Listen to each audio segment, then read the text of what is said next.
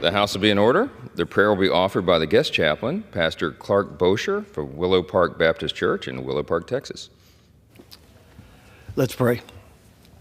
Our Father, how grateful we are for the privilege it's ours to gather here today, and how thankful we are for your Son, the living Lord Jesus Christ, God, who is the hope of the world.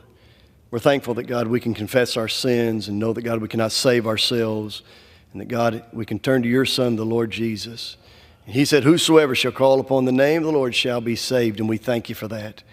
And God, how we thank you for the privilege it's ours to know him as Savior and Lord of our lives, and God, to live in a country where we're free. And God, we're free because of men and women who go around the world and who for freedom, God, fight and live and die so that, God, we can have moments like this in our lives.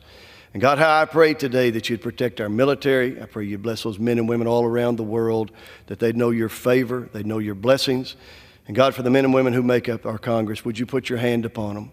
You said, if any man lack wisdom, let him ask of God that giveth all men liberally. So God, would you give them wisdom? Would you give them your favor? Would you give them your anointing? God, would you let them know about life and where it begins and where it ends? And God, who's the giver of life? And that would be you. And so God, I pray today that, God, you'd help us to know that your word says, suffer the little children to come unto me, for of such is the kingdom of God. And God, would you remind us of what your word says in 2 Chronicles, where it says, if my people, which are called by my name, shall humble themselves and pray and seek my face and turn from their wicked ways, it says, then will I hear from heaven and will forgive their sin and heal their land. God, remind us that righteousness exalts a nation, but sin is a reproach to any people. So God, put your hand on us today as a nation. God, give us your mercy. God, give us your grace. God, give us your favor. And God, especially today as Congress meets, would you put your hand on them and let them know that, God, one day all of us will answer to you. One day all of us will give an accounting of our lives and our decisions to you. And God, in advance, I want you to know that we love you. And God, we praise you. And God, we thank you for your Son, Jesus Christ, because it's in his name that we do pray. Amen.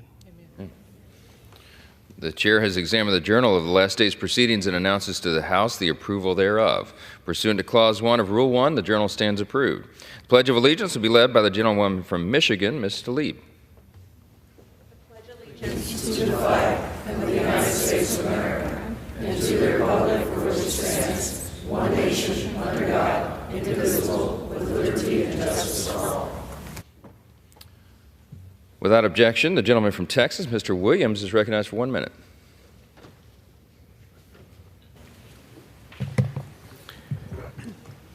Thank you, Mr. Speaker, and I rise today to welcome my dear friend, Pastor Clark Bosher, to our nation's capital for the distinct honor of opening the House floor in prayer.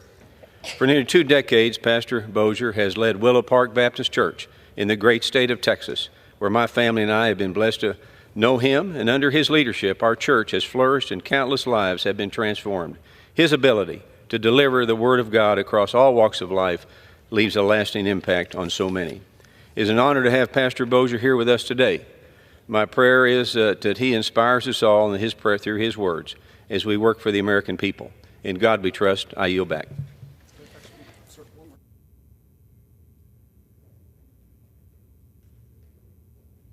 The chair will now entertain up to 5 further requests for 1-minute speeches on each side of the aisle. For what purpose does the gentleman from Pennsylvania seek recognition?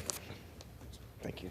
Mr. Speaker, request unanimous consent to address the House for 1 minute and to revise and extend my remarks. Without objection, the gentleman is recognized for 1 minute. Thank you, Mr. Speaker. Mr. Speaker, I rise to congratulate Cadet Colonel Corey Madakjovich on earning the General Carl A. Spatz Award. The Spatz Award is Civil Air Patrol's highest cadet honor.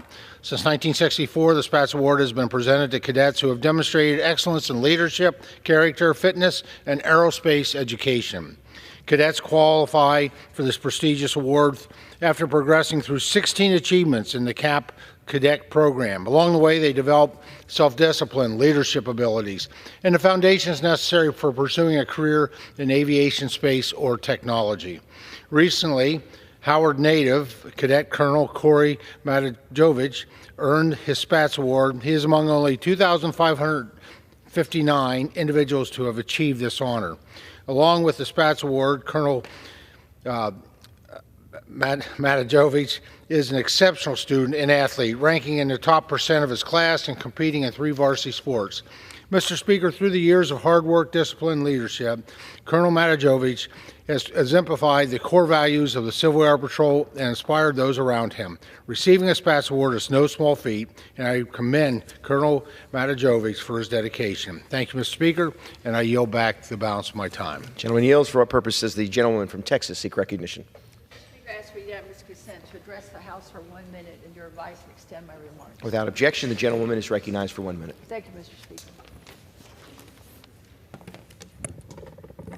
Mr. Speaker, last week we learned that the Port of Houston will receive more than $25 million in a grant to support critical infrastructure improvements. This funding will enhance export capacity, reduce emissions, and create good-paying jobs across the Houston region.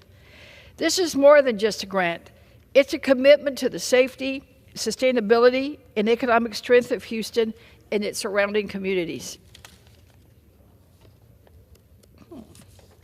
Mr. Speaker, this milestone was made possible by the bipartisan infrastructure law, which marks its 3rd anniversary last week. Thank you, Mr. President. When we passed that law, we responded to the call of Americans who are ready to get back to work.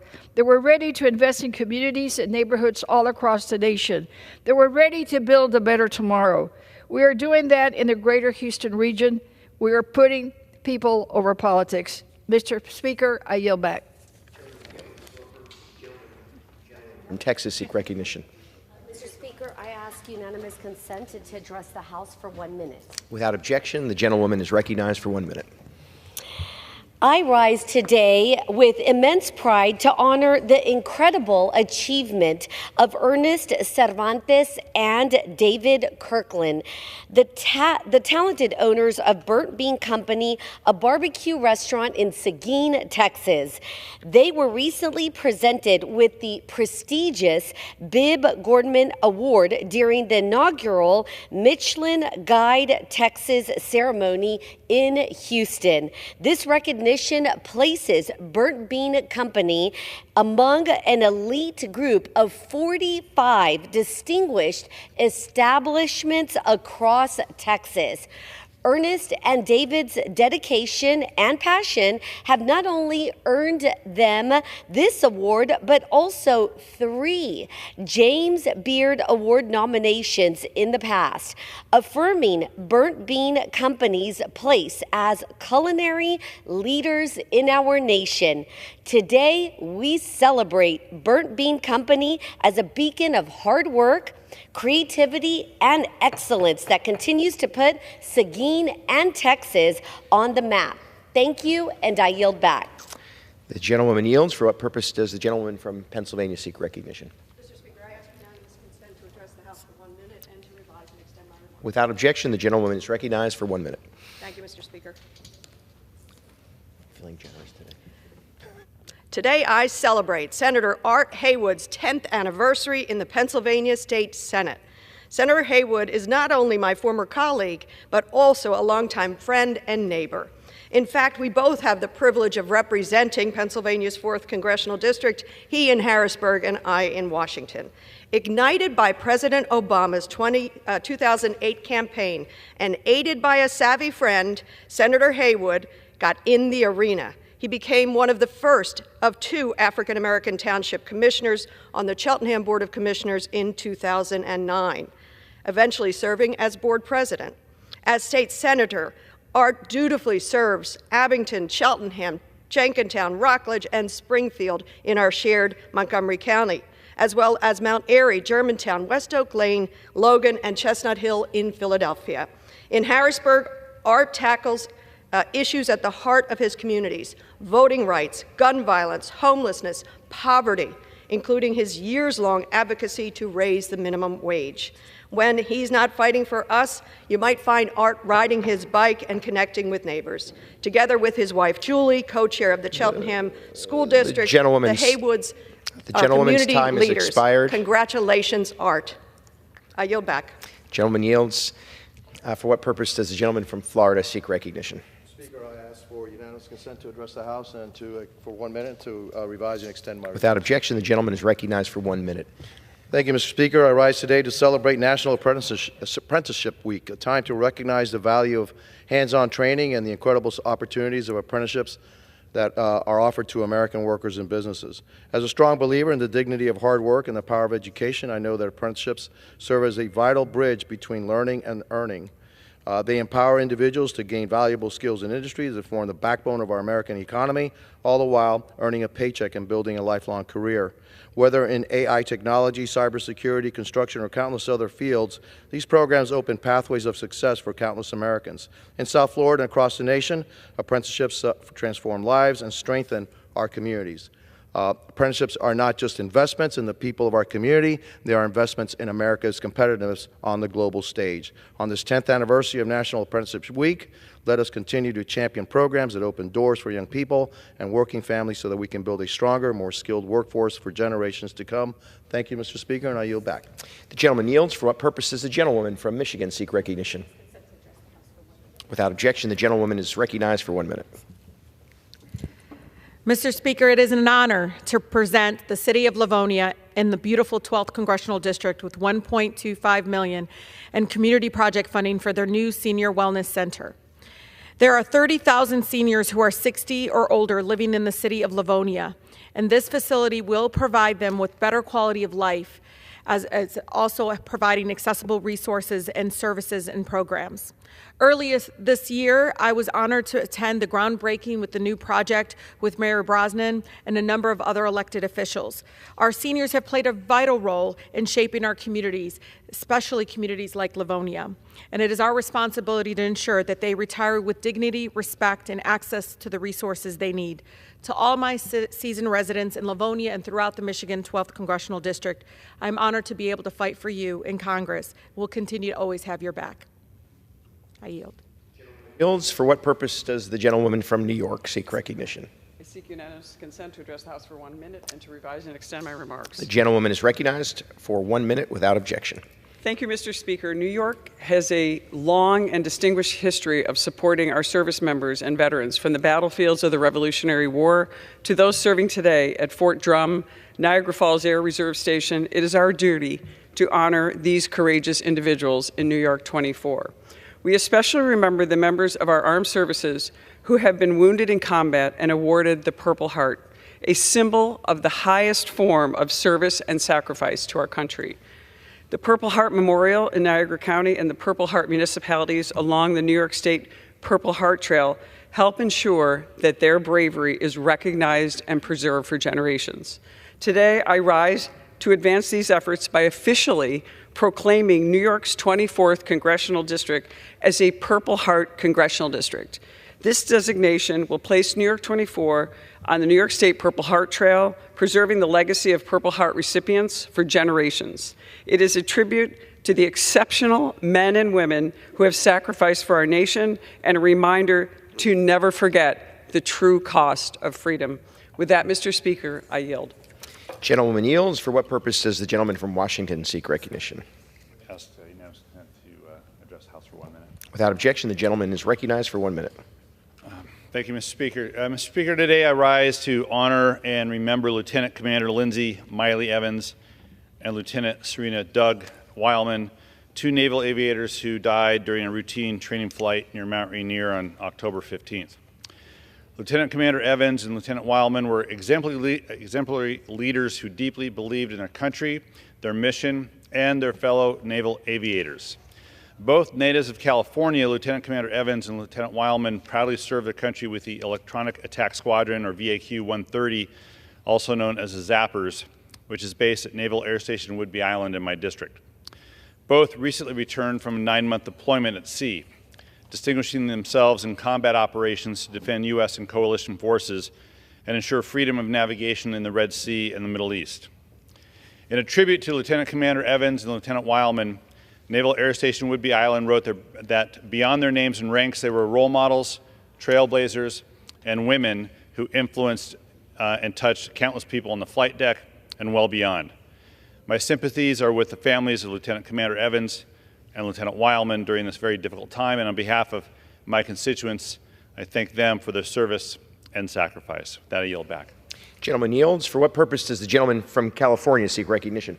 Mr. Speaker, I ask unanimous consent to address the House for 1 minute and to revise and extend my remarks. Without objection, the gentleman is recognized for 1 minute. Mr. Speaker, I rise to remember a giant of the legal world, Ted Olson. It may seem odd that a Democrat would stand on the floor of the House of Representatives to honor this rock-ribbed Republican lawyer. Remember, this is the man who successfully argued Bush v. Gore and later represented the Bush administration before the Supreme Court. But Mr. Olson's conservative vision did not come at the expense of those who some of his peers sought to relegate to the margins. He stood up for people like Dreamers and LGBTQ+ Americans because he understood that everyone had the right to pursue the American dream. I'm personally grateful that he took up and won Hollingsworth v. Perry, the case that overturned California's Proposition 8 and restored marriage equality to my home state of California. As we honor Mr. Olson, I remain hopeful that my Republican friends will honor his vision for conservatism, one that brings people together and not divides them. Thank you, and I yield back. Gentleman yields. For what purpose does the gentleman from Missouri seek recognition? Mr. Speaker, pursuant to House Resolution 1576, I call up the bill H.R. 9495, the Stop Terror Financing and Tax Penalties on American Hostages Act, and ask for its immediate consideration in the House. The clerk will report the title of the bill. Union Calendar Number 616, H.R. 9495, a bill to amend the Internal Revenue Code of 1986 to postpone tax deadlines and reimburse paid late fees for United States nationals who are unlawfully or wrongfully detained or held hostage abroad, to terminate the tax-exempt status of terrorist-supporting organizations and for other purposes. Pursuant to House Resolution 1576, the amendment in the nature of a substitute recommended by the Committee on Ways and Means printed in the bill is adopted, and the bill as amended is considered read. The bill as amended shall be debatable for 1 hour, equally divided and controlled by the chair and ranking minority member of the Committee on Ways and Means or their respective designees. The gentleman from Missouri, Mr. Smith, and the gentleman from Texas, Mr. Doggett, each will control 30 minutes. The chair now recognizes the gentleman from Missouri, Mr. Smith. Mr. Speaker, I ask unanimous consent that all members have 5 legislative days to revise and extend their remarks and submit extraneous material on the bill under consideration. Without objection. Thank you, Mr. Speaker. I rise today in support of H.R. 9495, the Stop Terror Financing and Tax Penalties on American Hostages Act. This legislation ends the flow of tax subsidies to any U.S. nonprofit that has clearly violated its tax-exempt status by providing material support to terrorist organizations. At the same time, this bill ends the unfair treatment of Americans who are held hostage by terrorist organizations or wrongfully detained by foreign governments, by ensuring that when they return home, they are not dealing with penalties from the IRS for past due taxes owed from the time that they were held in captivity. To be clear, we were here just last week to consider the same piece of legislation.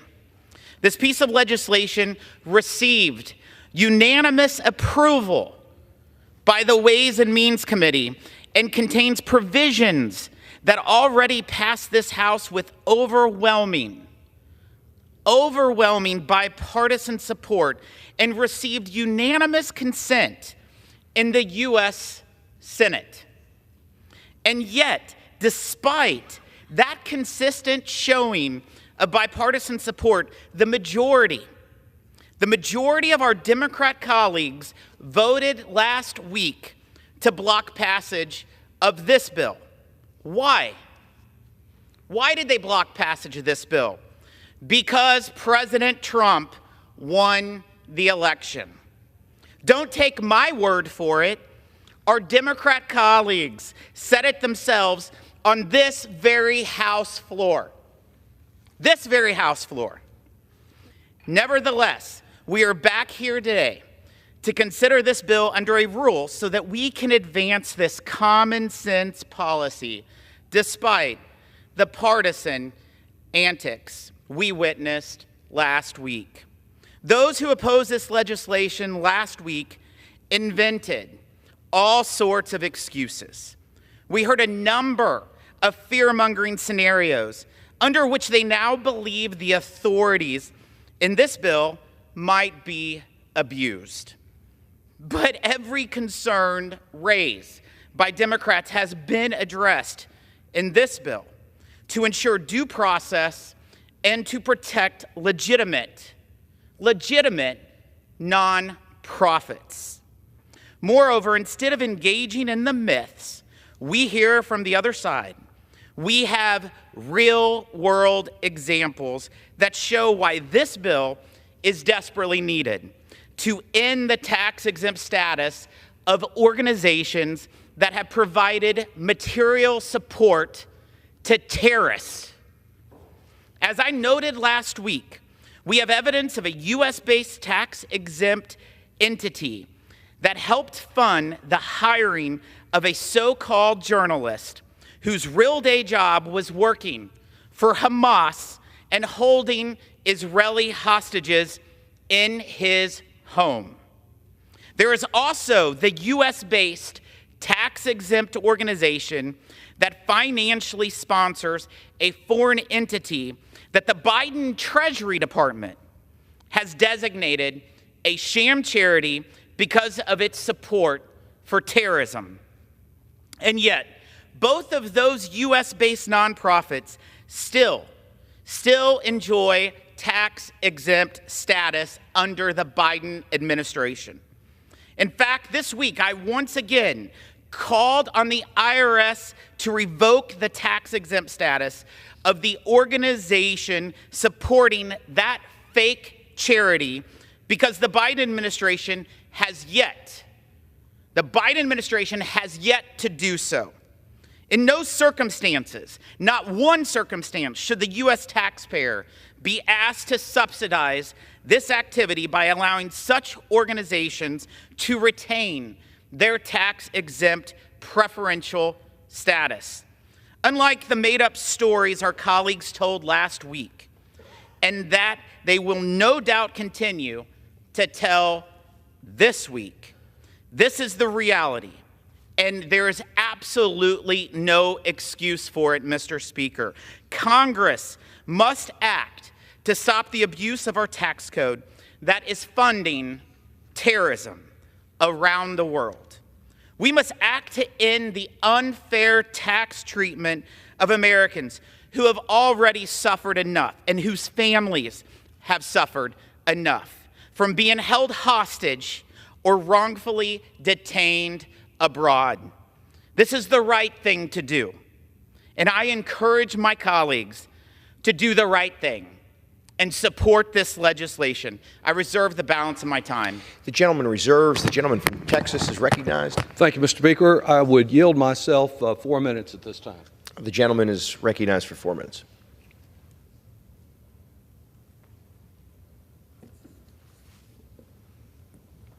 This is the death penalty bill that we're considering today, the bill that empowers Donald Trump to extinguish the life of any nonprofit, of any civic society group, which happens to be on his enemies list. Authoritarianism is not born overnight. It creeps in. It erodes our freedoms. A tyrant tightens his grip, not just by seizing power, but when he demands new powers and those who can stop him willingly cede and bend to his will. Opposing terrorism and hostage taxation, truly, those are not even issues this morning. But fascism is. And today we must show that we are more than a speed bump on the path, on the march to fascism.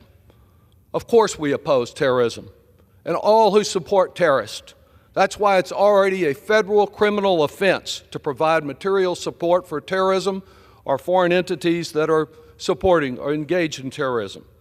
Tax-exempt organizations are already prohibited from engaging in illegal activity.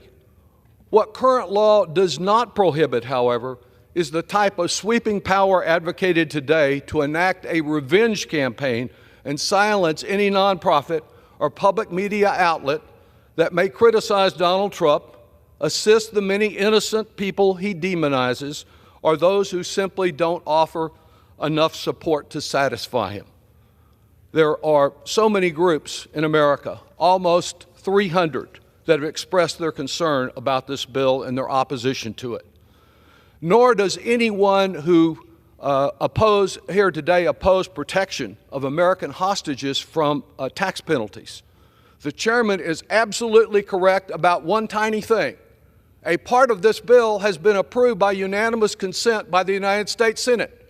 That's the part that he won't let us consider today as a freestanding bill, which as late as Monday we tried again to have presented here because we could have unanimous consent here to protect those hostages. No, what he is doing is holding the hostage tax provision hostage in order to provide more power to Donald Trump. And Chairman Smith did not bother to disclose to this House that on October 1st of this year, the Internal Revenue Service renewed relief for taxpayers affected by terrorist attacks, postponing the hostages tax filings and payment deadlines. Without our approving even the legislation we support, hostages would not face penalties or interest costs. As to the over 290 groups that are opposing this legislation and calling for a no vote, they recognize the danger that it poses. Today, colleagues, what I would do is urge you to believe more in Donald Trump. Believe what he says. Listen when he says the press is the enemy of the people. Listen to him when he declares, "I am your justice, I am your retribution." Listen to him when he says he will be a dictator on day one. Trump will not use this provision being provided today as a shield to protect us from some foreign terrorism. He will use it as a sword against those he views as his political enemies. Today's vote is a chance for this House to take Trump at his word. A no vote signals that we will not be accomplices in turning threats into reality. If this bill were to become law, we would hand him a bludgeon for a crusade against those who he deems the greatest danger to America, what he calls the enemy within. A unilateral designation by the President-elect through his Treasury Secretary would mean immediate revocation. The gentleman's time has expired. I yield myself an additional 1 minute. The gentleman is recognized for an additional minute. Through the Treasury Secretary, he would be given the power to have immediate revocation of the tax-exempt status, an effective death penalty for nonprofits. An appeal after the tax-exempt status is taken away is no relief at all. The President would not be required to provide the reasons for the decision or the evidence upon which he relied. And it is not just Trump imposing a death sentence that should concern us, but it is his power to intimidate, to threaten to eliminate a hospital, to eliminate a community nonprofit press entity, to eliminate those who give aid to immigrants. The fear of that removal, that death penalty, that intimidation is what would do great damage to American civil society. Clearly, the bill would have a chilling effect on any group that has the audacity to criticize his dark vision. So surely the first rule of confronting a wannabe tyrant is not to provide him more tools to achieve that tyranny.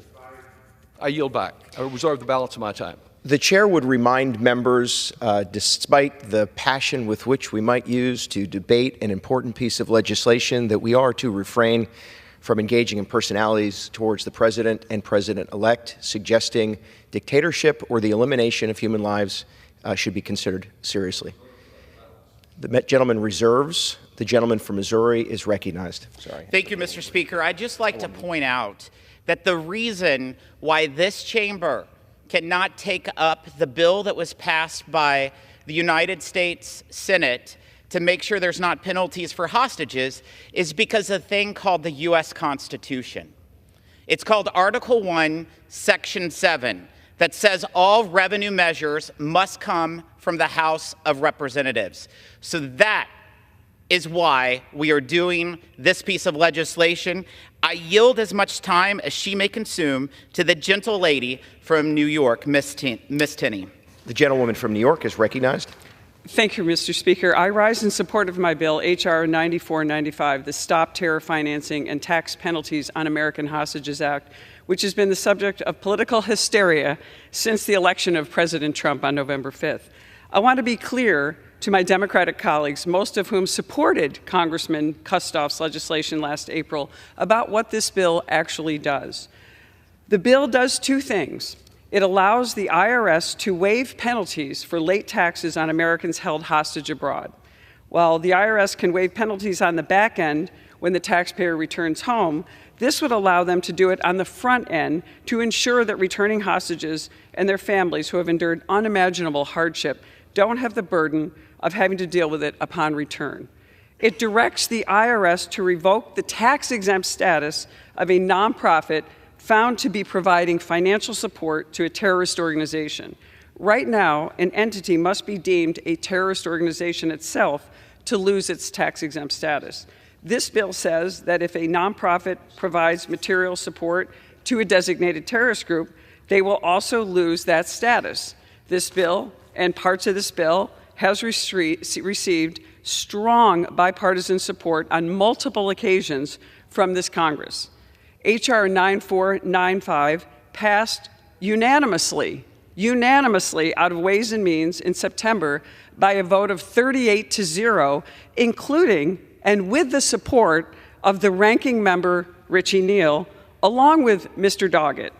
The portion of this bill to terminate the tax-exempt status of nonprofit organizations supporting terrorist groups, H.R. 6408, led by my fabulous colleague, Representative Kustoff, also passed unanimously out of Ways and Means last year as a standalone bill by a vote of 41-0, and the House passed it overwhelmingly by a vote of 382-11. That's resounding in my book. Legislation preventing the IRS from imposing fines and tax penalties on Americans held hostage upon their return was approved by unanimous consent in the Senate. It is shameful that Democrats that supported this common sense position are now opposing it and citing the election of President Trump as the reason, and also manufacturing concerns about the targeting of nonprofits' tax-exempt status for unrelated purposes. I want to clarify, Treasury can only revoke tax-exempt status under this legislation if the nonprofit in question is providing material support to terrorist groups designated under long-standing statutory standards. There are no changes to those standards or the executive branch's ability to make those designations. There is even an opportunity to cure included in this bill, where the organization can make reasonable efforts to recoup funds given to the terrorist organization, imagine that, given to a terrorist organization, and certify in writing to Treasury that they will not provide any further support to said organization, and they will not lose their nonprofit status. Organizations abusing tax-exempt status to funnel money to terrorist organizations has been a pervasive issue, which was exposed by Chairman Smith's ongoing investigation into various nonprofit groups' ties to foreign terrorist organizations. This is a crucial time for Congress to act and to make it clear that we stand for our fellow citizens who have endured unthinkable circumstances abroad, like my constituent, Ryan Corbett of Dansville, New York. He is husband to Anna and father to Anna. He and his wife Anna are father to 3 children, Ketsia, Miriam, and Caleb. Today marks the 834th day since he has wrongfully been detained by the Taliban in a 9 by 9 foot cell. It is a tragic situation. In closing, I urge my colleagues, especially my Democratic colleagues, not to put their hatred of President Trump, and I dare say Trump derangement syndrome. By the way, there's no vaccine and no cure that we know of right now for that, which is obvious from what we're seeing on the other side. And let's not put the needs of terrorist adversaries ahead of helping American hostages and their families, stopping the flow of cash to terrorists that are actively working to harm the United States by supporting H.R. 9495. I urge my colleagues to grab some common sense and allow this bill to pass and put some relief finally in the hands of the people who greatly need it, those in harm's way. Thank you, Mr. Speaker. The gentlewoman yields. The gentleman reserves. The gentleman from Texas is recognized. Mr. Speaker, before calling on my colleague to speak, I would yield myself 15 seconds to respond because the gentlewoman well knows that... The gentleman is recognized for 15 seconds.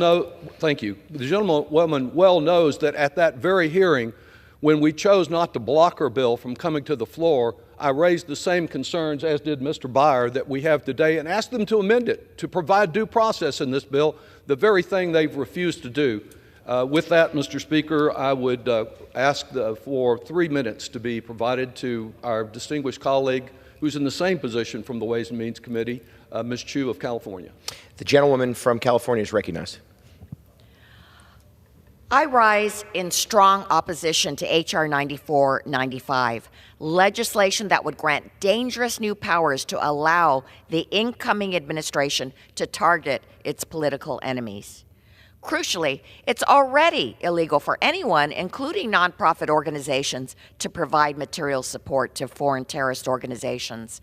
And prosecutors are already empowered to indict and convict individuals of terrorism charges based on evidence of wrongdoing. But this bill would create a new tool that allows the Treasury Secretary to mete out punishment for tax-exempt organizations based solely on accusations, even without evidence. Keeping in mind the President-elect's long crusade of vengeance and grievance, along with his announced cabinet nominations of his cronies and loyalists, my many constituents have been contacting my office all week, and they and I are very uncomfortable with the creation of this new power. There would be nothing to stop the incoming Trump administration from using this tool to cancel the tax-exempt status and therefore incapacitate any civil society or nonprofit organization with which the president disagrees. This could be an organization that provides legal support for immigrants facing mass deportations, or clinics that provide life-saving reproductive health care. While the bill does lay out a process for organizations to appeal the accusations brought by the Treasury Secretary and retain their tax-exempt status, there is little consolation when the final determination lies within the same secretary that made the accusations in the first place. And unfortunately, these dangerous, nonsensical provisions have been attached to unrelated legislation that would accomplish the very, very worthy goal of providing relief to American hostages for unfair tax penalties they incur while wrongfully detained abroad.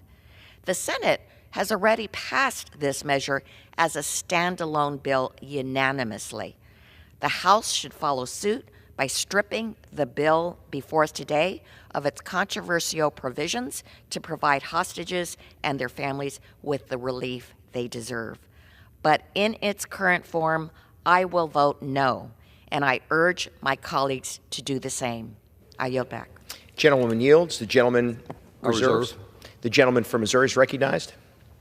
Thank you. Thank you, Mr. Speaker. Mr. Speaker, I'd like to insert into the record a September 24th, 2024 letter from the Committee on Ways and Means to the IRS that refers the Alliance for Global Justice to the IRS for revocation of its tax-exempt status. Without objection.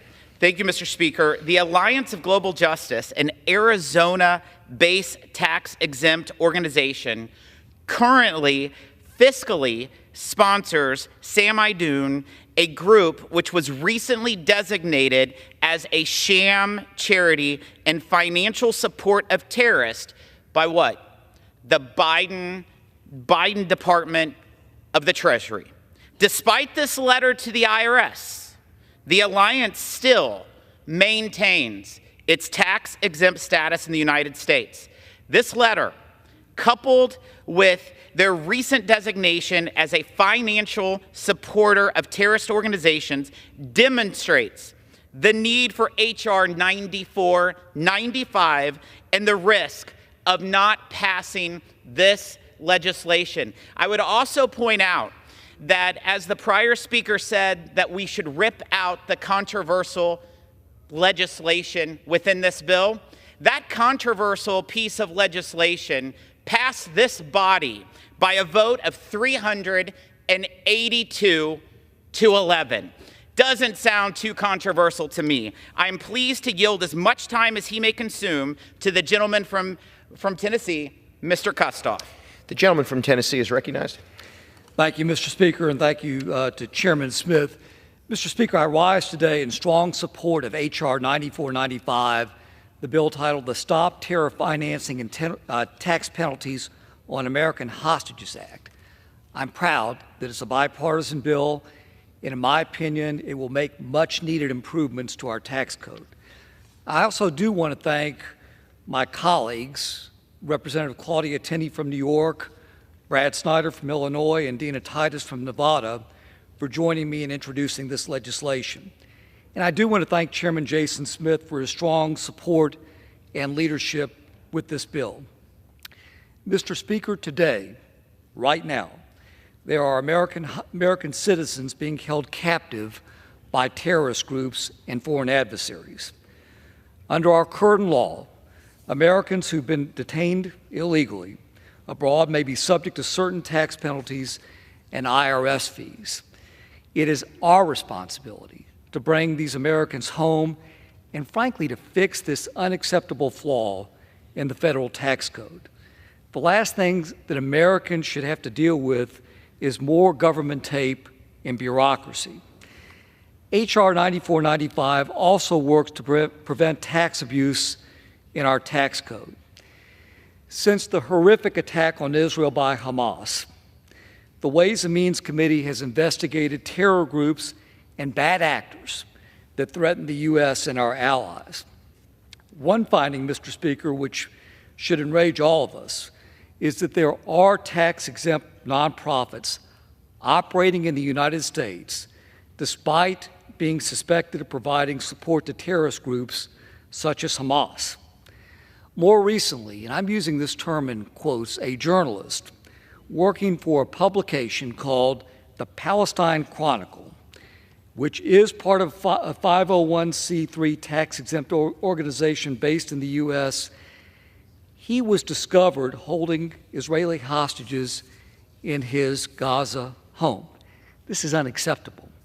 The financing of terrorism and extremism should not have preferential treatment under the U.S. tax code. I think this should be a no-brainer. This legislation will revoke the tax-exempt status of any organization found to have provided, here are the key words, material support or resources to a designated terrorist group within the past 3 years. I do want to note that this part of the bill was originally considered on this floor on April 15th of this year under Bill number 6408, H.R. 6408.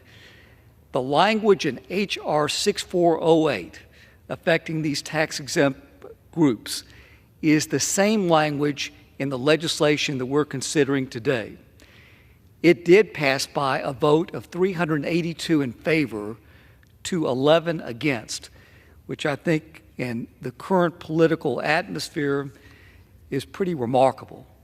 I also appreciate that there are a number of people who are speaking against this bill today who voted in favor of this bill, the former bill, H.R. 6408, on April 15th of this year.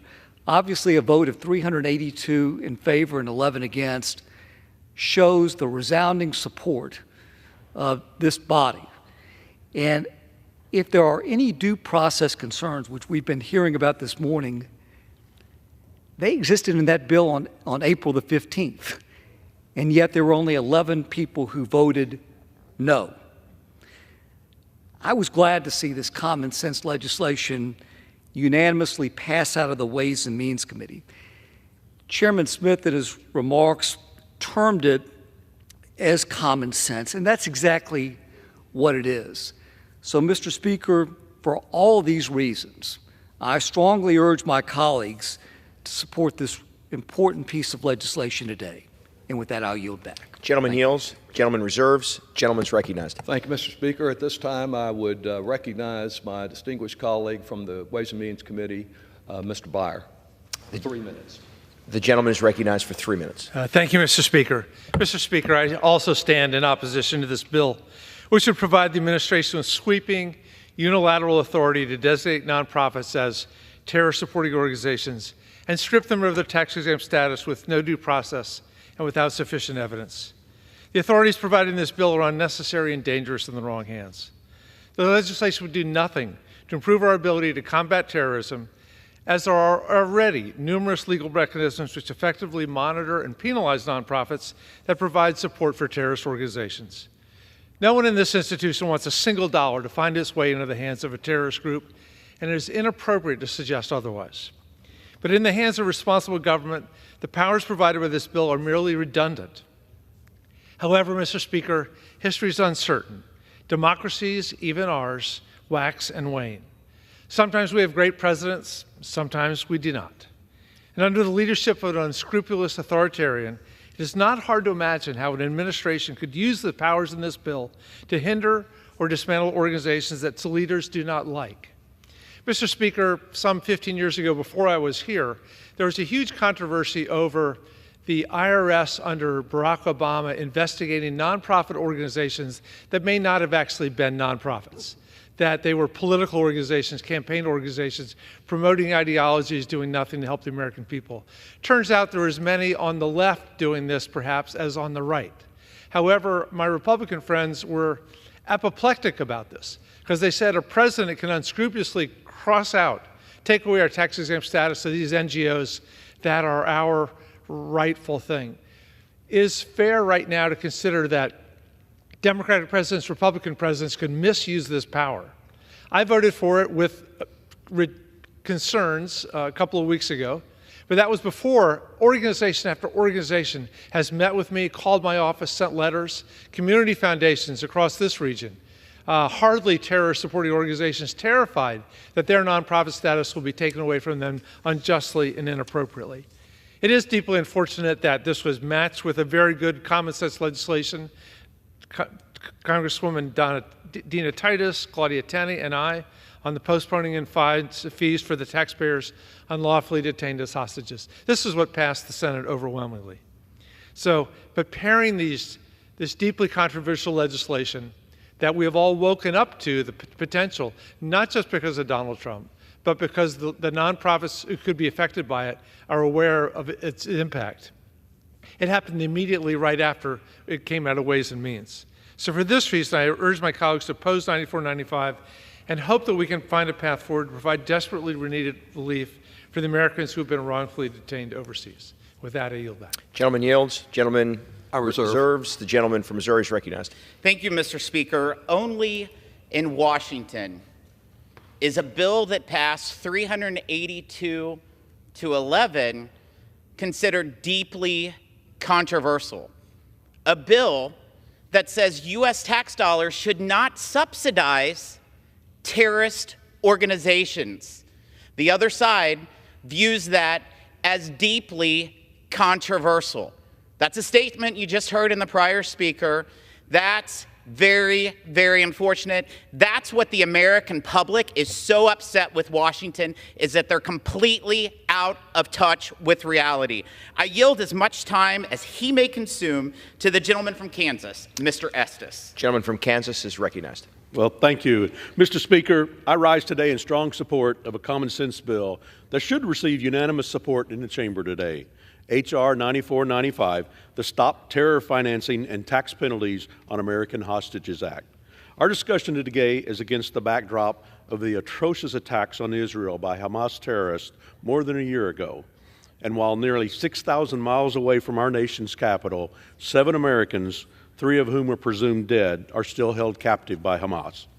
Mr. Speaker, I know this bill won't bring them home, but it does 2 critical things to prevent the support of terrorists and to provide some relief when our brothers and sisters do arrive back on U.S. soil. First, it ends the tax-exempt status of organizations that support terrorist groups like Hamas. This is a no-brainer. We shouldn't reward organizations that provide resources to terrorists or other terrorist-supported organizations. It's unconscionable to think that organizations supporting the savages who are holding American hostages would be in the same tax category as the Red Cross, the Salvation Army, or local churches throughout Kansas. The United States shouldn't be giving any incentive for organizations to be helpful for terrorists, period. Second, the bill addresses a lingering issue for survivors and their families when they do return home: harassment from the IRS. The Americans held hostage in Gaza and elsewhere throughout the globe have suffered enough and don't need their own government pursuing back taxes and fines upon their homecoming. Current law prevents the IRS from having authority to extend relief beyond a single year. This is insufficient. The policies in this bill are common sense and bring some measure of relief to our fellow Americans who are suffering under terrorist restraints, and I urge all members to vote in favor of this bill. And with that, Mr. Speaker, I yield back the balance of my time. Gentleman yields. Gentleman reserves. Gentleman is recognized. Mr. Chairman, I would reiterate that on October 1st, the IRS once again extended for another year the protection that the gentleman says he wants. I'm as opposed to Hamas as he is, but this has nothing to do with that. It has everything to do with what happens within this country. I yield for further explanation of that the distinguished member from Maryland, Mr. Raskin, to tell us a little about what due process means. 4 minutes. The gentleman is recognized for 4 minutes. Thank you, Mr. Speaker, and thank you to the distinguished gentleman from Texas. I had a law professor who once asked the class, what are the two most beautiful words in the English language? And he said, due process. I thought the answer might be free speech, but all four of these words are ravaged and devoured by H.R. 9495, which is truly a werewolf in sheep's clothing. Look, it's a federal felony crime today to provide any material support to terrorist groups. If your not-for-profit does that, you're going to prison for at least 10 years, maybe the rest of your life. Losing your 501c3 tax-exempt status is the least of your worries. So if rendering support to terrorists is already a felony crime, then what's this all about? Well, Americans have an absolute First Amendment right to give money to support political groups that don't engage in terrorism, like the ACLU, Amnesty International, Razam for Ukraine, the International Rescue Committee. But this bill would give the new administration unilateral power to designate any of them a terrorist-supporting group and strip them of their tax-exempt status while capsizing and inverting the Constitution's guarantee of due process. In Friedman versus Maryland in 1965, the Supreme Court found that the government can only impose a prior restraint on speech, which is what this is, if there is first a judicial determination in an adversary proceeding in which the party being targeted can hear all the evidence against them, provide rebutting evidence of their own, and obtain an independent adjudication of the charge by a neutral judge. That's what due process is. This sloppy bill thrown before us today contains everything condemned by the Supreme Court. The Treasury Department will be able to unilaterally affix the terrorist-supporting label on a not-for-profit group without going to court, without offering any legal proof, without meeting any legal standard, and without giving the target an opportunity even to know the evidence against them.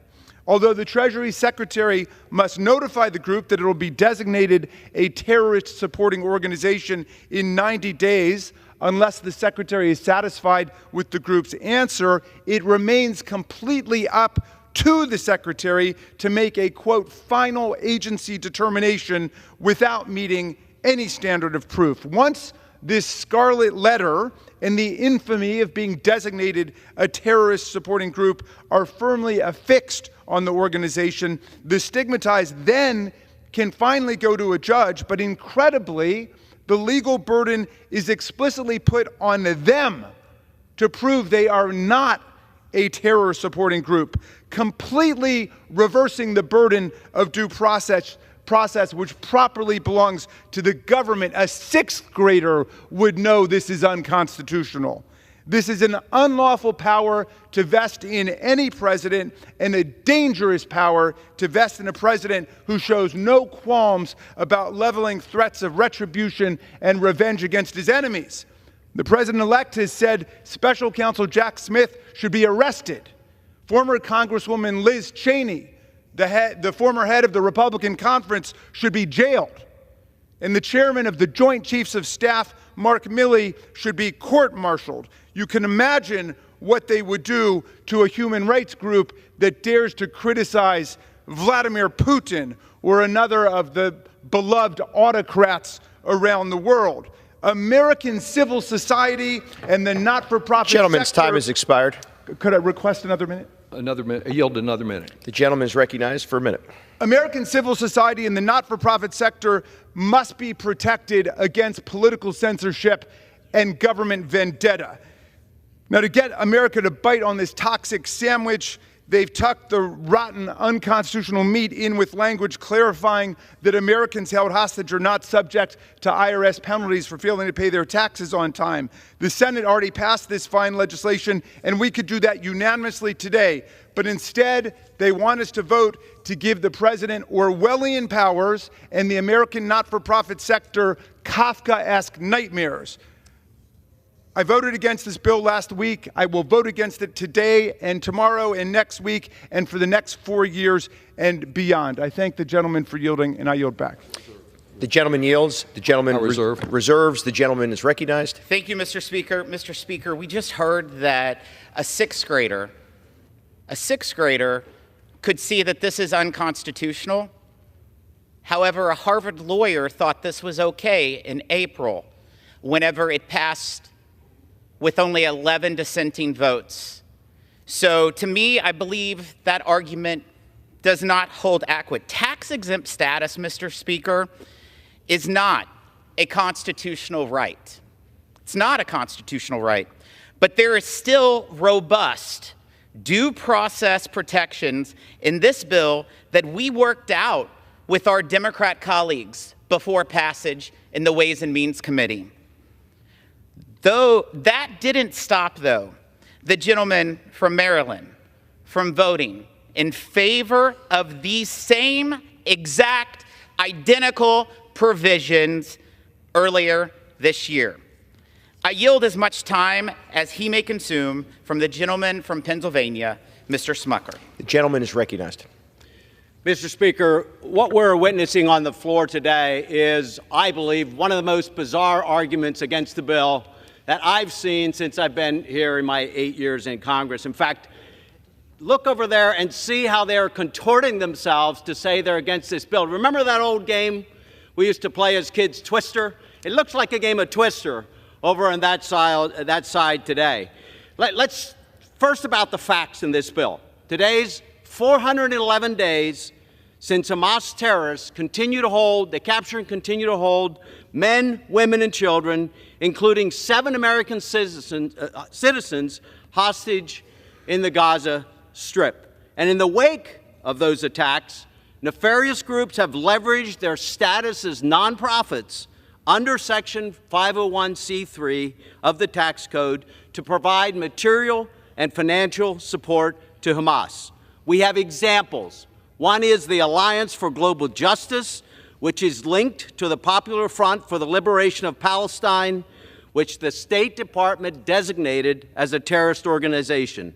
Another example is the Popular Media Project, which employed a Hamas spokesperson who held 3 Israelis hostage at his home in Gaza. Mr. Speaker, we don't negotiate with terrorists, so why should we allow tax advantage groups to fund them? Why should taxpayers be on the hook to subsidize organizations aiding Hamas terrorists and continuing to hold American citizens hostage? And why did our colleagues on the other side of the aisle, when Mr. Doggett passed on September 11th, voted for this bill passing out of the Ways and Means unanimously? Why was it okay to prevent the funding of terrorists by nonprofits then, but it's not okay to do so now? Why did our colleagues on the floor of the House vote for this, but not now. They say it's because suddenly we have Donald Trump as our president. So you're saying, folks, this would have been okay if President Harris had been elected, but not with Donald Trump?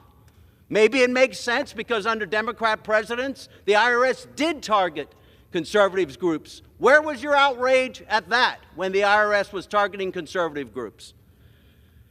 And do you know that President Trump won the election by a wide margin? He has a mandate by the American people. He won the popular vote. He won 312 electoral votes.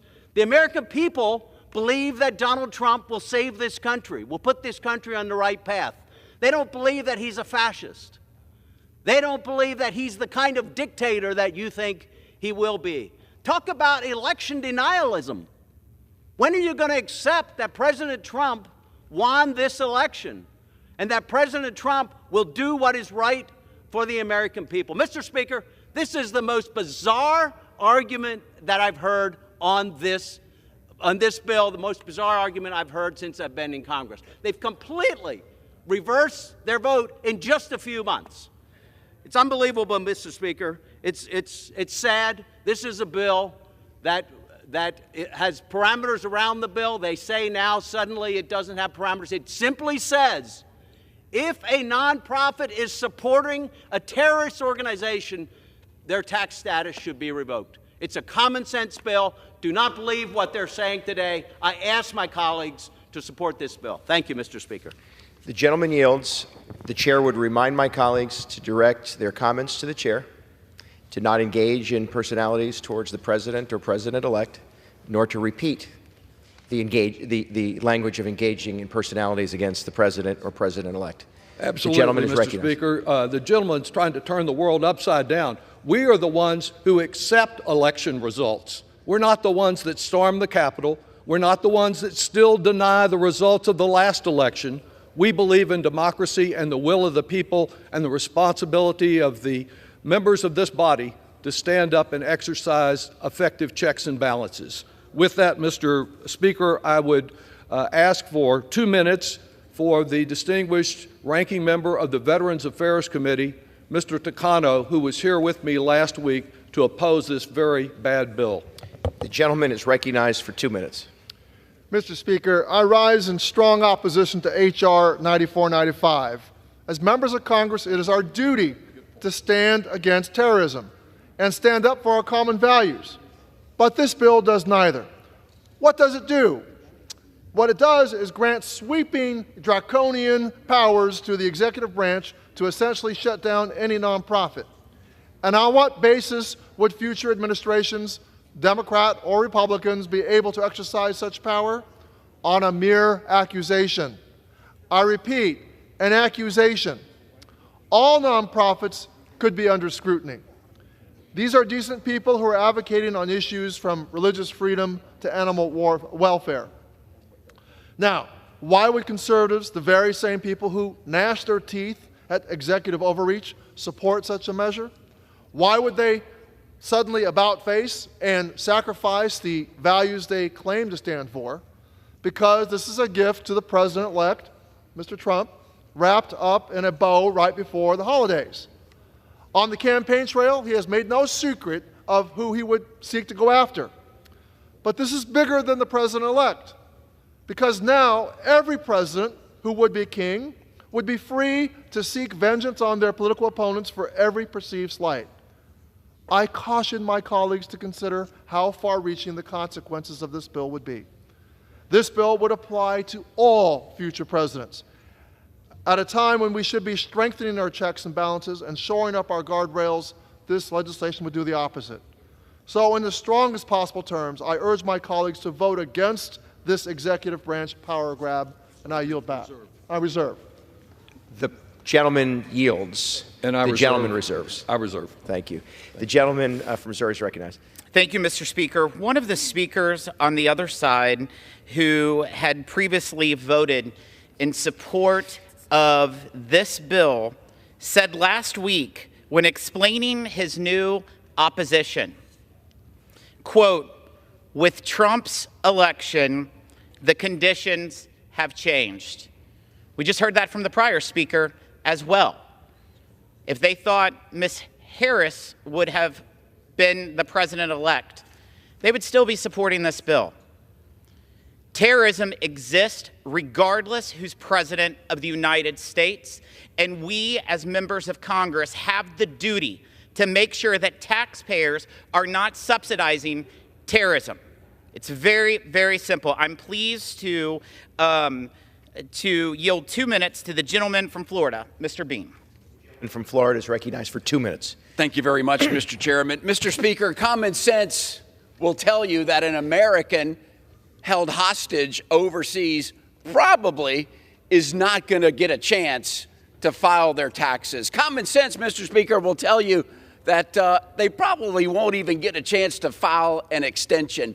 So, Mr. Speaker, you would think that that hostage being held, American being held hostage overseas should not be subject to penalties and interest on taxes that went unpaid during their captivity. But, Mr. Speaker, that's not the case in Crazy Town. Mr. Speaker, you would also think that American tax dollars should not be used to subsidize groups supporting terrorist activities. But remember, this is Crazy Town.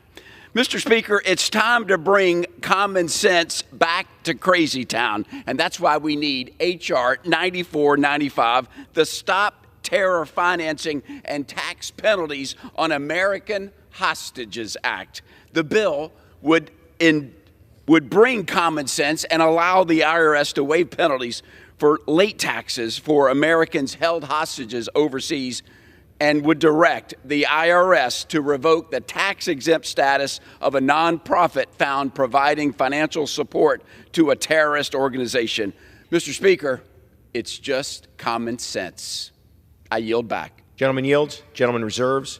Gentleman from Texas is recognized. Thank you, Mr. Speaker. At this time, I would yield 1 minute to the gentlelady from Michigan, Ms. Tlaib. The gentlewoman is recognized for 1 minute. This is going to be my third time voting against this bill because I don't care who the President of the United States is. This is a dangerous and an unconstitutional bill that would allow unchecked power to target nonprofit organizations as political enemies and shut them down without due process. If you really truly cared about the hostages or Americans being held captive, the Stop Tax Penalties for Hostages is already here as a standalone bill that passed out of the Senate. So let's not make it about that. This legislation is part of a broader assault on our civil liberties, including our right to dissent in our country. It aims to criminalize the very social justice movements fighting for justice at peace here at home as well as abroad. Make no mistake, this bill is not only, and I constantly have said this to folks, this is not just about Palestinian human rights advocacy organizations. This is about the NAACP, the ACLU, Planned Parenthood, folks that have been trying to make it safe for our kids to go to school away from gun crisis and violence.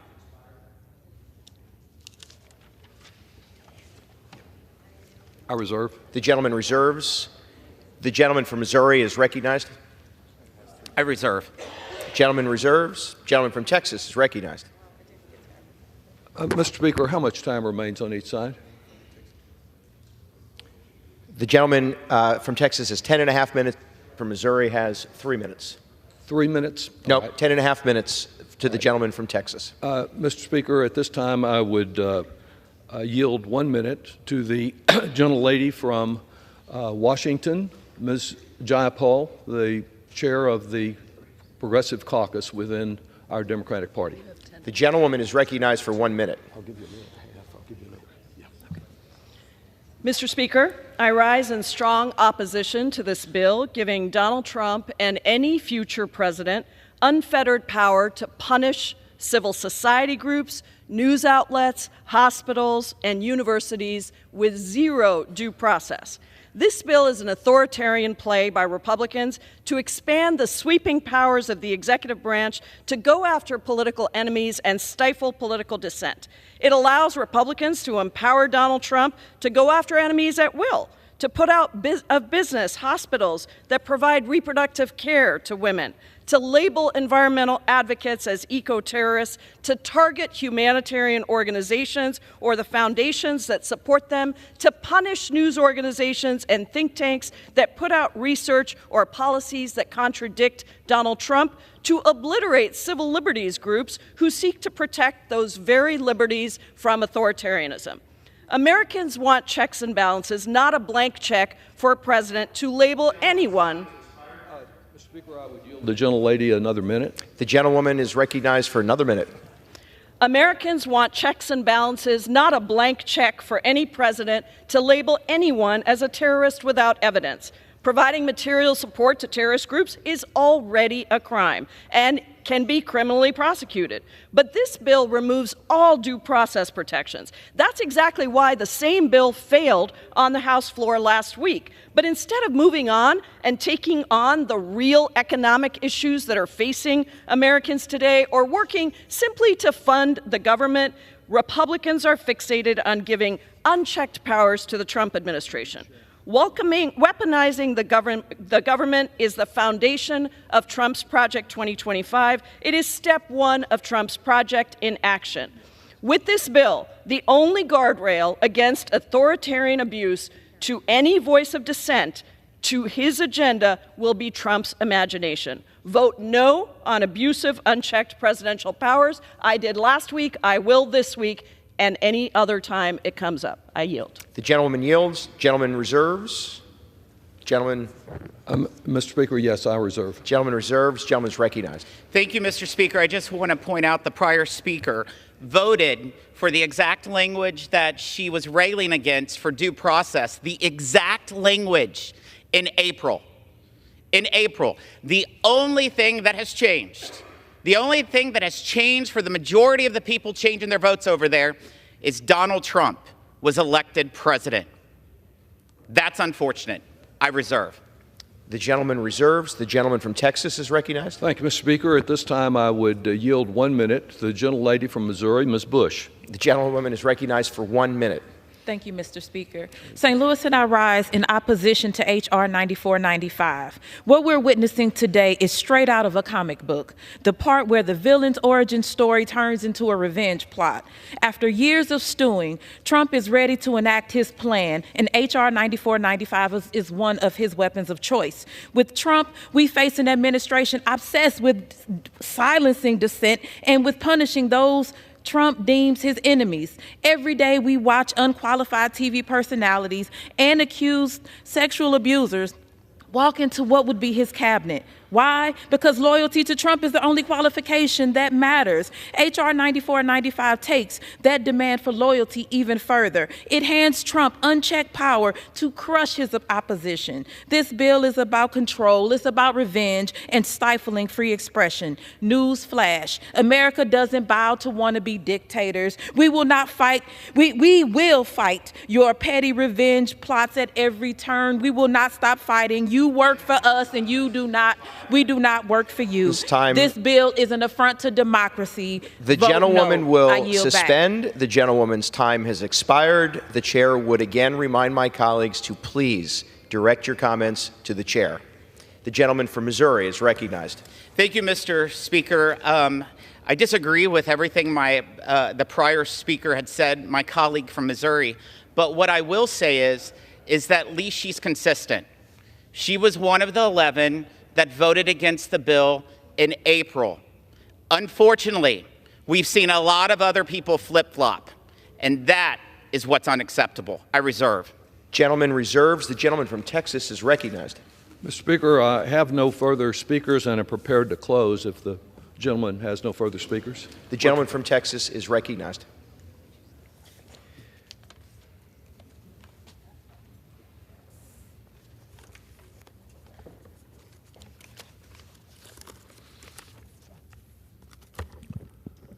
Mr. Speaker, let me reiterate what is not at stake today. That is tax relief for the hostages. The IRS issued an order on October 1st, as it had issued an order previously. If we pass no legislation, they have protection. That's never been denied here. And indeed, we offered other protection. The Constitution was used as an argument against our approving that very relief. Mr. Byer, others have a bill here that could easily have been taken up here in the House, but no, they want to hold the hostage tax bill hostage for their other unfortunate purposes. And the second thing that is not at stake is our opposition to terrorism. Everyone, Republican and Democrat, oppose terrorists, want to do all that we can to prevent terrorists from affecting this country, affecting Israel, the Middle East, any other part of the world. And we have laws on the books today to do just that. They've been used against terrorist organizations. They've been used against those who support terrorist organizations, but they have been used with regard to due process. And the only reason they have this bill up here is to empower future presidents to ignore those two vital words of due process. Let's talk a little about what is at stake here. Mr. Smith presented to this body a letter that he sent the IRS on September the 24th. I have that letter here. It was one of 9 letters he sent to the IRS on 24th, and he is complaining that less than 2 months later, they have not acted on all 9 of his letters. He says that he is only interested in protecting legitimate nonprofits, not any illegitimate nonprofits. Well, if we look at his letters as I have, we find out what he considers to be material support to terrorism that he wants to prohibit, and it is the very kind of thing that is at stake in this bill that a future president, our president-elect, could use to undermine civic organizations all over this country. One of the organizations that he wants to deny, wants to terminate their nonprofit status, the material support that they provided to terrorism was that they had a protest, and they engaged in civic disobedience. And surprisingly, I would say, the same organization that he complains about has protested one of my speeches. I believe America is stronger when we permit dissent in all its forms, as long as it is done in a proper way. And let's think a little bit about civil disobedience. There are today 151 members of this Congress who are women. Does anyone think they would be here if the suffragettes had not had the willingness to engage in civic disobedience and be taken to jail from out in front of the White House? We have 64 African American members in this Congress today.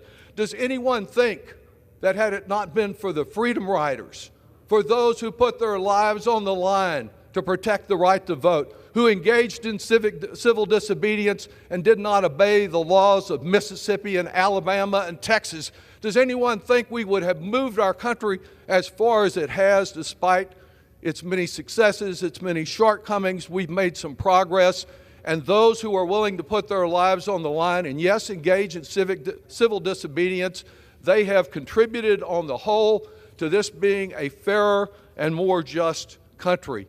And to deny, to terminate the life of a civic organization because they choose to engage and face the penalties of civil disobedience, but not the elimination of their right to exist as a nonprofit organization. Protests are inconvenient. The one I had was inconvenient. Sometimes they're misconceived, they get out of hand, but over our nation's history, nonviolent protests and acts of civil disobedience have made this a more equal country. We all live in a better nation today because people and civic organizations have stood up for our democratic values and our fundamental freedoms, even when we found their conduct to be most disagreeable. Now, there has been much made in this debate of the fact that some of us have switched our positions. We've been called flip-floppers. I've voted for this part of this legislation 3 times, including the times in committee, though I did ask in committee that it be amended to address the very concerns I'm raising today. But what's the answer to those who may change their vote today, as many will, and vote no? Well, the answer is we listen to our constituents, and the Republicans who support this bill, they were listening also. But as you can tell from the frequent flyer miles they've been earning going back and forth to Mar-a-Lago, they were listening to one person, We were listening to constituents from all over this country, now almost 300 organizations that express concern and fear about what will happen in the next 4 years under a vengeful president against these organizations who this chairman says are not legitimate because they protest. They sometimes engage in civic disobedience. Let me tell you a little bit about who those organizations are and how they cover and involve so many people across this country. The American Civil Liberties Union, boy, do they have their work cut out over the next 4 years and with regard to what is already happening. The American Public Health Association, which may not agree with destroying Obamacare and denying and making people who are poor, who rely on Medicaid, pay for tax cuts for the rich. The Brennan Center, another voice for civil society and civil liberties in our country. Planned Parenthood, which has been attacked by one extremist group as a terrorist organization because it recognizes that abortion care is health care.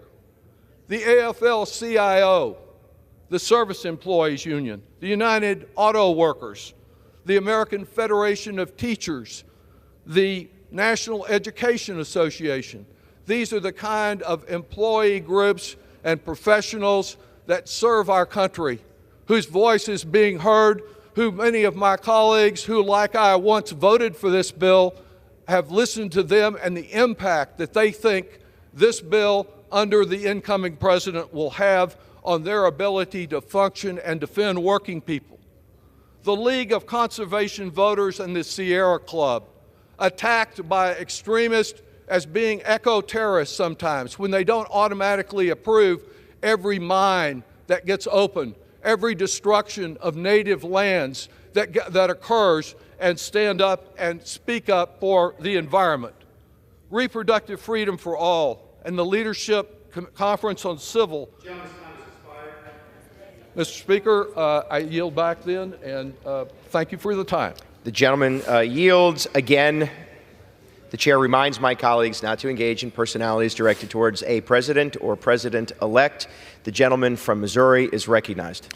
Thank you, Mr. Speaker. I am extremely grateful that the American people has been able to watch the debate of this piece of legislation today, because they have seen with their own eyes the differences between the House Republicans and the House Democrats, and the insanity that just in April, 382 individuals in this chamber and 11 voted against.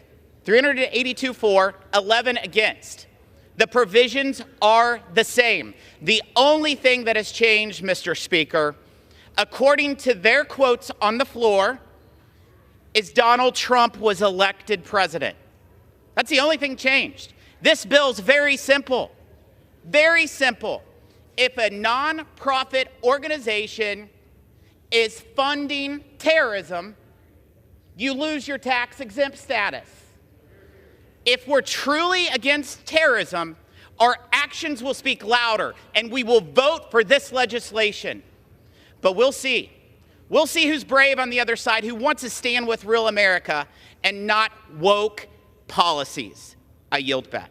The gentleman yields. All time for debate has expired. Pursuant to House Resolution 1576, the previous question is ordered on the bill as amended. The question is on engrossment and third reading of the bill. Those in favor say aye. Those opposed, no. The ayes have it. Third reading.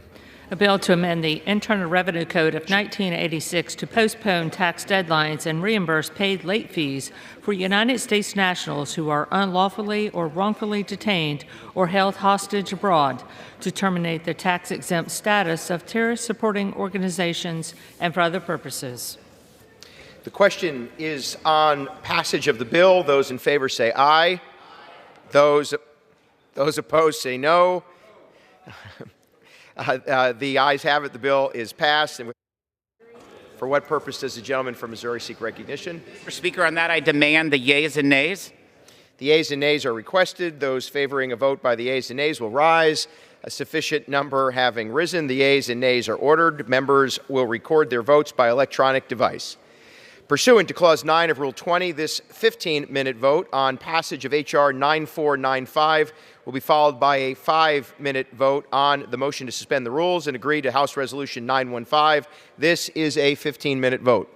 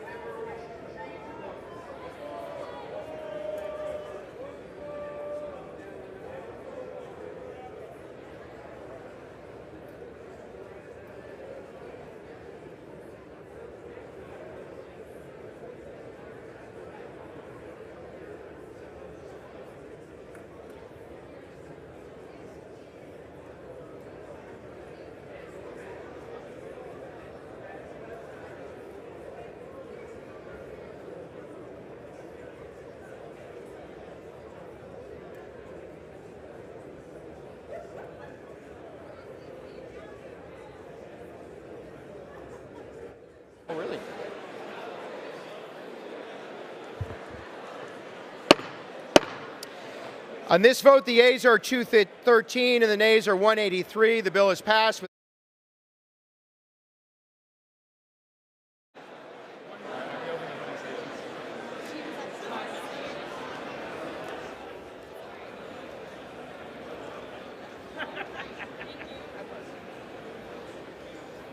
Ms. Slotkin. Ms. Slotkin votes no.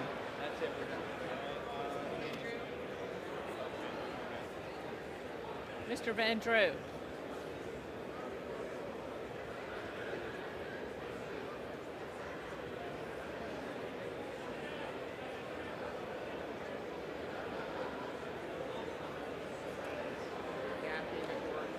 Mr. Van Drew votes aye.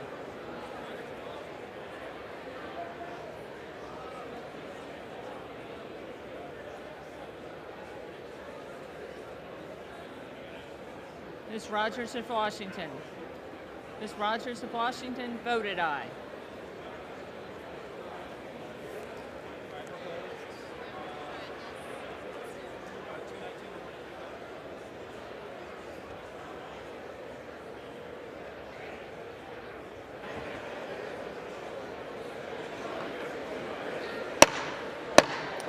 On this vote, the yeas are 219 and the nays are 184. The bill is passed. Without objection, a motion to reconsider is laid on the table.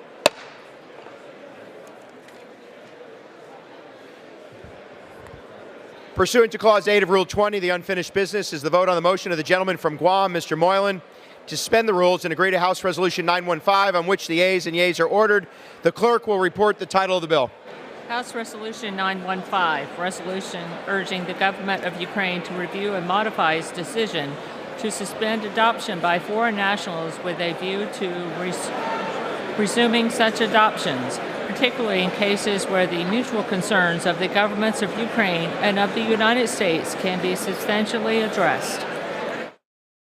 The question is, will the House suspend the rules and agree to the resolution? Members will record their votes by electronic device. This is a 5-minute vote.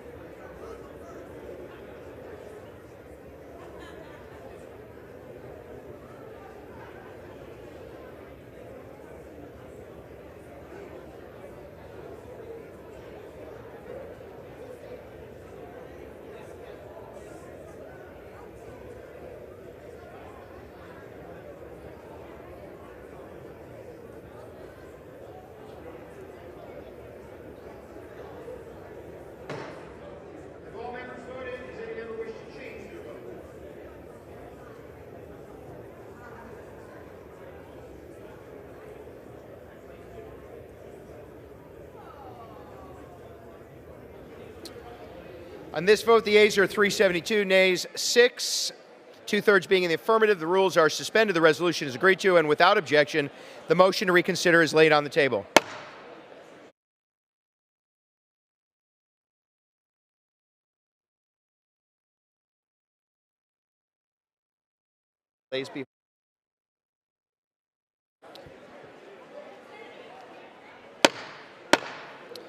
The chair lays before the House an enrolled bill.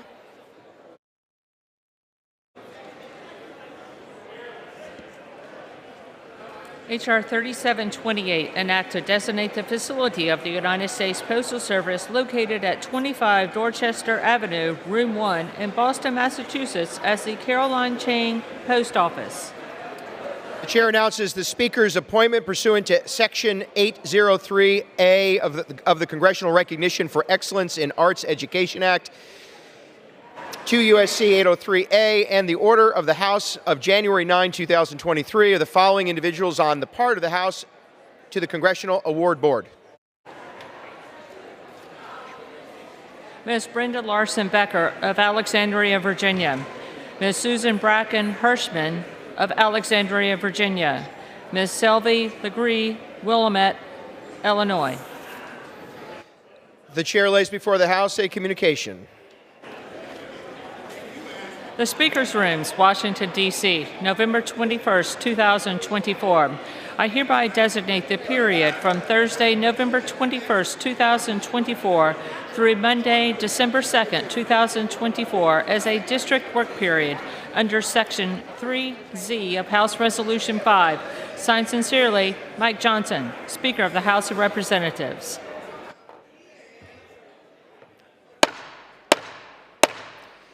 The House will be in order.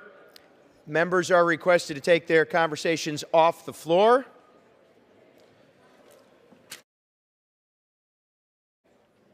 The chair will now entertain requests for 1-minute speeches. What purpose does the gentlewoman from Virginia seek recognition? Mr. Chair, I request unanimous consent to address the House floor for 1 minute to revise and extend my remarks. Without objection, the gentlewoman from Virginia is recognized for 1 minute.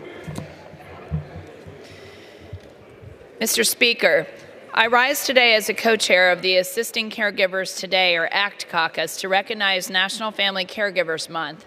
Every November, we bring awareness to the people who dedicate their time, money, and efforts to care for their loved ones. There are roughly 48 million family caregivers in the United States who give around-the-clock care for their family members. On average, caregivers across the country provide nearly $600 billion in unpaid labor annually. In addition to providing these essential services unpaid, more than 3 in 4 family caregivers spend their own hard-earned money to take care of their loved ones. These sacrifices often go unrecognized, so it is important that we, as members of Congress, do what we can to recognize their commitment and ensure they have the resources they need. As the only geriatric nurse practitioner in Congress, I have seen firsthand the challenges they face and the vital services they provide. I'm proud to advocate for caregivers and policies that would make their already difficult situation easier to navigate. Today and every day, we thank those who dedicate their lives to caring for their parents, children, spouses, and other loved ones. Thank you, and I yield back. The gentlewoman yields. The House will be in order. Members are requested to take their conversations off the floor. For what purpose does the gentleman from North Carolina seek recognition? Without objection, the gentleman is recognized. Gentleman will suspend. The House will be in order. Members are requested to take their conversations off the floor. The gentleman from North Carolina is recognized for 1 minute. Mr. Speaker, I rise to honor the teachers, education support professionals, family, volunteers, and above all, learners at all levels. As we celebrate American Education Week, it's essential to reflect on how education shapes our future. Education is the lifeline, especially in Eastern North Carolina. Our commitments demonstrate enormous resilience and a deep commitment to the success of learners. Educators work tirelessly to create an environment where every learner can live the American dream. And Mr. Speaker, as we celebrate American Education Week in Eastern North Carolina, We're so excited to break ground today for the East Carolina University Center for Medical Education building. Indeed, education is a pathway to personal success and building a stronger economy. We must continue to support and uplift education in America. Thank you, Mr. Speaker. I yield back. For what purpose does the gentlewoman from Arizona seek recognition? Seek unanimous consent to address the House for 1 minute. Without objection, the gentlewoman is recognized for 1 minute. Thank you, Madam Speaker. I rise today to recognize the person that helps my world go around, my Deputy Chief of Staff, Brendan Gallo. Brendan is a dedicated staffer who works tirelessly to ensure our office runs smoothly each and every day. He is committed to serving me and the constituents of Arizona's 8th Congressional District. Whether it's a meeting in our office, a Capitol tour, or a visit to the White House, Brendan is the guy you call to get the job done. A graduate of NYU and a Pennsylvania native, Brendan joined my team in 2020 and has shown his commitment to public service throughout his tenure. I cannot thank him enough for his dedication to me, our district, the state of Arizona, and the nation. As I leave Congress, I have no doubt Brendan will go on to do great things as he continues his public service. I wish him nothing but the best in all of his future endeavors. I'm going to miss you, Brendan. God bless you. Madam Speaker, I yield back. For what purpose does the gentlewoman from Oregon seek recognition? I ask unanimous consent to address the House for 1 minute to revise and extend my remarks. Without objection, the gentlewoman is recognized for 1 minute. Madam Speaker, I rise today to recognize National Rural Health Day. Approximately 1/5 of America and about 1 in 3 Oregonians lives in a rural or frontier community. However, many rural areas don't have enough providers or facilities to meet community need, forcing residents to travel long distances and requiring time off of work. Your zip code should not prevent you from accessing potentially life-saving care. As a founding member of the Bipartisan Rural Health Caucus, I've championed several pieces of legislation that will help close these gaps and ensure rural America is not left behind. For example, my home-based mental health care bill would expand access to virtual mental health and substance use treatment services in rural communities. In addition to making it easier and cheaper for folks to see a provider, the bill would also help reduce stigma by allowing people to get care from the comfort and safety of their own homes. This is just one common sense idea among many I've supported to expand access to health care in our rural communities. As we approach the start to a new Congress, I remain committed to working with anyone on both sides of the aisle who is serious about finding solutions to the mental health and addiction crisis. Every American deserves high-quality, affordable health care, regardless of where they live. I yield back. For what purpose does the gentlewoman from Wyoming seek recognition? For 1 minute. Without objection, the gentlewoman is recognized for 1 minute. Madam Speaker, I rise today to recognize the life and legacy of Desi Bebout. Born as the 4th of 9 children and raised in the small town of Hudson, Wyoming, love and family and community quickly became guiding principles that steered the course of Desi's life of unending service. Following the 1941 attack on Pearl Harbor, Desi was one of the first women to join the war effort under the newly established Women Accepted for Volunteer Emergency Service program, where she took part in recording and tracking the arrival and departure of sailors to and from the Pacific Fleet throughout the war. Despite her excelling in this role and later being presented with the opportunity to participate in officer training school, Desi chose to return to Wyoming with the love of her life, Herbert Hugh Bebout, after getting married while they were both on leave. However, it was in 1962 that Desi began her notable 13-year-long career at the Shoshone Post Office, where she would serve as the postmaster with great distinction, and upon her retirement, received the Order of the Vest, the highest and most prestigious recognition given to postmasters. Desi peacefully passed away in May 2023 at the age of 102 after living a remarkable life rooted in public service. I also would like to give a special shout out to my mother today for her birthday. She is 101 years young. So happy birthday to Marion Hageman. Nice. For what purpose does a gentlewoman from Virginia seek recognition? Without objection, the gentlewoman is recognized for 1 minute. Thank you.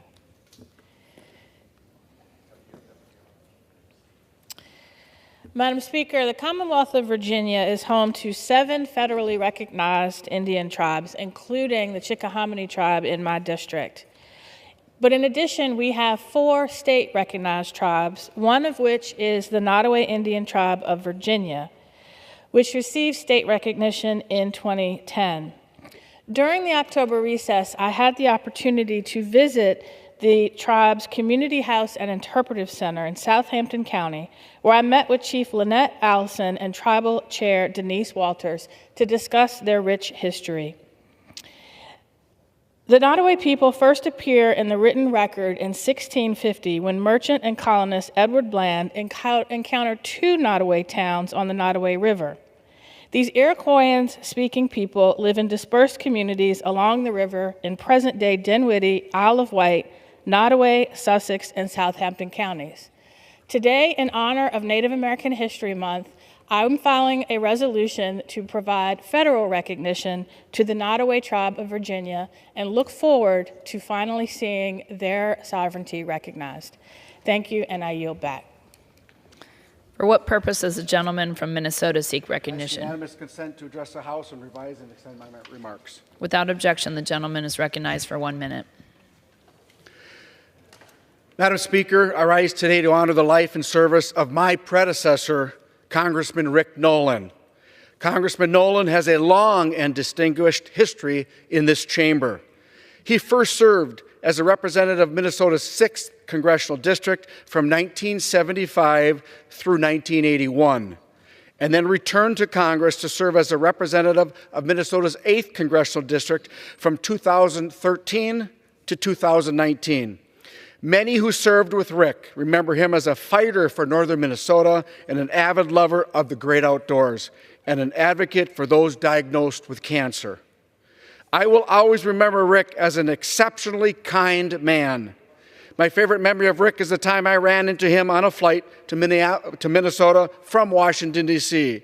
He was a departing member of Congress, and I was preparing to begin my first term. Even though we disagreed on many issues, he made sure to come over, give me a hug, and wish me well. I appreciated his kindness that day, and I know all of Minnesota appreciates his service. My thoughts and prayers go out to his wife, Mary, and all of his loved ones as they grieve his loss. Madam Chair, I yield back. For what purpose does a gentlewoman from Michigan seek recognition? To address the House for 1 minute and revise and extend my remarks as needed. Without objection, the gentlewoman is recognized for 1 minute. Thank you, Madam Speaker. I rise today to recognize the honorable life of Thomas Violante, an incredible business owner from Royal Oak, Michigan, who inspired many through his pursuit of the American dream and service to others. Mr. Violante was born in 1929 to a working-class family. His father ran a small market, and he gained a passion for supporting his community through entrepreneurship. This passion solidified in 1951 when Thomas and his wife Janet purchased a small specialty store for just a pack of cigarettes and a 6-pack of beer. It would become the Holiday Market of Royal Oak. Thomas Violante's business was more than just a grocery store, though. It was the embodiment of his values. He empowered his employees to be creative, to work hard, and to achieve their dreams. Mr. Violante passed away on his 95th birthday last month. Beyond his role as a business owner, he was a proud father, grandfather, and great-grandfather, veteran, and philanthropist. He left an incredible mark on Michigan's 11th district, and I ask my colleagues to join me in honoring him. For what purpose does the gentleman from California seek recognition?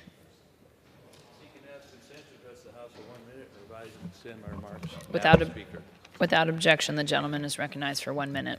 Thank you, Madam Speaker. Well, the California Democrats are at it again, doubling down on radical green agenda and threatening personal freedom. A state-funded study has suggested a ban now on gas-powered classic cars from public roads, claiming they're too harmful to the environment. We're talking parade cars, we're talking hobby cars, the stuff people enjoy, the stuff that politicians like to ride in parades in when they're running for re-election. Let's be clear, classic cars are a lot more than just vehicles. They're pieces of our history, symbols of culture, and a source of pride for countless Californians.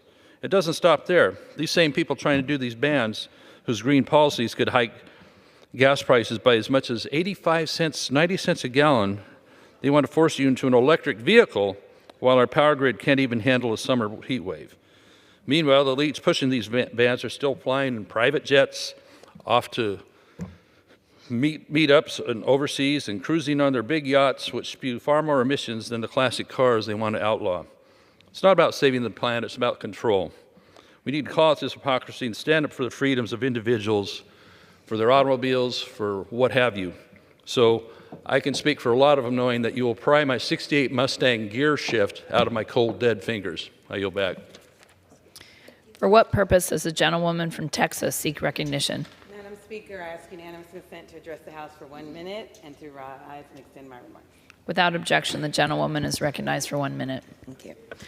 Today I rise to honor an incredible milestone for a wonderful institution in the 18th Congressional District. The Community of Faith Church, which was founded after the vestiges of slavery, is celebrating 150 years of faith, service, and community impact. Founded in 1873 by the Reverend Jack Henry Yates, a former slave who defied the odds and went on to establish businesses, schools, churches. This congregation has a rich history of perseverance and resilience. From its humble beginnings as Mount Pillow Missionary Baptist Church to a relocation during tumultuous times, it is now under the leadership of Bishop James Dixon II and has become a beacon of hope and transformation in our community. I would like to honor its former leaders, including Reverend Charlie Daniel James Dixon, who served 50 years and guiding it through racial adversity.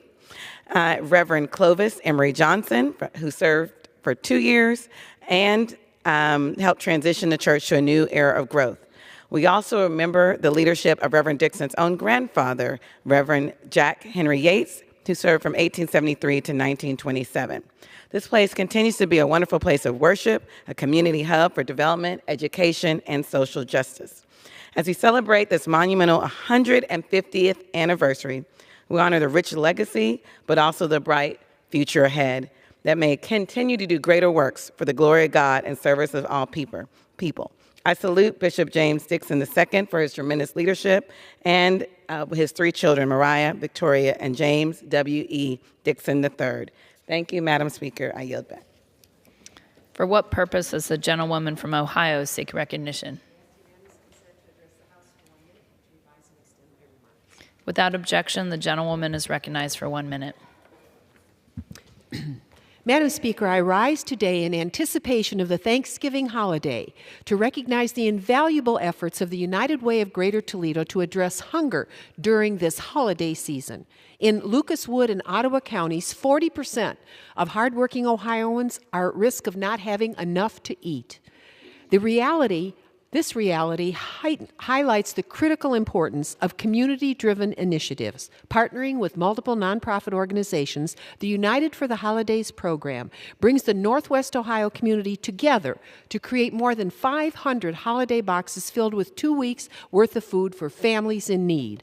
Not only are these volunteers delivering food, but also hope and dignity to our neighbors in a season of giving and a time of need due to high food prices. We are all committed to fighting hunger year-round, and I'm honored to keep fighting for laws that expand access to school meals and food coupons for our seniors in our summer fruit and vegetable programs and emergency food support across our communities. No family should face an empty table in the United States of America. The majority party must move the long-delayed Farm Bill forward in order that our people can eat. And we must build strong support systems to ensure that every Ohioan has access to nutritious, reliable meals. Again, I thank the United Way of Greater Toledo for leading the way with love for for this vital effort at this season of Thanksgiving. Thank you, Madam Speaker, and I yield back. For what purpose does the gentleman from California seek recognition? I ask unanimous consent to address the House for 1 minute and revise and extend my remarks. Without objection, the gentleman is recognized for 1 minute. Thank you, Madam Speaker. Madam Speaker, I rise today to recognize the life and work of Norma Griffin. Norma was a devoted educator, deeply committed to her community and empowering young people. She was a native New Yorker who settled in Concord, California with her husband, Ralph, and their 2 sons, Ralph and Stephen. She worked for over 3 decades in education, teaching in New York Public School System, the Oakland Unified School District, and the Mount Diablo Unified School District, and overseas in Japan and France. On top of teaching, Norma was a founding member of the Black Families Association of Contra Costa County in the Bay Area. She was a member of the Oakland Symphony Choir and served as president of the American Association of University Women's local chapter. For her work, Norma was recognized in 1995 as Teacher of the Year and as Woman of the Year for the State Assembly District 11 in the California Legislature in 2008. Sadly, Norma has passed away, and our hearts are with her friends and family. Norma will be remembered for her kindness, determination, and courage. Please join me in honoring Norma Griffin for her incredible impact on our community and on this country. Thank you, Madam Speaker, and I yield back. Under the Speaker's announced policy of January 9th, 2023, the gentleman from North Carolina, Mr. Nickel, is recognized for 60 minutes as the designee of the Minority Leader. Thank you, Madam Speaker. I rise today to discuss the urgent need for Congress to act to end partisan gerrymandering in the United States. The Fair Maps Act is a bill I've authored. I'm going to talk about that today. But this is a huge problem for the U.S. Congress. Glad to have the chance to speak about this today. I'm joined by one of my outstanding colleagues from the great state of North Carolina, Congresswoman Kathy Manning, and I would yield to my friend from North Carolina. Madam Speaker, I'm going to yield to my friend and colleague from the great state of Ohio, to speak on this issue. And I yield her as much time as she may consume. I thank the gentleman for yielding to me and really want to thank him, first of all, for his Fair Maps legislation. Ohio is the poster child for unfair maps. And if you look at a state that voted twice for President-elect Trump and twice for President Obama, you would think that, for example, if the state has 15 members, that it would be 8 and 7. You sort of try to divide it equally because we have 15 members of Congress from Ohio, and what's fair is fair. But what's happened in Ohio, because of a veto-proof legislature due to gerrymandering in Ohio, in both chambers, what happens is that out of 15 seats, our side of the aisle in Columbus, what they did down there, we have only 5 Democrats out of 15, only 33%, not 50% out of the 15. You say, well, to be fair, if you have 15 seats, maybe it should be 8 and 7, you know, but to give us equal voice based on the public's right to full representation. So Ohio is really the poster child for radical gerrymandering. Recently, the polls showed that 3/4 of the people of Ohio wanted reform, and they wanted to set up a special independent commission to draw the districts in Ohio. So the vast majority of people wanted change. But what happened? In Ohio, that issue was put on the ballot, but the Secretary of State, who's been part of this veto-proof one-party rule in Ohio that has become corrupt, actually. Ohio is an extremely corrupt state right now, I'm sad to say. People have gone to prison and more will go to prison because of absolute power corrupts absolutely, including in gerrymandering. So there was this initiative that was placed on the ballot, that the people voted to put on the ballot. But what did the Secretary of State and Attorney General in Ohio do? They wrote a gerrymandering proposition that was placed on the ballot that took up 3 pages. And when the people went in to vote, just reading that on these computers that we vote on now took so much effort, the measure failed by a small margin because they were afraid. They didn't know what it was exactly, and it was made so complicated. So in Ohio, study Ohio as a classic case of hurting the people and not giving fair representation. So I just wanted to place that on the record so that those who are listening across this chamber, across the intelligent media in our country, and the people of Ohio could hear this, because they are not being represented fairly and voices are being suppressed. And that really goes against the very principle of one person, one vote, one person, one mind, to be able to have all of those views properly reflected. So I want to thank the Congressman for introducing the Fair Maps initiative and focusing on this really critical matter of democratic voice for the people of the United States of America. I yield back my time, but I can't compliment you enough. I'm proud of your work, and thank you for doing this. I'm grateful to my colleague from the great state of Ohio, a true champion for Ohio families. And Madam Speaker, I'm going to talk about this a lot today, but in 1984, we had 190 members elected to Congress in split-ticket districts. These are districts that voted for a president of one party and a member of Congress for another. This election, it looks like we're just down to 13. Representative Capter was one of those and has a great story to tell. And now I'm very glad to yield to my friend from North Carolina, and I yield the distinguished gentlelady from North Carolina as much time as she may consume. Thank you so much. I want to thank my good friend from North Carolina, Representative Wiley Nickel, for holding this special order hour so that we can talk about such an important issue. The issue that strikes at the very heart of our democracy, and that is gerrymandering. Last year, in my state of North Carolina, the Republican-led General Assembly passed blatantly gerrymandered congressional districts engineered with one clear purpose: to reduce the number of Democrats in Congress. These new maps deliberately distort the will of the people, systematically diluting the votes of Democratic-leaning areas, like my district.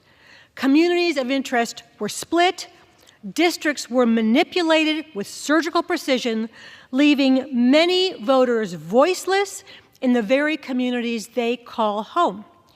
In my own 6th district, the city of Greensboro was a city of 300,000 people, was split into 3 parts, each piece combined with far-flung ruby red rural districts. The majority of Greensboro was drawn into a district stretching across 10 counties all the way to the Tennessee border.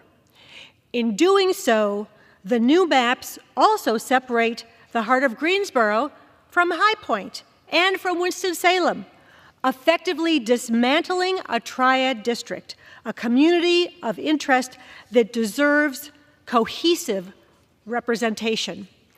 Remarkably and not coincidentally, the newly drawn 6th district gives a 16-point advantage to a Republican candidate over a Democratic one. As someone who has lived in Greensboro for 4 decades, I am outraged by the brazen disregard Republicans in Raleigh have shown the citizens of my district. And let's be clear, this is not democracy at work. This is political manipulation at its worst, designed not to represent the people, but for partisan gain. And I want to give a little bit of history about how ridiculous this gerrymandering is and what has taken place, because the Republican-led legislature in North Carolina did the exact same thing in 2021 Despite their own statements that they would keep communities of interest together and avoid splitting counties, they drew a map back then that split my former triad district into 3 pieces and split 2 counties. My constituents brought a lawsuit. The North Carolina Supreme Court found that the partisan gerrymandering, which the court found based on presentations by esteemed statisticians and computer experts and other experts, that extreme gerrymandering was done with surgical precision, and that violated the North Carolina state constitution. The court ordered the maps to be redrawn, and eventually they had to appoint a 3-judge panel to redraw fair maps. And that panel, 2 Republicans and 1 Democrat, redrew the maps to keep communities of interest together and to avoid splitting counties. And the result? In a truly purple state, where voters have just elected, well, I'm going to come back to that. In a truly purple state, the voters elected 7 Republicans and 7 Democrats to the U.S. House of Representatives. Now, that was in 2021. So what happened to those same maps in 2023? Well, that same North Carolina Supreme Court that found that gerrymandering was not allowed under the North Carolina state constitution, that North Carolina Supreme Court was now dominated by Republicans. And they actually reversed their prior decision. They decided that extreme partisan gerrymandering is just fine in the state of North Carolina. No new facts, no new communities of interest, no new counties, no new law, no new North Carolina Constitution, just new Republican Supreme Court judges. And the result of those new maps, drawn with no guardrails by our Republican-dominated General Assembly, well, North Carolina, the state that just elected a Democratic governor, a Democratic lieutenant governor, a Democratic attorney general, a Democratic secretary of state, and a Democratic superintendent of public instruction, will, next term, have 10 Republicans and only 4 Democrats in the House of Representatives. Thanks to the hypocrisy of our Supreme Court, the elected officials of our state have decided who they want to represent, rather than allowing the voters to decide who they want to represent them. In a democracy, the voters should choose who represents them, not the other way around.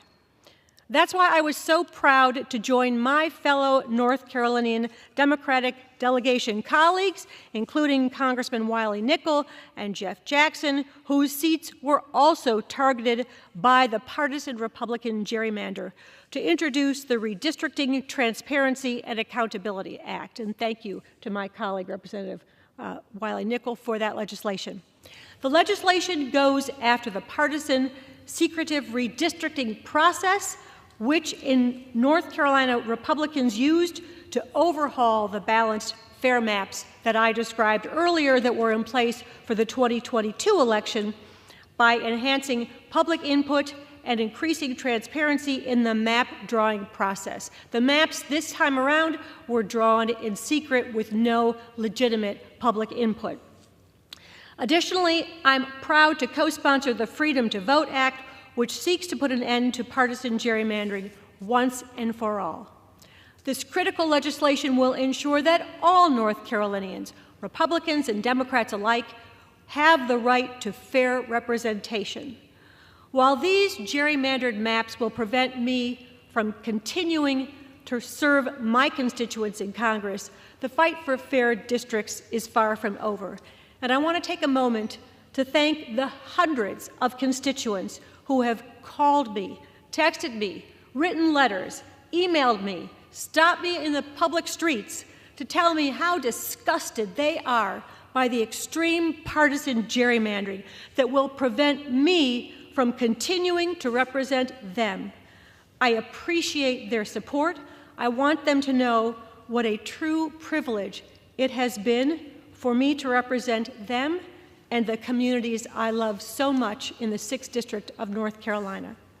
I will continue to stand with all those who fight for a system where every voter's voice is heard and every vote truly counts. Thank you. With that, I yield back. Thank you so much to my friend and colleague from North Carolina. She deserves to have a fair shot to come back to Congress and the ability to continue representing her constituents. She was robbed by partisan Republicans in the North Carolina General Assembly who gerrymandered our state with surgical precision. And this is a huge problem, not just for North Carolina, but for the entire rest of the country. Voting rights have been under the legislative microscope for years now, with threats to roll them back and add obstacles for voters who want to cast their ballots. Madam Speaker, I firmly believe voters should choose their politicians. Politicians should not choose their voters. North Carolinians deserve a fair and transparent electoral process that ensures that every voice and every vote is heard and accounted for. This shouldn't be a partisan or political issue. It's about fairness. And in states and in places where voters have a choice, where they are allowed to put ballot initiatives on the ballot, they vote overwhelmingly for fair maps to bring balance to the U.S. Congress. But the fact of the matter is 90% of the people in this Congress come from districts that are gerrymandered or safe seats for Democrats or Republicans. Less than 10% of the seats in this body are in seats like the one that I won in 2022 that are truly competitive, that could go either way. That's what gerrymandering has done to this Congress and to this country. We are on track, Madam Speaker, to be the least productive Congress in our nation's history. And if you want to point your finger on one thing, it is 100% partisan gerrymandering, which is wrecking our democracy, it's wrecking the U.S. House of Representatives, and it's far past time that we end this practice. This, for me, is a personal issue. It's why I got involved in elected office. As a former staffer for President Obama, I traveled all over the country, all over the world with him during his first term in office and his first campaign. And when he left office, like many, I was sad. I was tuned in for his farewell speech, where he said, if you want to fix the way things work in Washington, grab a clipboard, get moving, get organized. I took those words to heart and grabbed my clipboard and was elected to the North Carolina State Senate in 2018.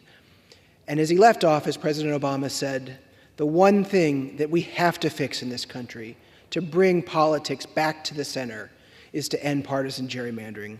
He's continued to be a leading voice on this issue, putting his time and attention towards ending partisan gerrymandering. It was one of the main reasons I put my name on a ballot back in 2018 to run for the North Carolina State Senate. And then, as I was elected to the Senate, I continued to work on this issue in North Carolina. Top issue for me was voting rights and making an end to partisan gerrymandering in the great state of North Carolina. In the state Senate, I served on the North Carolina Senate Redistricting Committee, where I got to see firsthand how Republicans targeted communities of color with surgical precision as they drew maps that disenfranchised voters across the state. I saw firsthand how the process works and the way that politicians picked their voters instead of allowing voters to choose their politicians. They circumvented the transparency that came with drawing fair maps. I spoke out against partisan gerrymandering as a state senator over and over, and joined with so many others, Democrats, Republicans, and independents in North Carolina, to outlaw this practice. And then I was reelected again to the North Carolina Senate. We continued to fight on this issue. In 2021, a 4-3 Democratic court, our Supreme Court in North Carolina, drew fair maps for North Carolina. They didn't draw, they responded to partisan gerrymandering from Republicans in the legislature, but they didn't draw Democratic maps, they didn't draw Republican maps, they drew fair maps. They drew maps that, in all likelihood, would have elected 7 Republicans, 6 Democrats, and 1 seat that could have gone either way. That was the seat that I won, that's North Carolina's 13th district. But in a 50-50 state like North Carolina, a true purple state where, we elected Donald Trump in the last election, but we elected a Democratic governor and Democrats up and down the ballot, you would expect to have 7 Democrats and 7 Republicans. That's what North Carolina sent for the 118th Congress. 7 Democrats, 7 Republicans. We won a Republican-leaning seat. It was an R+2 seat. Could have gone either way, but the best ideas won at the ballot box. And right now, we have maps that are fair. This is the current map right here. You can see seven Democratic seats, 7 Republican seats. There's North Carolina's 13th district right there. And you can see this is what maps look like. There's no packing and cracking. These are maps that represent communities of interest, that represent the state, that allow voters to have a real choice in who they send to Washington. This is what maps should look like. Again, this North Carolina's 13th district, by some accounts, was exactly in the middle of the U.S. Congress, one of the most fair districts in the country, a competitive district where every vote was critical to our election. We won by 10,000 votes. It was a close election, but we were able to do it in a fair map. And again, we got to have a real debate over the best ideas. Whose party had the best ideas? And the best ideas won. Then in the same election, when I won this district, North Carolina, by a small margin, flipped 2 seats on the Supreme Court from Democrat to Republican, taking the court from 4-3 for Democrats to 5-2 for Republicans. And they have proven over and over again, this extreme partisan MAGA court, that they are nothing more than rubber stamps for a MAGA Republican legislature. In February, after the 2022 election, the North Carolina Supreme Court relied on a rarely used procedural rule to rehear the 2022 partisan gerrymandering case, Harper v. Hall. And they took the incredibly unprecedented step of reversing its prior ruling on April 28th. The dissenting opinion authored by Justice Michael Morgan charged the majority with improper motivations and willful blindness. Now, Madam Speaker, I'm very, very glad and very grateful to be joined by our Democratic leader, Hakeem Jeffries, who I understand is here to join and put his voice behind this incredibly important piece of legislation, this incredibly important push. And as I yield my distinguished colleague from North Carolina as much time as he may consume, I will just say this. It looks like we are on track to have a 220 to 215 Congress. The 3 seats that Republicans gerrymandered in North Carolina with surgical precision are going to be the difference in this election. There's still a few more votes to count, but that's where I expect we will land. A 3-seat majority for the Republicans. Had North Carolina had the chance with fair maps to send Democrats back, it would be a 7-7 delegation, and I would be addressing him as Speaker Hakeem Jeffries. With that, I yield as much time as he may consume. I thank the distinguished gentleman from North Carolina, Representative Wiley Nickel, for yielding and for his leadership on this incredibly important issue around prohibiting extreme partisan gerrymandering across the country and certainly in the great state of North Carolina. And I want to thank Representative Wiley Nickel for his extraordinary leadership in this Congress. I want to thank Representative Kathy Manning for all that she's done to combat anti-Semitism and on many other issues throughout her time in Congress.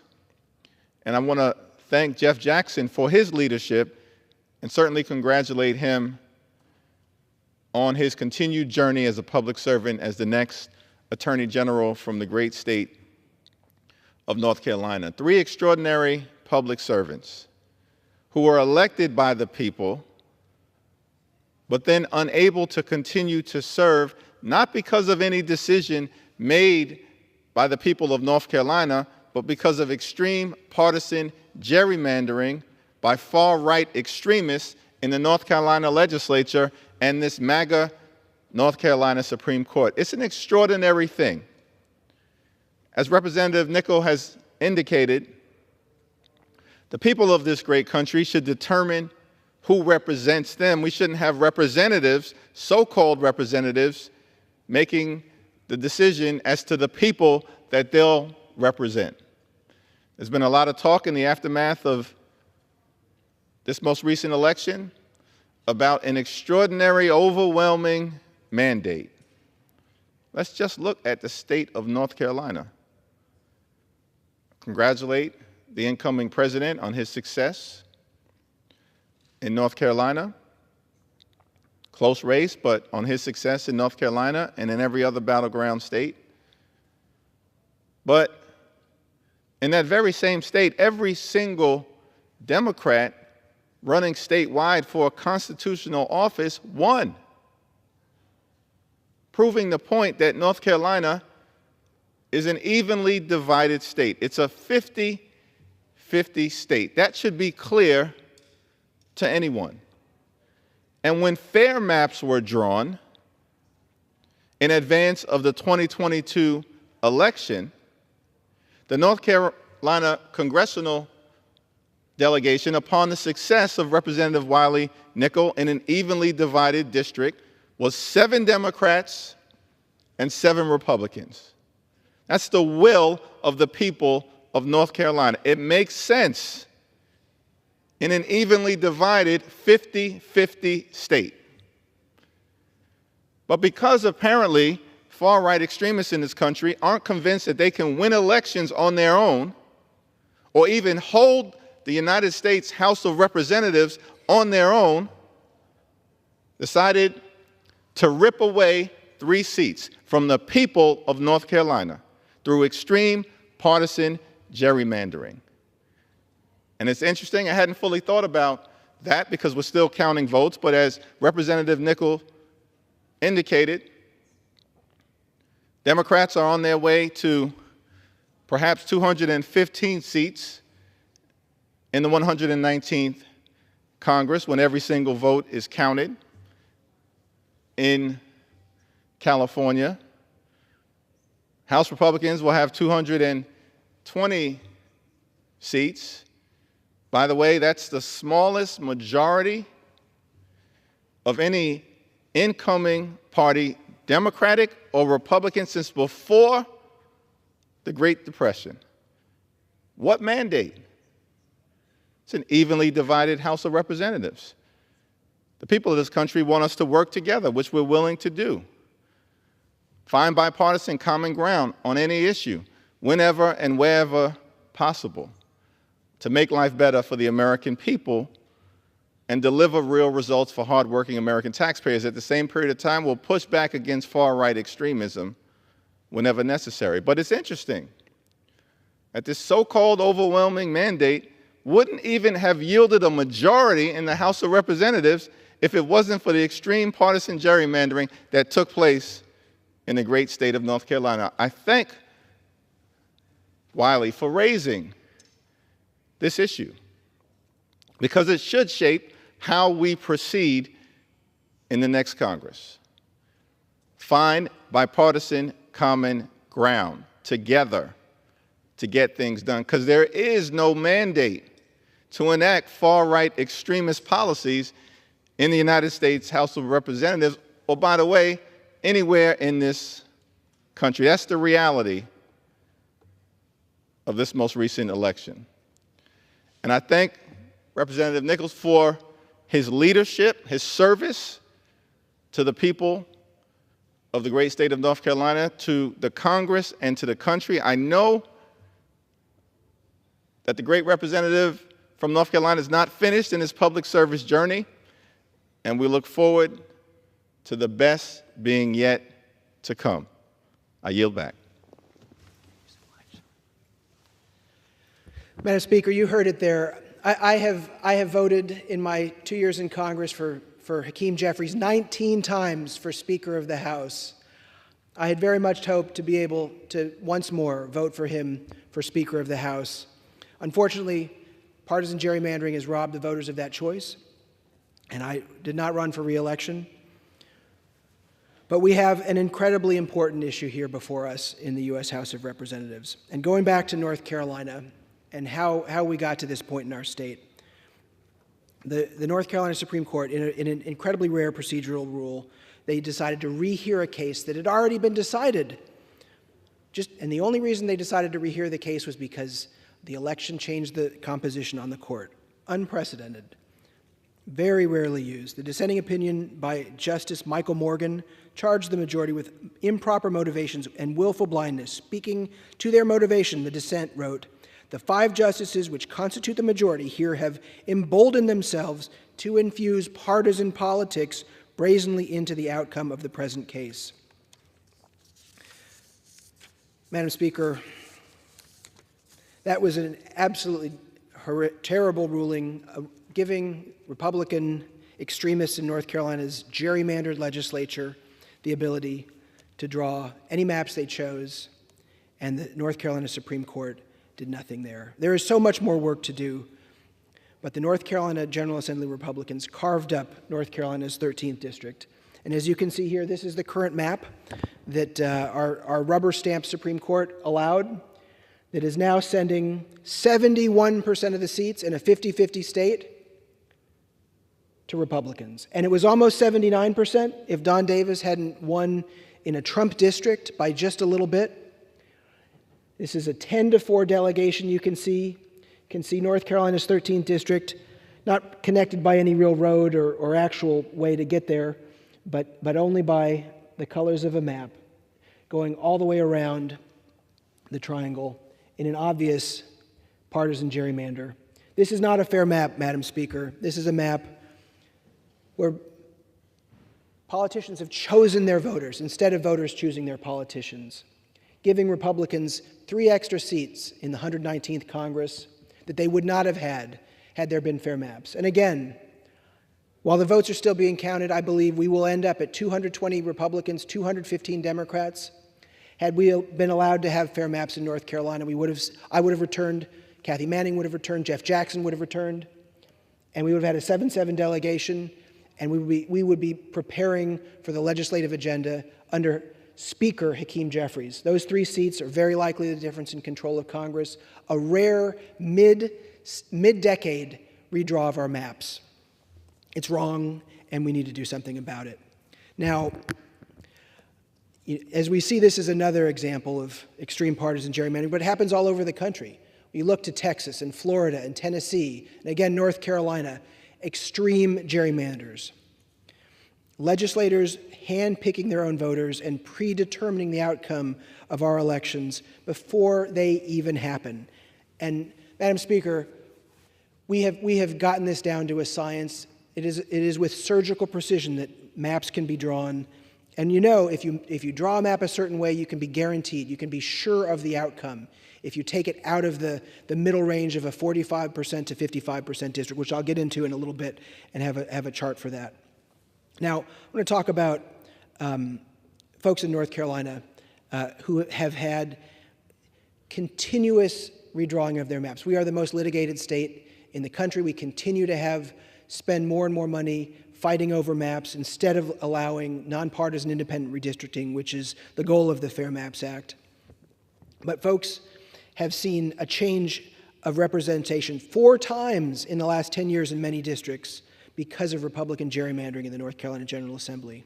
Now, courts threw out electoral maps drawn by the legislature 3 times in the past decade due to gerrymandering. That's in 2016, 2019, and 2021. But again, North Carolina is a 50-50 state. It is not fair to force a 10-4 map on the voters. And again, this very easily could have been 11-3. If Don Davis hadn't run such a tough campaign, that would be 79% of the seats for Republicans, again in a 50-50 state, which you heard before. North Carolina in the last election, it gave its electoral college votes to Donald Trump, but it gave Democrats votes for the North Carolina Supreme Court, for Superintendent of Public Instruction, for Secretary of State, for Attorney General, for Lieutenant Governor, and for Governor. We are a true 50-50 state. We deserve to have fair maps. And these maps that you see here target African American voters with surgical precision to diminish their voting power. They're clearly unconstitutional. We have lawsuits going on right now. We have seen success in southern states on racial gerrymandering. I expect and hope that this map will be changed because it is not a constitutional map. It is not a fair map. And those lawsuits are ongoing. We're going to fight for fair maps. We're going to continue fighting to end partisan gerrymandering and to protect the right to vote for every single North Carolinian. Now, gerrymandering in nearly every state, partisan gerrymandering has been a tool used by politicians to manipulate the outcomes of elections. It doesn't matter who's doing it. Partisan gerrymandering is wrong, whether it's Democrats doing it or it's Republicans doing it. It's bad for our democracy. It's bad for the United States Congress. And there are some states, not many, where Democrats gerrymander with surgical precision. It leads to hyperpartisanship, increased polarization, and it disenfranchises voters. We need to end the practice. We need to put in place nonpartisan and independent redistricting commissions. And we can do that by removing the ability of politicians to draw lines in their favor. We can restore fairness and ensure that voters are the ones choosing their politicians and not the other way around. Now, I have in front of us here a map, a chart with 140 dots. We've got 14 congressional districts in North Carolina. We are an even 50-50 state. 50% Democrats, 50% Republicans in terms of this map right here. And if you have the power to decide how you draw the maps, you can do it any way you want. We can easily see here a map where you give 4 of the blue dots to Democrats, 6 to Republicans. It's a pretty safe Republican seat. You do it again here, again, 6 to 4. Again, you do it here with this one here, and then we got this one here, and then this one here, 6 to 4. Again, then you want to draw a Democratic seat, packing and cracking. You go 2 of the red dots, 8 of the blue dots.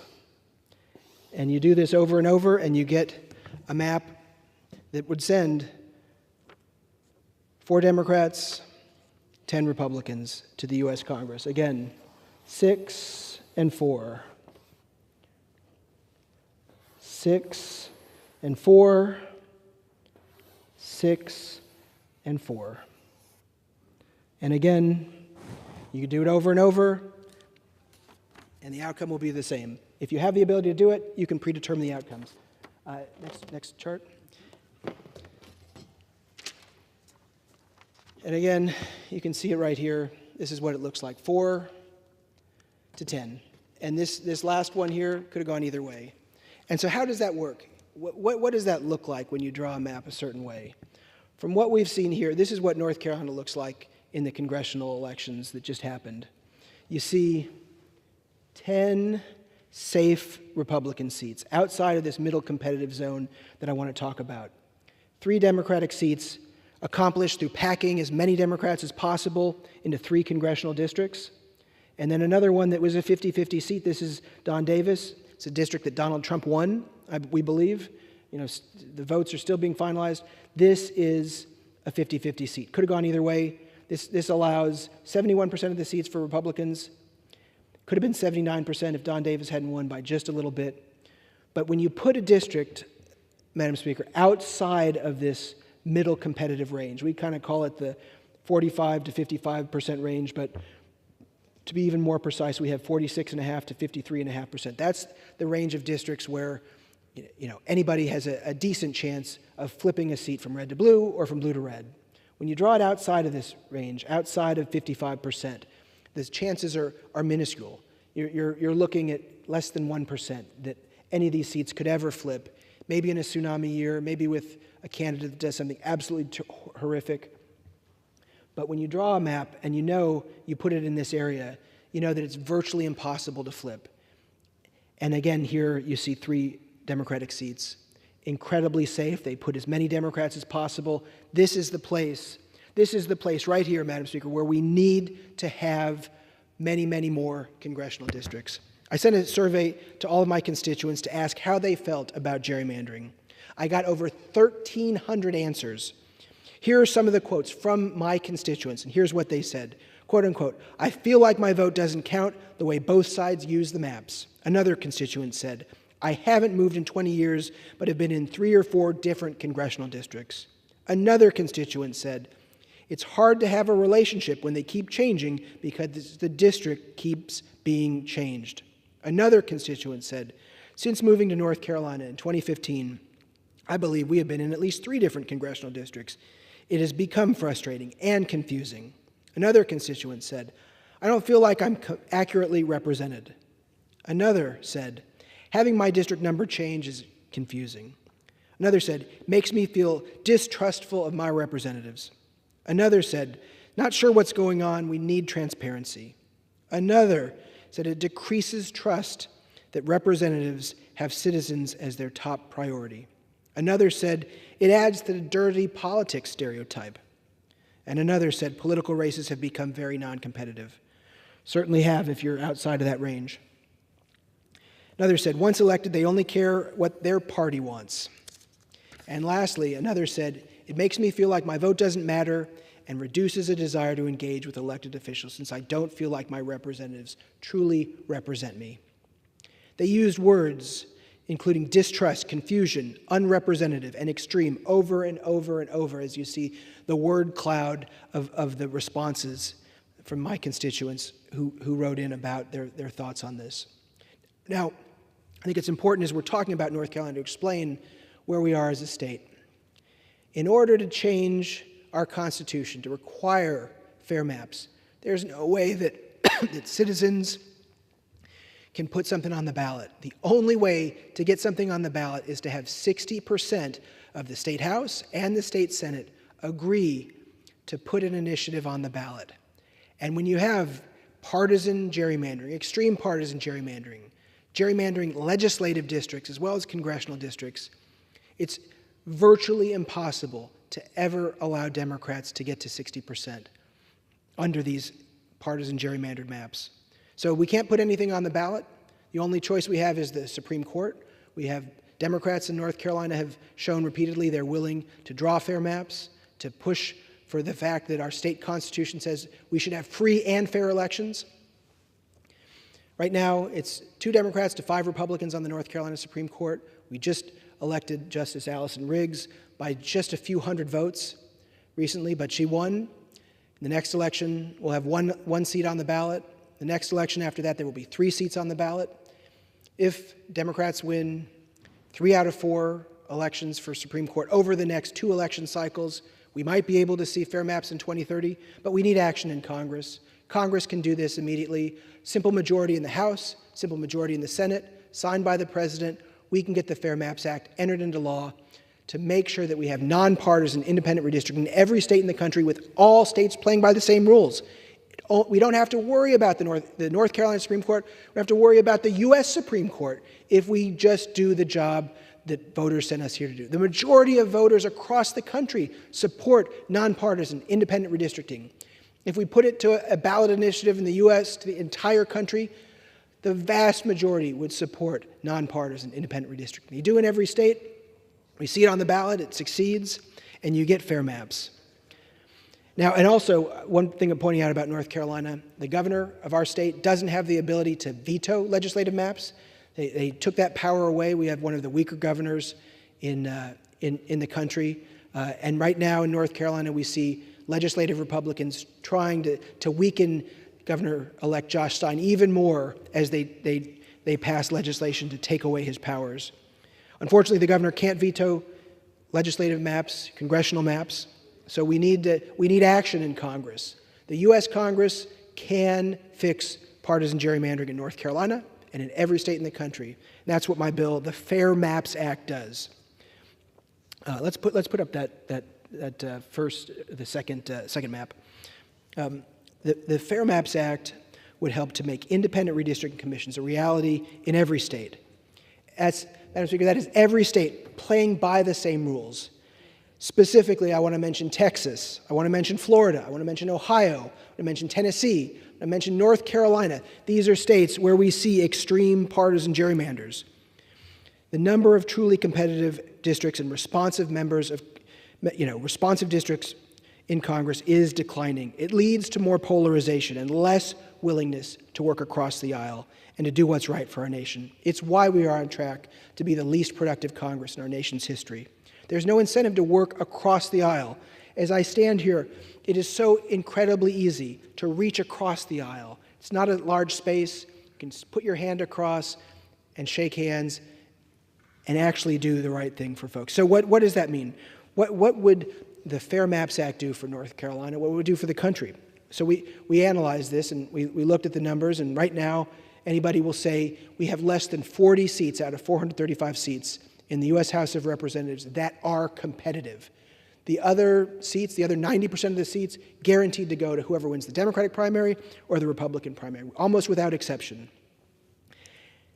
So we took this issue to the experts at Duke University, and we said, all right, if my bill, the Fair Maps Act, were to become law, what would that do? What would that do for this chamber? What would it do for the people who serve here in Congress? Less than 40 right now. They said if the Fair Maps Act were law in every state, including Texas and Illinois and Tennessee and Florida and Texas, had to draw fair maps, we'd double the number of competitive seats. We'd go from 40 to 80, where the voters are the ones picking their representatives, where more members of Congress will be forced to do the right thing by working across the aisle to get things done. And now, Madam Speaker, there are many amazing members here who do what's right. They love their country, whether they're Democrats or Republicans in safe districts. But they're not incentivized to do it. And the voters, they don't like a member's position on ending gun violence. They really don't have a way to make their voice heard because the districts are overwhelmingly Democrat, overwhelmingly Republican. It's a big deal. My bill, the Fair Maps Act, would double the number of competitive seats in the U.S. Congress. And again, we see constituents all over the country who are gerrymandered, finding they have new members every election, and they don't know who represents them. In the last election, again, we saw what happened in North Carolina. 4 Democrats, 10 Republicans. But when we take politicians out of the process completely, we have better results. We have more fair elections. We have competition to get here. And it's been tried, and it's worked successfully in other states. We see great examples in Arizona and Colorado, where independent, nonpartisan redistricting commissions have been able to draw fair maps. And you have responsive districts that change with the will of the people. The voters are the ones who should be deciding who serves in this body, not partisan Democrats or partisan Republicans trying to add an abnormal number of members to these states. So we need more legislative action. We need to make it easier, not harder, for eligible voters to make their voice heard. In Congress, there's a lot we can do to make it easier for people to vote and to participate in our democracy. I helped introduce the North Carolina Redistricting, Transparency, and Accountability Act, a bill that would establish transparency and accountability requirements for congressional redistricting processes. And I'm proud to support the John Lewis Voting Rights Act and the Freedom to Vote Act, which would end partisan gerrymandering, expand voting by mail, protect early voting, help get big money out of our elections, combat dark money, support election integrity, and make additional reforms to improve ballot access. And as I stand here, I'm again brought to the very simple conclusion here. We are on track to be the least productive Congress in our nation's history because there's no incentive for Democrats and Republicans to work together because there are so few competitive districts. Ending partisan gerrymandering would do so much to change this body. Again, 90% of the members here are in safe seats. All they're focused on is winning their Democratic primary or their Republican primary. Statistically guaranteed. If you're going to bet money on it, it's a great bet that if you're in a safe Democratic seat, safe Republican seat, you're going to be able to win. And hyperpartisanship has been fueled by gerrymandering. It creates a legislative body that struggles to address even the most pressing issues facing Americans. In this Congress, we have only been able to do must-pass bills. Debt ceiling, continuing resolutions. We passed one budget.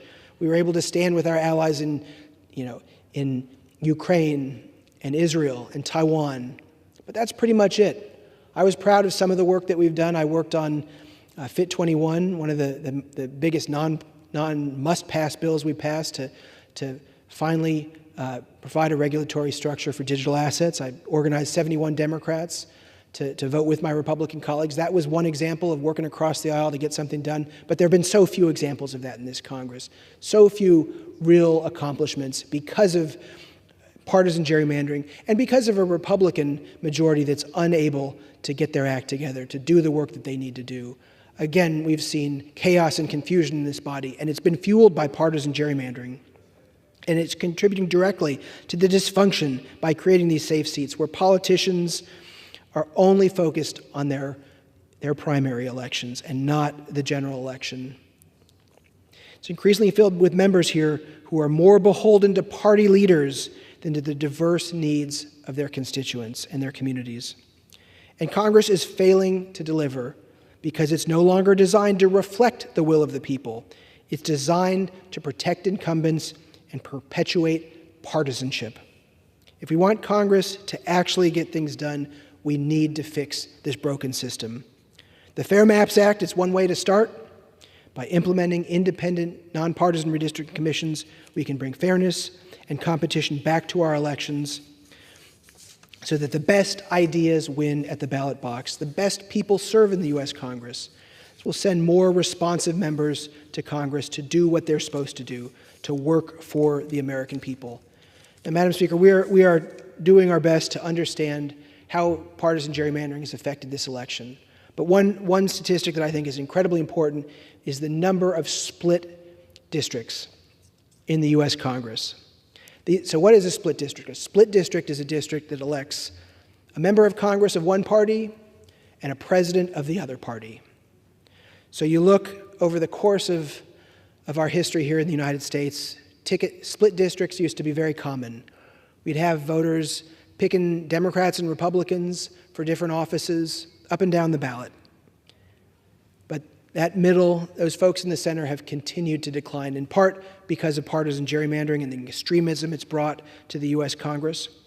So in 1984, there were 190 members of this body who came to Washington in districts that elected a president of one party and a member of Congress of the other. So in this election, it's members who vote in districts that voted for Kamala Harris for president and a Republican for the House, or districts that voted for a Democrat for Congress and Donald Trump for president. So 1984, 190 split districts. 2004, 20 years later, we're down to just 58 split ticket districts in the U.S. House of Representatives. My election, 2022, just 23 members of Congress from split ticket districts. 17 Republicans, 6 Democrats. That's what we have in the 118th Congress. Now, with this last election, we are down to what looks to be, and again, votes are still being counted, looks to be just 13 members of the U.S. House of Representatives from split ticket districts. I know for sure that's Don Bacon and Brian Fitzpatrick. From Don Bacon and Fitzpatrick, those are two districts where voters sent a Republican to Congress, but Kamala Harris as their choice for the White House, and then Democratic districts where the rest, including members like Jared Golden, Marie Glausen-Camp-Perez, Tom Suozzi, Don Davis, and others. But just 13. 190 40 years ago, down to 13 now. So you know, if you draw a congressional district that Kamala Harris won or that Donald Trump won, you can be almost certain that they are going to send a Democrat or a Republican to the U.S. House of Representatives. That's why gerrymandering is wrong. That's why we have to fix it. The time for action is now. This is the most pressing need of this Congress. And as I close out my time, I want to leave this body with this incredibly important thought. You heard it from Leader Hakeem Jeffries. We are very likely to see a Congress decided by North Carolina partisan gerrymandering, a mid-census, mid-decade redraw of our maps. This wasn't the 10-year draw. This was something that partisan Republicans in our legislature did, sending 10 Republicans, 4 Democrats, a net gain of 3 for Republicans, and those 3 seats were not even close. That's going to be this. Gerrymandering will very likely decide control of the next U.S. House of Representatives, 220 to 215. That's what it looks like. And those 3 seats in North Carolina were very likely the difference. Thanks again for taking the time to be here on this incredibly important discussion. Now, while my name won't be on the ballot and wasn't on the ballot this year, I'm not giving up or going out quietly in the fight for fair maps or an end to partisan gerrymandering. Firmly believe that voters should choose their politicians. Politicians should not choose their voters. And right now, democracy is on the line, and North Carolina and all the other states in this country are worth fighting for to get this right, to end partisan gerrymandering. We've got a bill to do that, the Fair Maps Act, which I've talked about at length. And it just takes a majority of the House, a majority in the Senate, and we'd have districts that allow folks to have a real choice at the ballot box in November. I'm going to continue to fight with every ounce of my energy for fair maps, an end to partisan gerrymandering, and to protect the right to vote for every single North Carolinian. This is the biggest issue for this Congress. It's one that we need to address. And it would bring balance to the House. It would allow for more bipartisan legislation. It would require folks to know that if you don't work across the aisle, if you don't reach your hand across that aisle to the opposing party, the voters are going to send you home because it's a district that could go either way. That's what we need more of. That's what my bill would do. And that's why I'm going to continue pushing to end partisan gerrymandering so we don't have states that look like North Carolina. Thank you, Madam Speaker, and I yield back. The chair would ask members to observe proper decorum in the use of exhibits in debate. Under the Speaker's announced policy of January 9th, 2023, the gentleman from Wisconsin, Mr. Grothman, is recognized for 60 minutes as the designee of the Majority Leader.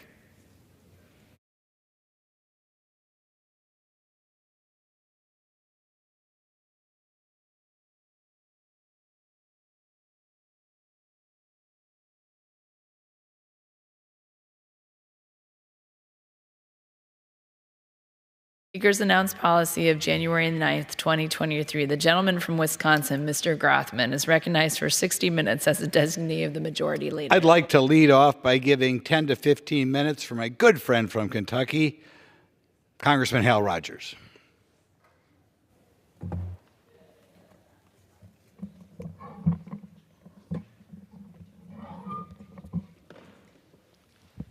First off, I want to thank the gentleman for yielding me this time.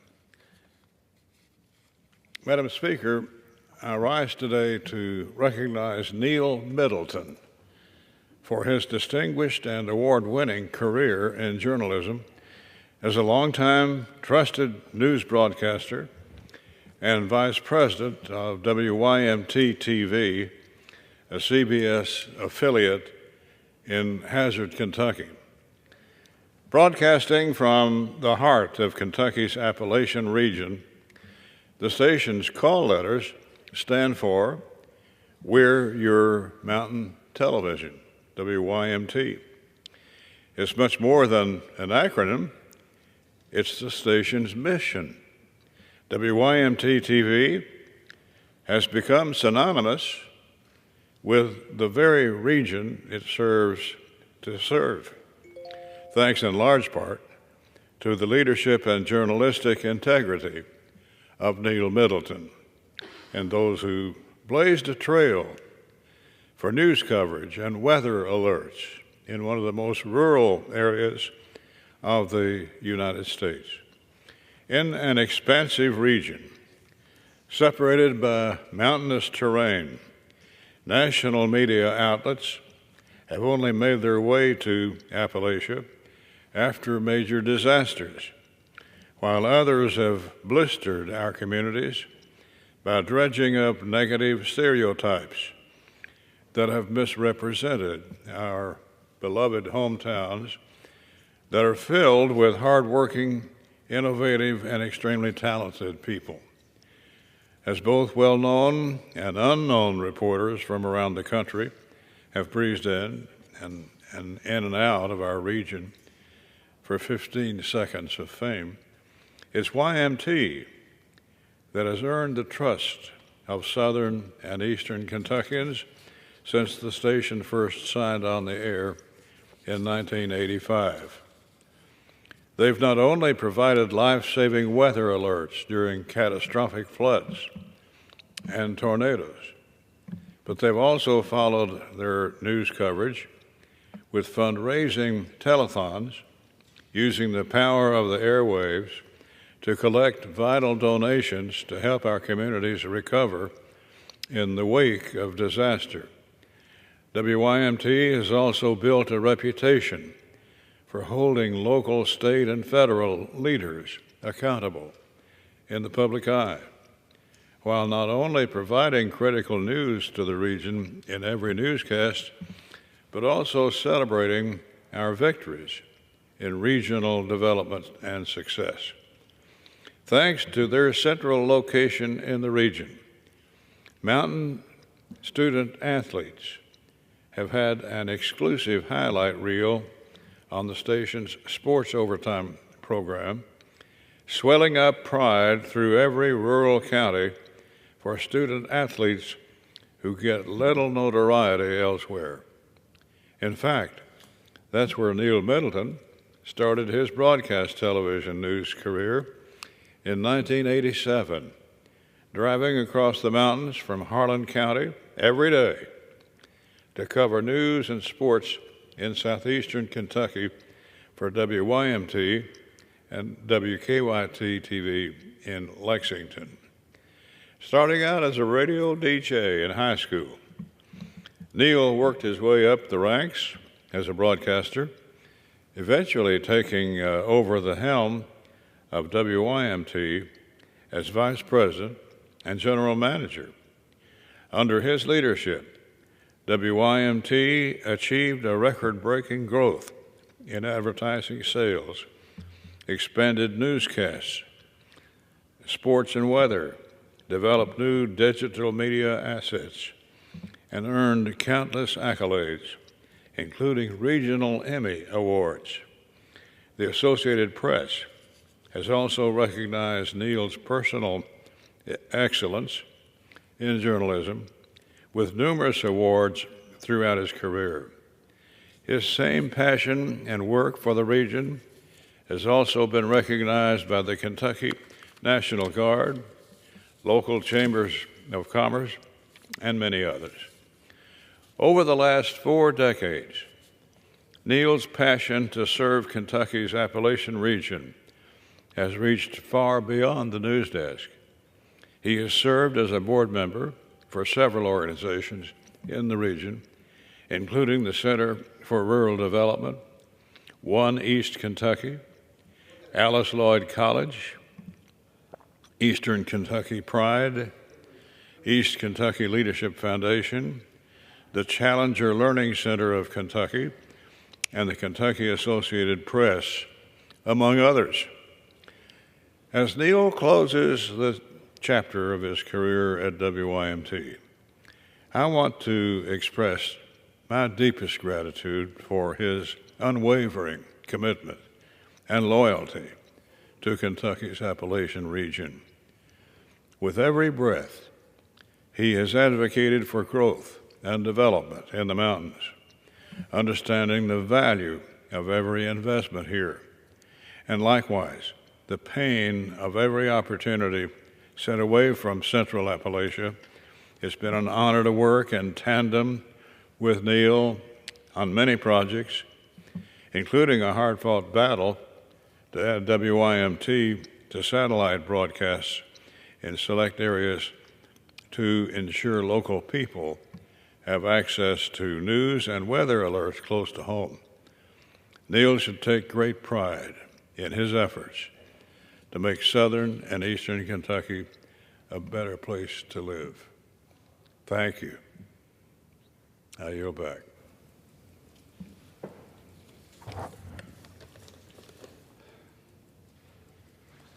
Thank you.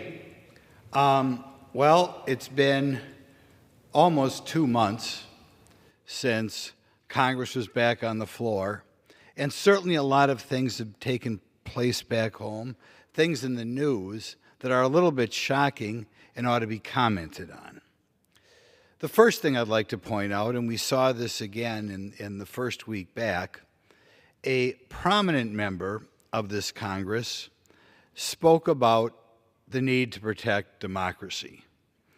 Again and again, people from both sides of the aisle, but disproportionately from the Democrat side of the aisle talk about the necessity of protecting democracy and refer to our country as a democracy. The first time I remember hearing this was I was at Marquette University, one of the largest universities in the state of Wisconsin, and a professor of government or history or something like that referred to our country as a democracy. They might want to ponder that when they talk about or when we recite the Pledge of Allegiance every day, we talk about a republic, the republic for which it stands. We don't talk about the democracy for which it stands. And people might want to wonder why politicians like to refer to our form of government as democracy, but in the Pledge of Allegiance, we refer to it as a republic. At the time our Constitution was drafted, Ben Franklin talked about giving us a republic if we can keep it. In other words, he didn't say a democracy if we can keep it. He said a republic if we can keep it. You might wonder whether our forefathers ever mentioned democracy, and of course they did. In Federalist Number 10, James Madison wrote that pure democracies were spectacles of turbulence and contention, have ever been found incompatible with personal security or the rights of property, and have in general been short in their lives, as they have been violent in their deaths. So in other words, James Madison did talk about democracy, and he talked about it negatively. Why do politicians like to not talk about our country being a republic and prefer to talk about it as a democracy or representative democracy? It's because in democracy, the government is determined by the people collectively, or the majority of the people. In a republic, we turn to our Constitution. There may at any given time be a majority of people in this body or a majority of people in this country who don't like a given religion or want to feel we can confiscate people's property, or because there's been a shooting on the news the night before, they want to ignore the Second Amendment, and therefore they like to believe, or they may not like certain religions, and they might want to suppress that religion. They might not like certain ideas, and they want to say, I was elected here, so I can suppress those ideas.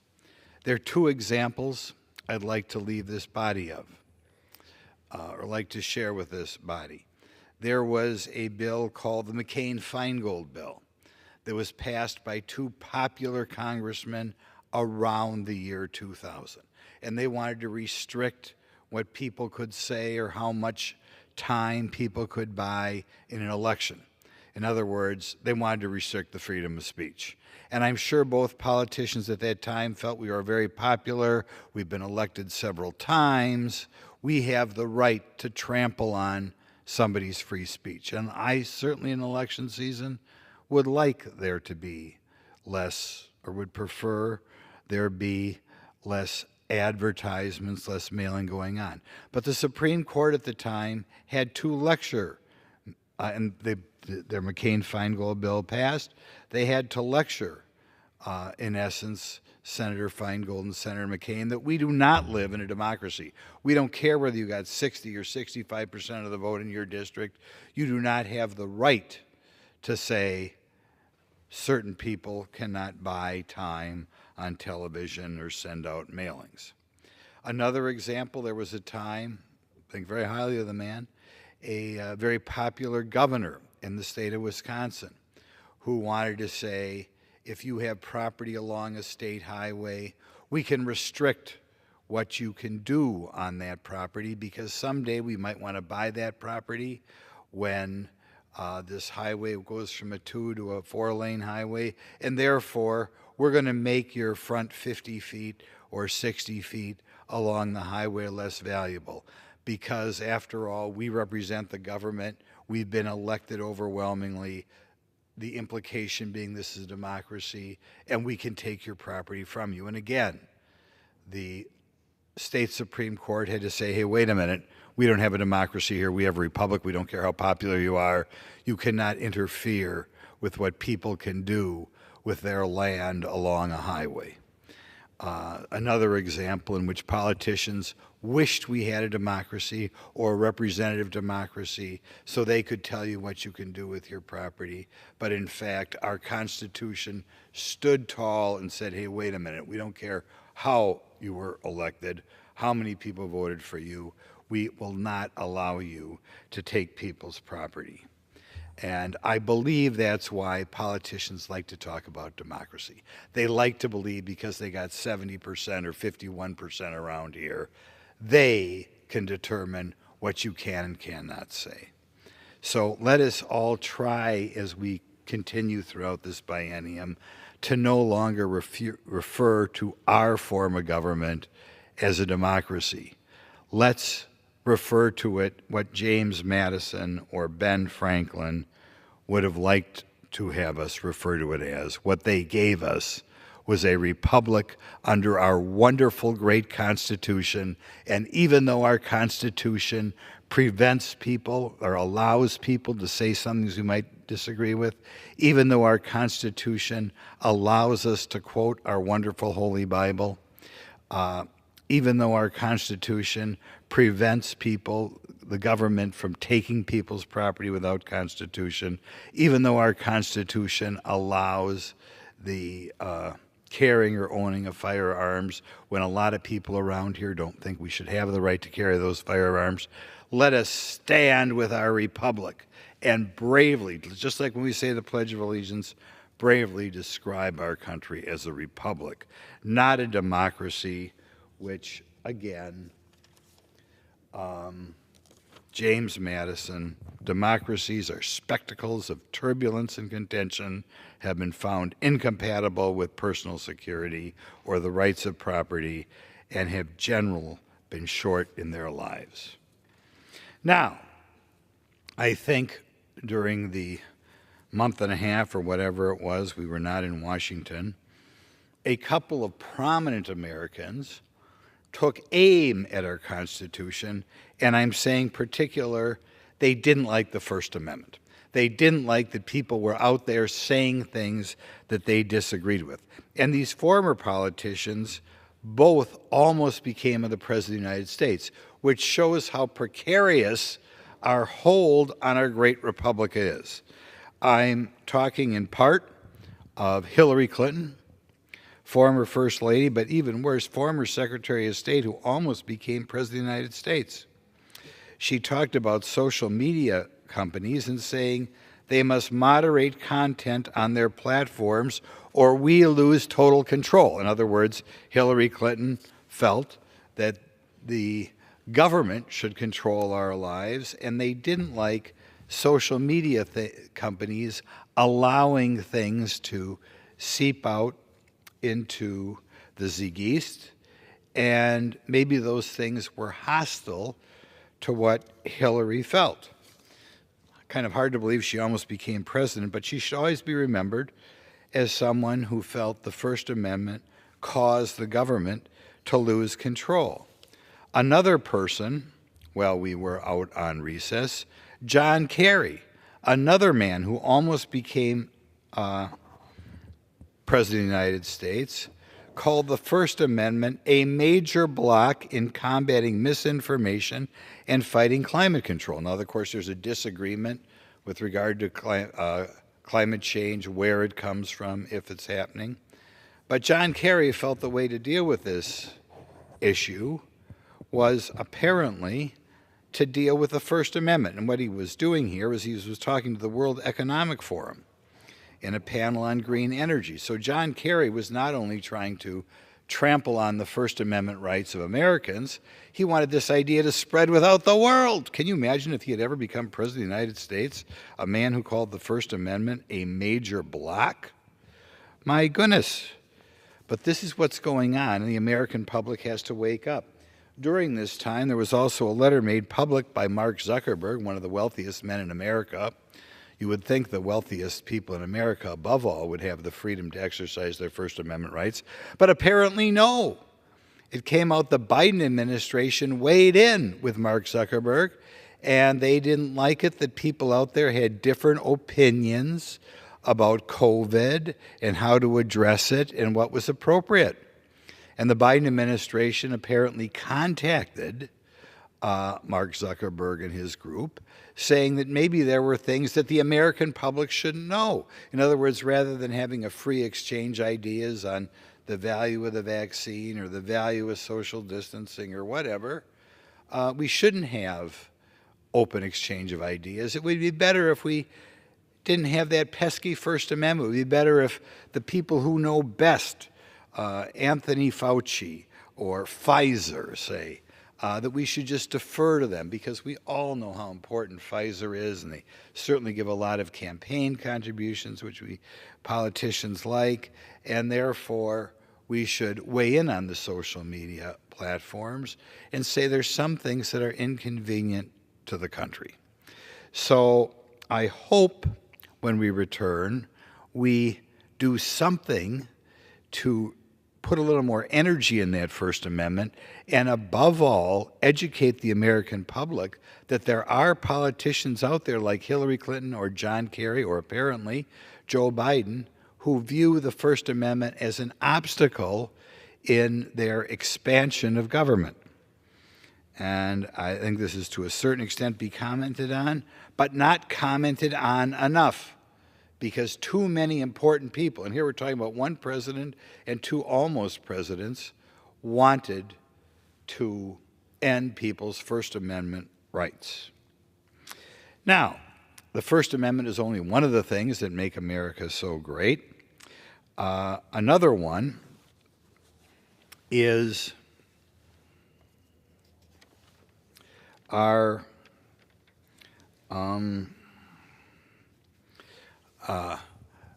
I think things referred to by Nikita Khrushchev and other communists who at the time wanted governments the exact opposite of what we have. We have a free country based on a republic in our Constitution, the Soviet, and based on or anticipated to be a country for a moral and religious people.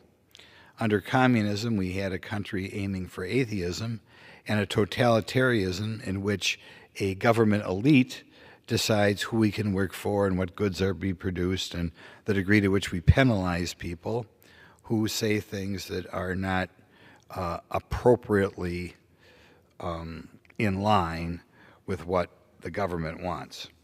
In any event, Nikita Khrushchev in the 50s and early 60s, at the time the Soviet Union was kind of the center of communism, promised to someday take over the United States. And they'd take over the United States without firing a shot.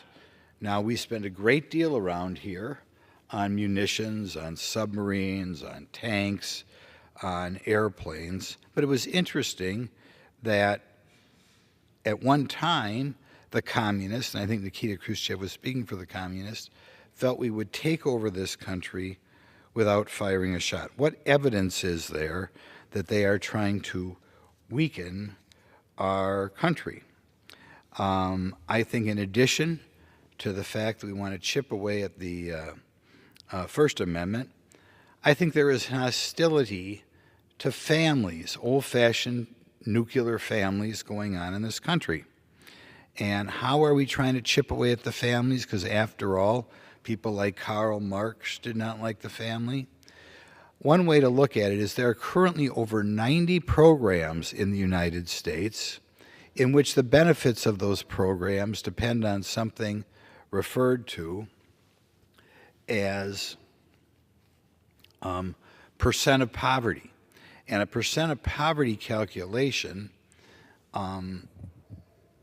penalizes two-parent families, or at least it penalizes two-parent families if at least one of them is working a full-time job. In other words, it encourages one-parent families.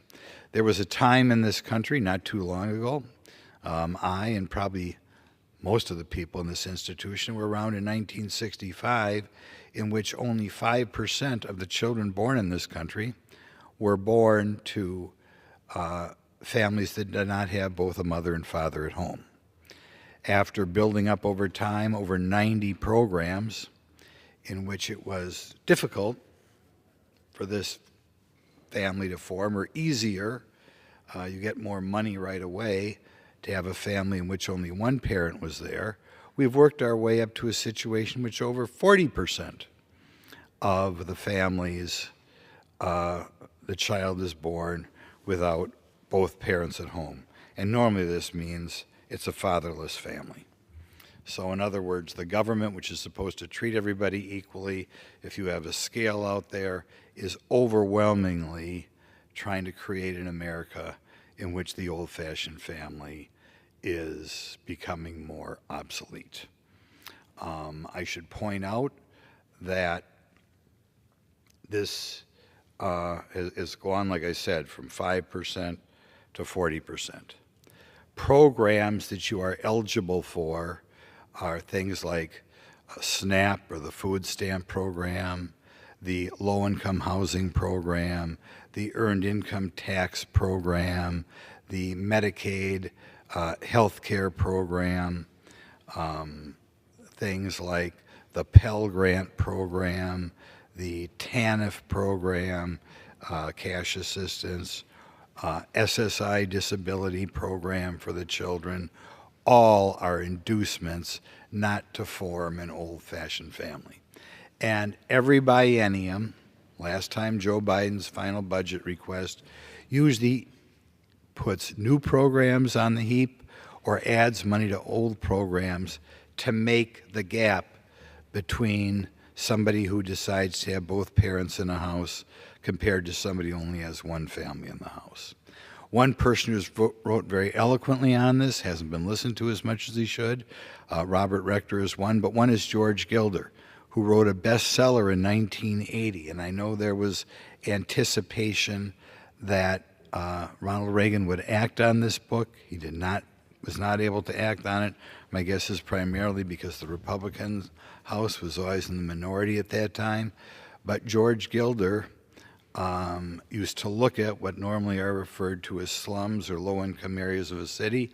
He focused on Albany, New York, and he followed around a young couple where the young lady was pregnant, and to his surprise, it was not cause of concern like it has been throughout all of history when a young gal gets pregnant and is not married. It was a cause for celebration, as the gleeful new couple went around from the low-income housing people to the food stamp people to the Medicaid people and signed up for all sorts of benefits. At the time, they had something called AFDC cash payments, and it was a cause for celebration because now the young lady would not have to live with her parents anymore. She was getting her own place, and I'm sure the people who devised these programs were primarily a money-oriented group, and they felt that this new program would be more likely to have the young lady live on her own without having to live with her mother or with her parents.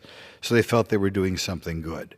I think over time, given the hostility of Karl Marx, given the hostility to the radicals even in the 60s and 70s, there were people who knew exactly what they were doing as they destroyed the nuclear family in parts of America.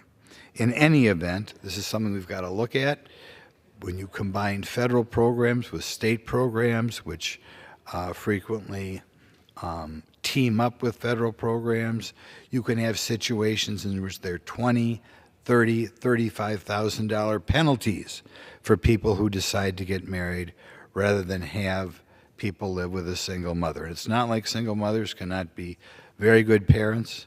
It is not hard to find people who've been raised in single-parent families who are wonderful children. On the other hand, it is tougher. Statistics would show that it's tougher. And in America, where we try to keep everybody equal, we should not continue to have programs which kind of push more and more people into that single-family situation.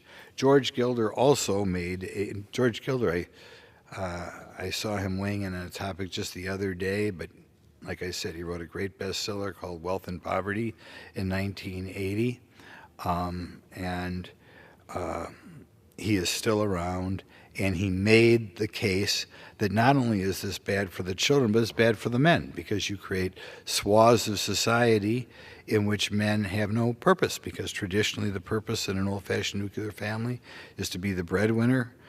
Here we have a situation in which he's not going to be able to make enough money, in many cases, to match the government.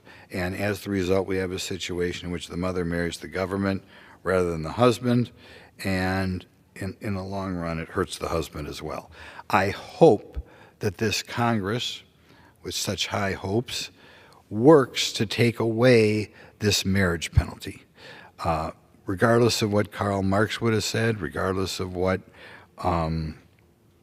certain radical groups would say, we do not want to penalize the father for becoming part of that household. And we know these people are still around. I mentioned again Black Lives Matter, a group which many people in this institution were not afraid to stand with, coming out against the traditional nuclear family, didn't cause people to run away from that group. There are other quotes of radicals, Angela Davis, that crowd, over the last 50 years, which again, hostile to the nuclear family, making fun of the nuclear family, preference of single parenthood. I hope this Congress begins to chip away at that ideal. And we do not want to any longer have people penalized for going down, for getting married and try to form a traditional family. Indeed, we ought to be encouraging that.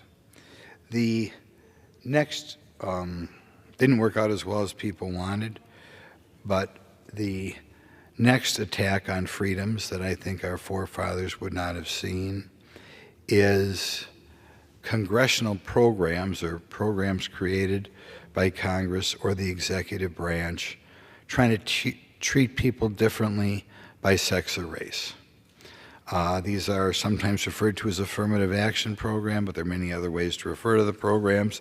The idea being that the government ought to aim programs at certain subgroups of society, that we have to weigh in to have a disproportionate number of women in a program compared to the women who want to be the program, a disproportionate number by ancestry, be it Asian American, be it African American, be it so-called Hispanic American, be it Pacific Islander, be it North African.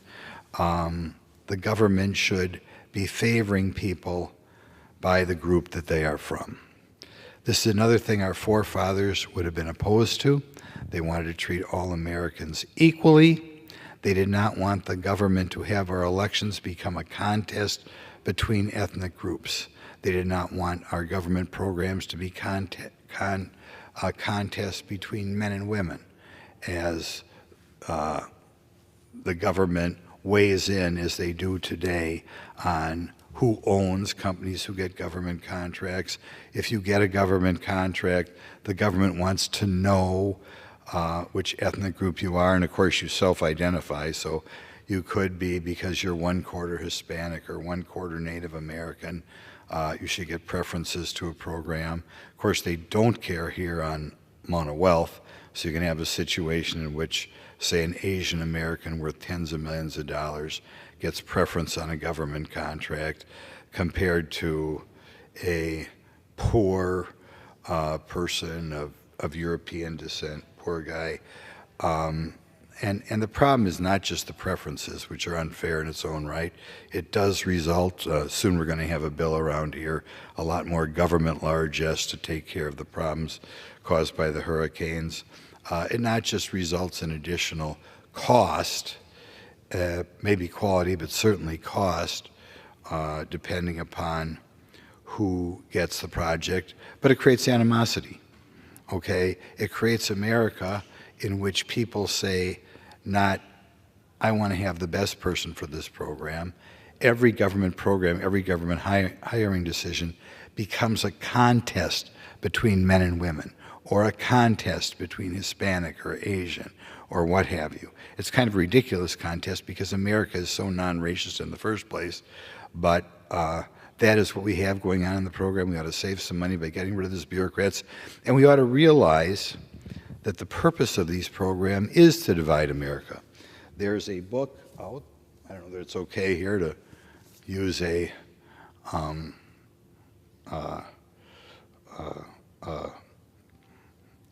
picture of a book here, but it's called America's Cultural Revolution by Christopher Rufo. And in this book, he points out that this idea of breaking apart America by racial groups would be a way to destroy America. There was a communist by the name of Marcuse, Herbert Marcuse, who was very powerful in the late 60s and early 70s. And at that time, the communist element, the progressive element, as always, wanted to fundamentally change America. And they were hoping to change America by dividing America by wealth. And they wanted Americans to be bitter and angry because some people lived in a nice house or had a big bank account, and they felt they could rile people up and make them mad and bring out their worst emotions and create a revolution in America. They failed.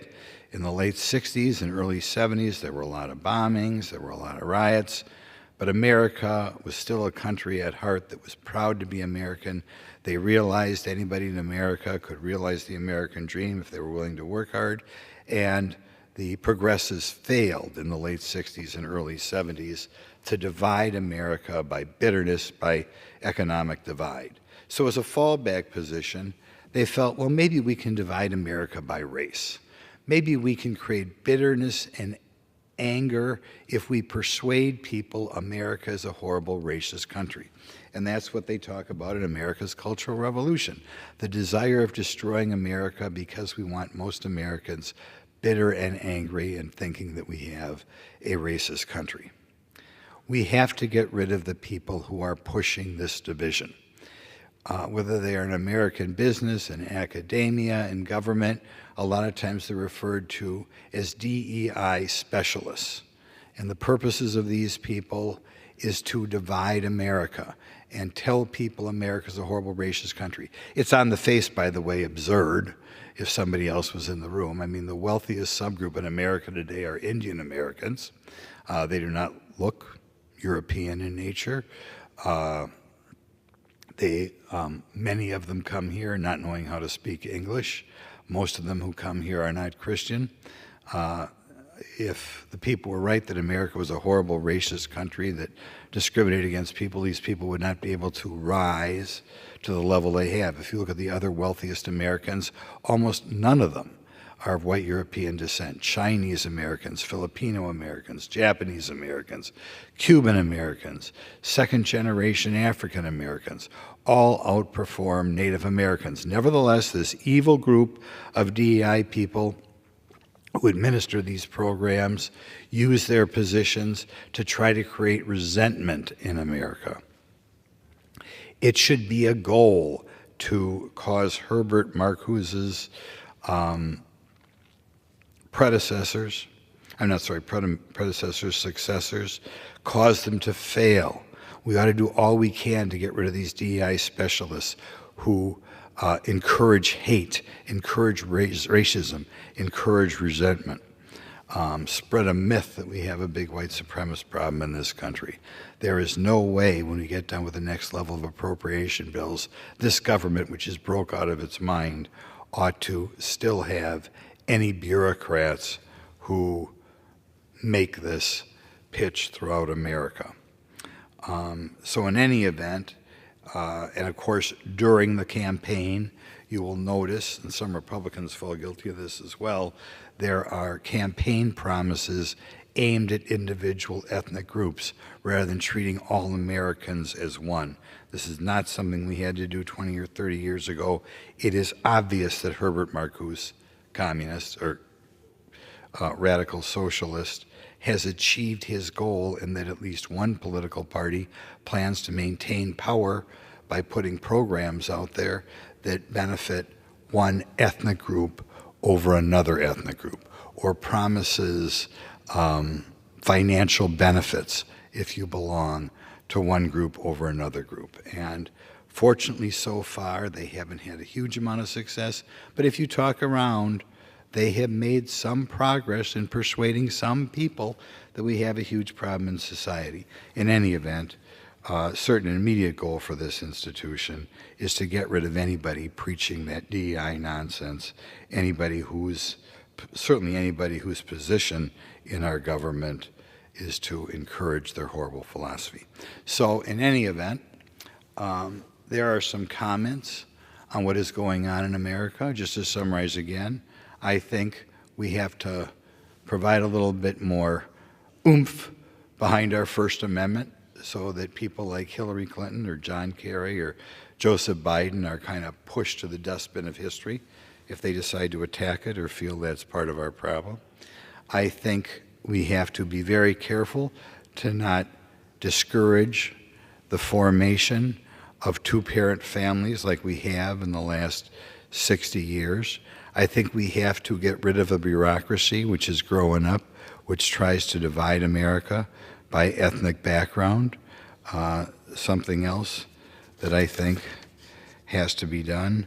And we have to educate our young people that we do not have a democracy, that James Madison and our forefathers would be shocked and stunned and disappointed if this land, which they had founded, had twisted itself all around, abandoned our respect for our Constitution, the Republic, and instead was teaching our young ones that we had a democracy, including some of the people with the greatest positions up here.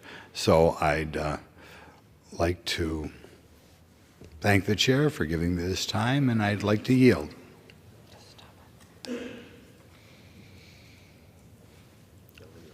Gentleman yields. Under the Speaker's announced policy of January 9th, 2023, the chair recognizes the gentleman from Texas, Mr. Green, for 30 minutes. Thank you, Madam Speaker.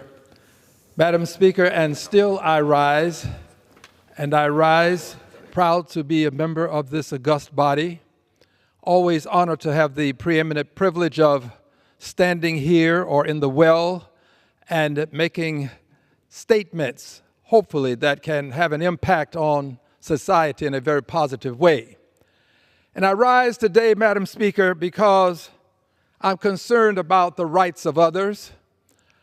I stand with the rights, for the rights of others, notwithstanding who I am. I'm not Asian, but I stand for the rights of Asians. I'm not Palestinian, but I will stand up for Palestinians. I'm not a Muslim, nor am I a person who is from some country that I may not be aware of. I'll still stand up for their rights.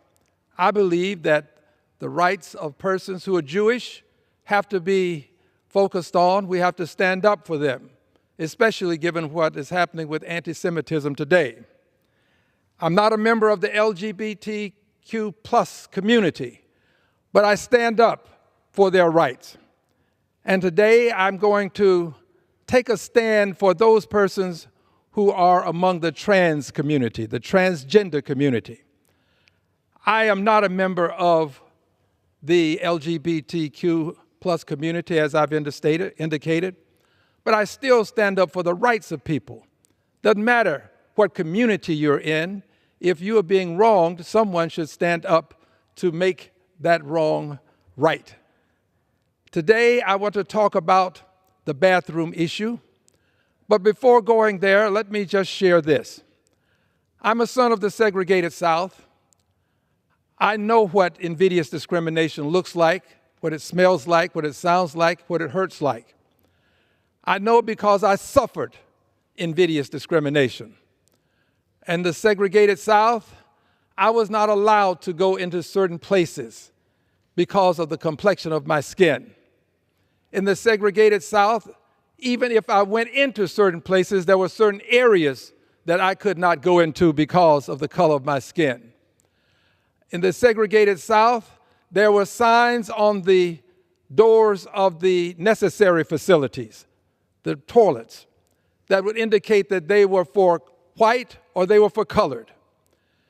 And I understood, because my parents made it very clear to me, that you should never go into the area for whites because people would harm me.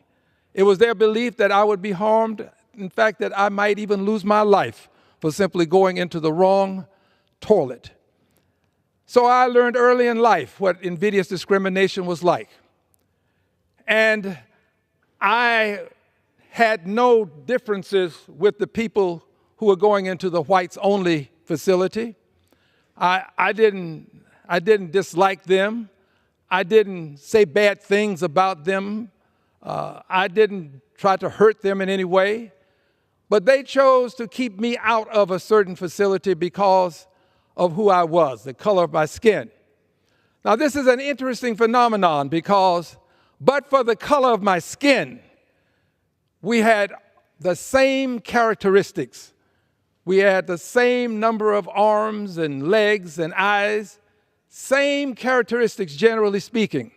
Our physicality was quite similar, but the color of my skin was something that would not allow me to go into a whites-only necessary facility, a whites-only toilet. That color of skin made all the difference in the world. When I was within the facility, I used it the same way they would. There was no difference in the way I approached the use of it as it relates to the facility. We did it the same way. We went in the same door. We would come out the same door. While there, we would use the facilities in the same way. Nothing different other than the color of my skin that kept me out of a white-only restroom. This is a remarkable circumstance. If you haven't lived it, you don't have the same understanding of how it impacts a person. To know that you are now somehow a second-class citizen, given that you cannot go into the first-class restroom. And by the way, it was the first-class facility because it was always clean. I know I worked in a restaurant where my job was to clean facilities. It was always clean. It always had the fine fixtures. It always had the most room for persons to negotiate their way through the facility. The other restroom for the coloreds was usually one that might have a broken fixture that wouldn't be repaired. It had floors that were not always the same in terms of how they were structured and how they were covered with various types of flooring. They were just different. And that was intentional. There was no desire to improve and have both of them the same. It was separate but equal then, but separate but equal simply meant there's a place for you and there was a place for whites. I mention this, Madam Speaker, because given this circumstance, given the way I have been treated in life, having celebrated my 25th birthday for the third time and now 2 years into my fourth 25th, I cannot, in good conscience, support the segregation of people based upon gender. I cannot support it because I believe that people who are of the transgender have a right to go to the facility that they have now transformed themselves into by virtue of the transformation process that assigns them their gender, their agenda. Their gender. I just believe that I cannot in good conscience decide that I'm going to force them to go to now a facility that does not align with the transformed gender that they now have. I believe that the science is correct. I believe that persons who have this transformation have every right to go into a facility that now aligns with their transformed gender. This is something that I absolutely believe, and because I believe it, it's going to be very difficult for me. In fact, it would be impossible, in my opinion, for me to support a rule or a mandate that would require persons who are of the trans community to go into a facility that they should go into simply because it was the gender at birth that determines the place that you would now use as your necessary facility.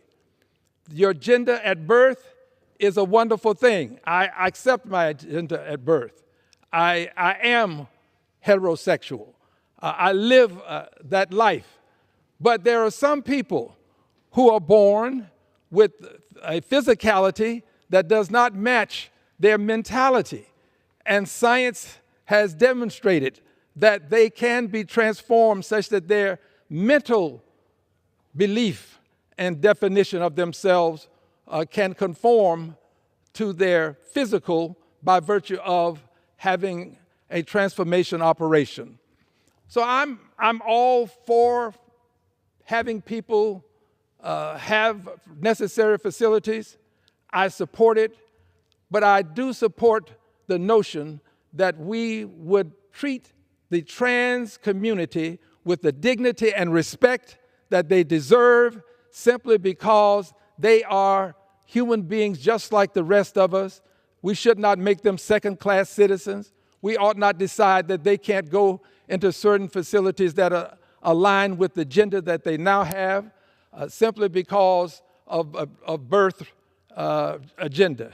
The birth gender is not necessarily controlling if you within are of a different gender. It just cannot control, and I cannot impose this upon people. So having gone now to segregated facilities myself, I see this as a step backwards. I see this as taking us back to a time when we could segregate people. I don't support any form of segregation. And I understand that there are efforts afoot to resegregate society. Vouchers are a step in that direction. Vouchers can lead to the resegregation of society. It was Milton Friedman, Nobel laureate, who proposed keeping segregation, maintaining segregation after Brown versus the Board of Education in 1954, proposed vouchers for the school systems, to privatize the school systems, to make sure that people attended the school that they chose to based upon race, based upon color.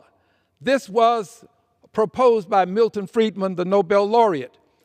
And from the moment he proposed it to this moment, there have been efforts to voucherize and privatize the public school system. We see it happening in Louisiana. It's happening in Texas. Our governor went out of his way to defeat persons at the polls who would not support vouchers. And now he is prepared to pass a bill in the State House in Texas, the State Senate in Texas, that he will sign that will allow schools to have private dollars, personal dollars, to go to private schools. Personal dollars going to private schools, fine. But also to take public funds from public schools and take these public dollars and put them into private schools. If you want to pay for a private school, I support that. But if you want your child to go to a public school, I also support having a public school available. If we privatize the school systems, and if we find ourselves with blacks going to certain schools, whites going to other schools, Latinos perhaps in other schools, Asians in other schools, we will find ourselves revisiting a time when I lived through in the segregated South, a time when I was relegated to certain schools because of my color. It won't be said to be because of color, but it can take place because of color and because of finance. Black people, generally speaking, are not as well financed as white people, and as a result, will not be able to afford to send their children to the same schools that whites can send theirs. Some would say that's just going to be class. Well, it's class that ends up being race oriented, because if you can't go in because of your money and you happen to be of a certain color, that is going to lead to the resegregation of society. I refuse to stand by and allow this resegregation to take place without voicing my concerns. I want people to understand that I see these vouchers and I see these bathroom movements as nothing more than steps toward the resegregation of society. And I contend this: there are very few laws that prevent us from having a segregated society. There are many that we can name, but very few. At the very heart of these few would be Brown versus the Board of Education. Brown versus the Board of Education outlawed discrimination in public schools. It was a form of racism that we lived through that was called segregation, but it was racism. And that racism called segregation allowed me, or forced me, to go to one school where there were only people of my color, and allowed whites, forced them to go to schools where there were only people who were of the white complexion. I don't like the term. I'm using the term to communicate. They were forced to use these public schools, and I was forced to public schools where that were segregated. Well, if we allow Brown to be eroded by virtue of using vouchers, we're taking a step back to a time prior to 1954 when the Brown decision was rendered. And if we go back beyond 1954, we will find ourselves slowly chipping away with other aspects of society, such that I may again find myself having to go to a back door. I may find myself having to go to a colored-only restroom. I may find myself having to go to the balcony of the movie, the back of the bus. These are the things that I lived through. And I never believe, now that I have seen the change that has taken place in our country, I do not believe that we can conclude that we can't go back. If you believe that we can't go back, ask women who believe that they should have the right to have choice in their lives as it relates to abortion. Ask them, ask them about what happened to the law that was but 50 years of age. 50 years had passed, and we find ourselves with the Supreme Court overturning the law that allowed women to have the right, found the constitutional right, in fact, to have an abortion. But now this law has been challenged at the Supreme Court level, passed back down to the states to do with as they choose, and many states choose to literally do all that they can to ban abortion in the United States of America. So don't assume that what you have today, you will have tomorrow. If you don't fight for it today, you can lose it tomorrow. And if you don't fight for the rights of others, you can lose your rights. The rights of others are the rights that protect us. All of us are protected because we protect the rights of others, and others will protect our rights. And if we don't protect each other, we can lose precious rights that we have.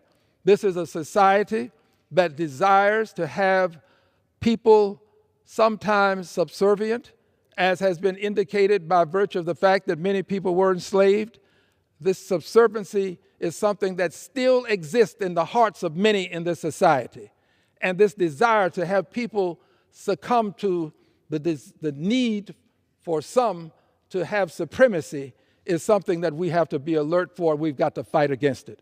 I'm going to stand up against it, which means I have to stand against any mandate that would require a trans person to go to a facility that is aligned with their birth gender as opposed to the gender that they currently have by virtue of having gone through the transformation.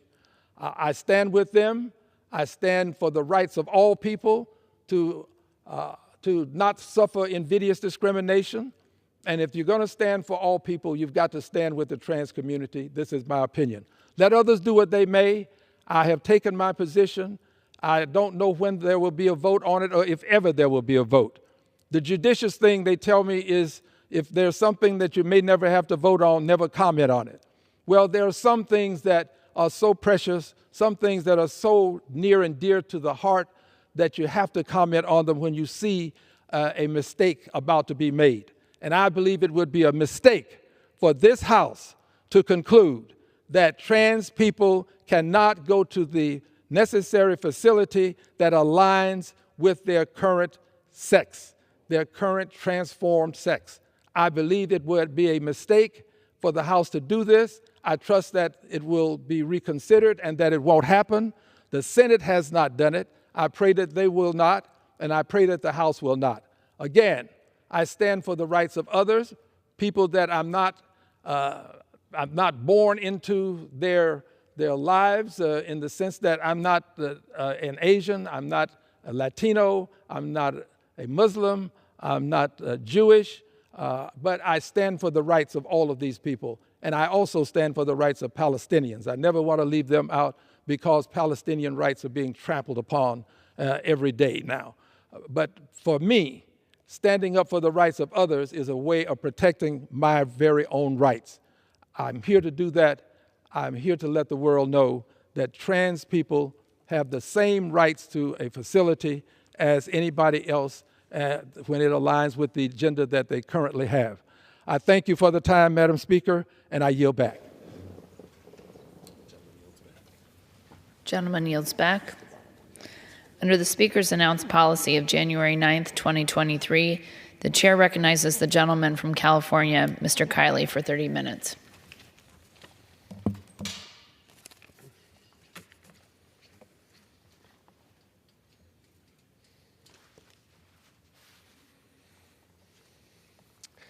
Thank you, Madam Speaker. Today, I am announcing new legislation that is of great importance to the future of space exploration.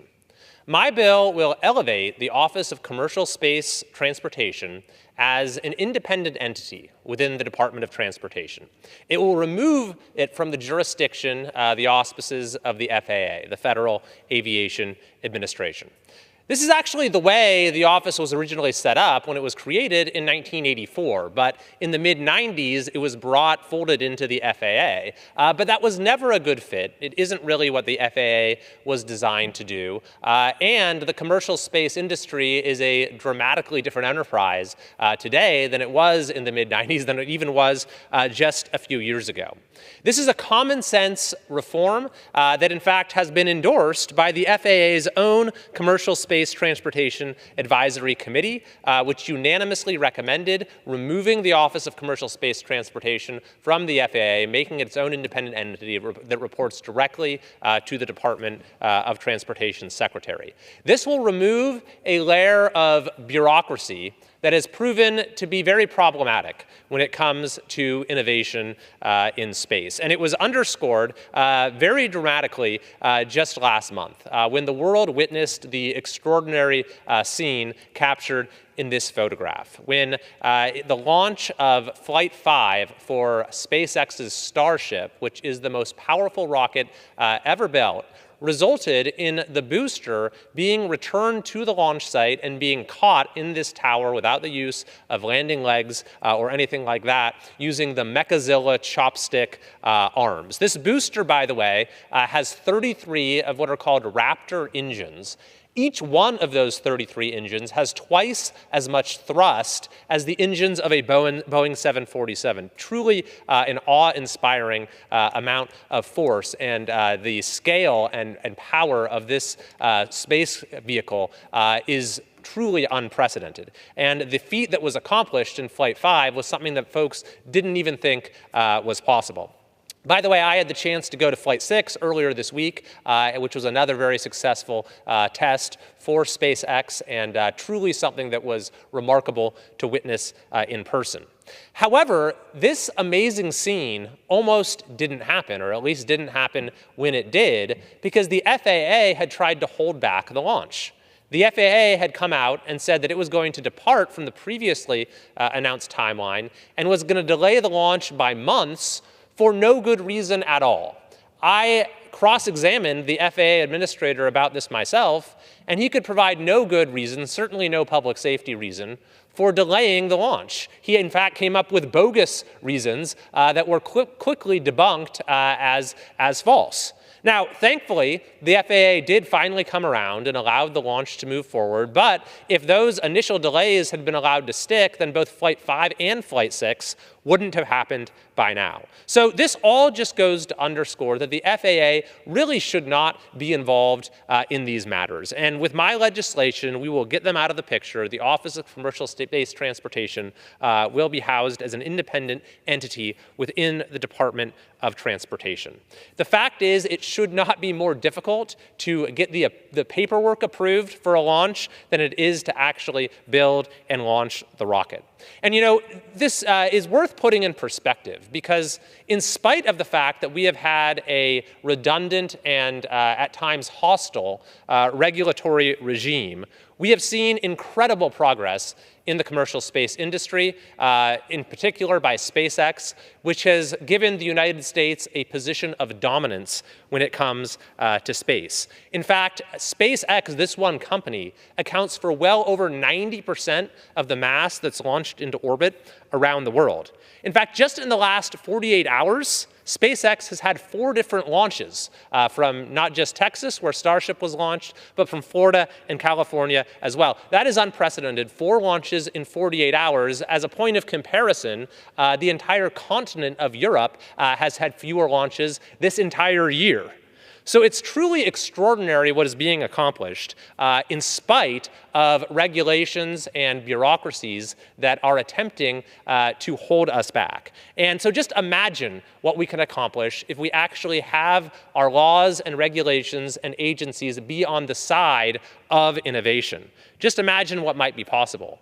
The dominance that the United States currently has in space is of tremendous national asset and is of vital importance in a number of ways. When it comes to national security, of course, as well as when it comes to connectivity, bringing internet to all corners of the globe. I have constituents in Death Valley, which I represent, which use SpaceX's Starlink system. It's also been used by our fire agencies when connectivity is disrupted with wildfires.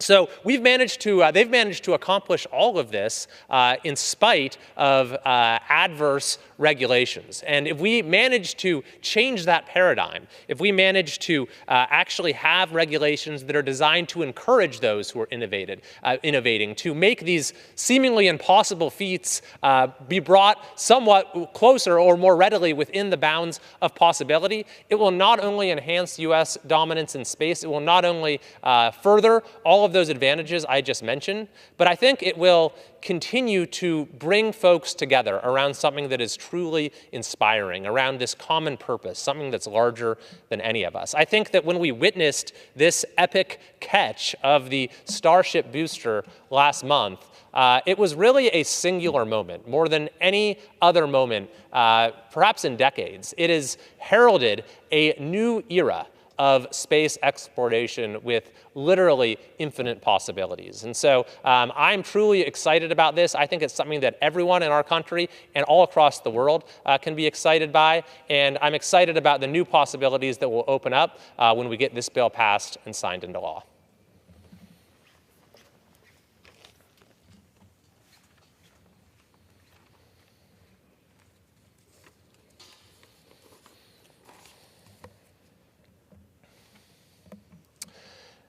Madam Speaker, I rise to present some good news from California, which is that crime is once again illegal in my home state. California voters have overwhelmingly passed, with almost 70% of the vote, Proposition 36, an initiative to make crime illegal again. It passed with a higher percentage of the vote than any other initiative on the ballot in California. It passed in each and every one of California's 58 counties, and it wasn't close anywhere. It passed in San Francisco. It passed in LA. It passed everywhere across the state. And this was despite the fact that the leaders of the supermajority legislature were against it. It's despite the fact that Governor Gavin Newsom fought the initiative tooth and nail each and every step of the way. Newsom concocted schemes to try to remove the initiative from the ballot. When that failed, he led the campaign against the initiative. And yet, at the end of the day, California voters overwhelmingly passed it, and Governor Newsom, for his part, decided to insult the voters. He said the initiative was a very lazy response to the state's crime problem. He even said he doesn't recognize the state that he's living in. And that's probably a good thing, because the state that we've been living in is one where crime has effectively been legalized. If you walk into a store in many parts of California, first of all, on your way into the store, you might have to walk through an open-air drug market or a place where drugs are being openly exchanged and used. You might have to step around needles that are on the ground. This might happen on your way to school or in a park or in many other public places. And then you go into a store, let's say it's a CVS, and you just need to get some shampoo or a stick of deodorant. Well, you can't just go and take it off the shelf and pay. It's going to be under lock and key. And you're going to need to go and press a button or summon an attendant to come and unlock the cabinet so you can get your stick of deodorant or you can get your bottle of shampoo. And the reason, of course, they're doing that is because the legal system cannot be relied upon to deter crime, so retailers have had to take matters into their own hands. And if there is a theft incident, which does actually dramatically reduce the margins of retailers and is driving many out of business in California, there's nothing they can do about it. They just have to watch the person walk out the door with stolen merchandise. And then usually they won't even bother to report it to the authorities because they know nothing is going to happen because the laws on the books are not strong enough to make a prosecution worth going through in most places. So that's why I say this initiative was designed to make crime illegal again, because currently in the state, there is no consequence for criminal activity, so crime effectively is legal. But Prop 36, which has been overwhelmingly approved by voters, changes that. First of all, what it does is it restores penalties for those who repeatedly steal merchandise from our stores. Number two is that it restores rehabilitation, mandatory treatment for those who are repeatedly arrested for drug use. And number three is it toughens penalties for fentanyl dealers, with fentanyl poisoning and overdoses continuing to result in such tragic losses in every community throughout California. So our state, Madam Speaker, I am happy to report, is on a path back to sanity. For folks around the country who love California, who have considered it the Golden State, but are dismayed by what has happened in recent years, this is cause for hope. And not only that, but a decision of the U.S. Supreme Court, which I wrote an amicus brief for, has restored the ability of our communities to actually remove homeless encampments from public places, which a previous Ninth Circuit decision blocked them from doing. And we're already seeing some of our streets getting cleaned up. Not only that, we just had a couple of the most reckless district attorneys in the country, including George Gascon in Los Angeles, removed from office. So we truly are on a path back to sanity. I believe it's a new day for California, and I'm very excited about the progress that we're going to continue to make in the months and years ahead.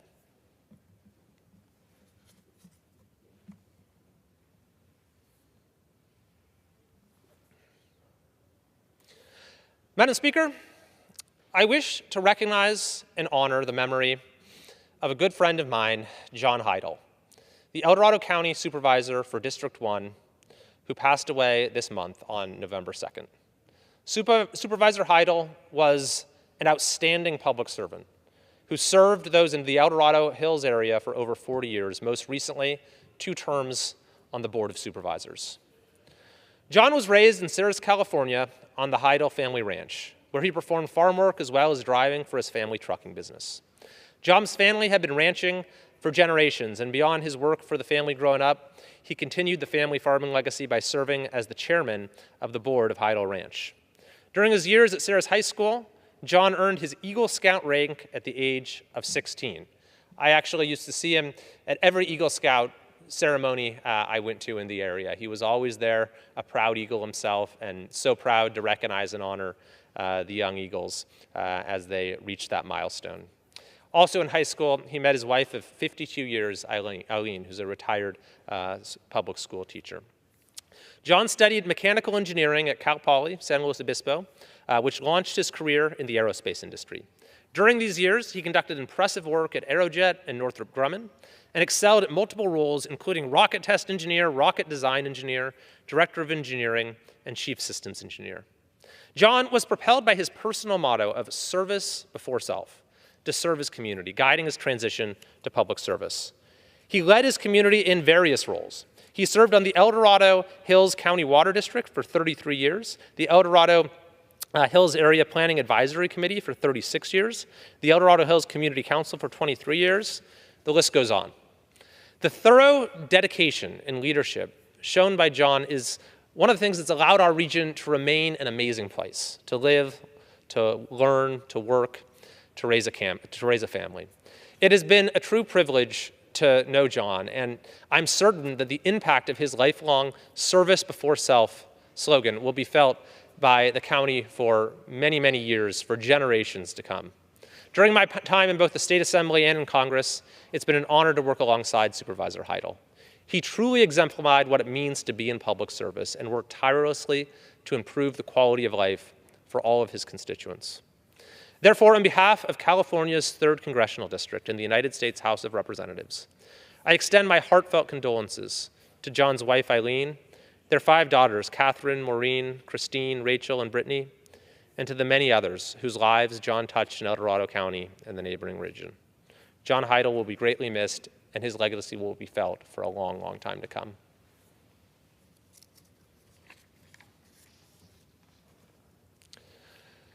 Madam Speaker, I wish to mark and celebrate the 50-year anniversary of Lake Tahoe Community College. In 1974, the formation of the college was approved, with the official opening of their doors taking place on September 18th of the following year. Now, 50 years later, the Lake Tahoe Community College is a true pillar in the community. Ranked among the top 20 best community colleges in the country in 2023, Lake Tahoe Community College is an evolving, dynamic academic institution located in the heart of South Lake Tahoe, California. It's Northern California's highest elevation college, and it's a microcosm of the natural beauty of the nearby national treasure, Lake Tahoe. The college currently serves about 7,500 students annually from the local community, from neighboring jurisdictions, other states, even across the globe. Their academic programs help students earn terminal degrees, prepare them for transfer to 4-year institutions, and ready them for exciting and fulfilling careers. Of particular note is the college's Career and Technical Education program, which provides certifications and training with an avenue directly into an employment in a variety of important local career paths, such as firefighting with CAL FIRE and forestry protection with the U.S. Forest Service. In fact, they've had students who have gotten their certifications and have gone right out immediately to help fight against wildfires, providing an incredibly and very much needed service. The college's dedication to promoting educational opportunities and access to higher learning contributes to a diverse and enthusiastic college environment that inspires scholars through hard work and determination to thrive in their academic and career goals. The professors, administrators, staff, and board of the college are to be highly regarded for their remarkable leadership, contributions to the Tahoe community, and the instrumental support they provide towards the success of their students. I am proud to represent exemplary colleges like Lake Tahoe Community College in Congress. And on behalf of the United States House of Representatives, I'm honored to recognize the college, Lake Tahoe Community College, for more than 5 decades of dedication to academic achievement, empowering individuals, and enriching our community.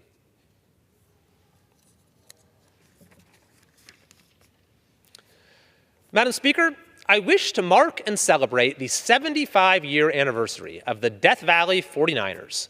For more than 7 decades, this volunteer nonprofit organization has been dedicated to raising public awareness and preserving the history and natural beauty of Death Valley National Park, the nation's largest conserved desert landscape. The Death Valley 49ers had their beginning in 1949, when they produced a historical pageant in Death Valley to highlight the spirit of the California pioneers. Since then, the Death Valley 49ers have sponsored an annual encampment each November to celebrate this pioneer spirit and the highly valued national resource of Death Valley. Through their efforts to both protect the rare desert environment and famed recreational space, this organization has played a pivotal role in educating the public on the history of Death Valley in the settlement of the West. In addition to sponsoring the annual encampment, they are also involved with a variety of projects that support Death Valley and the surrounding community, including hosting art shows and musical events, providing scholarships and educational opportunities for local students, publishing books and other communications about the park, assisting in renovation projects, spearheading monument and state landmark efforts, and maintaining contact with the Timbashoshini tribe. Their devoted efforts have made a lasting impact in the region, and I am am confident that their ongoing contributions will continue to serve the park, visitors, and residents for many generations to come. Therefore, on behalf of the United States House of Representatives, I am honored to recognize the Death Valley 49ers for their 75 years of commitment to the Death Valley National Park and the history within.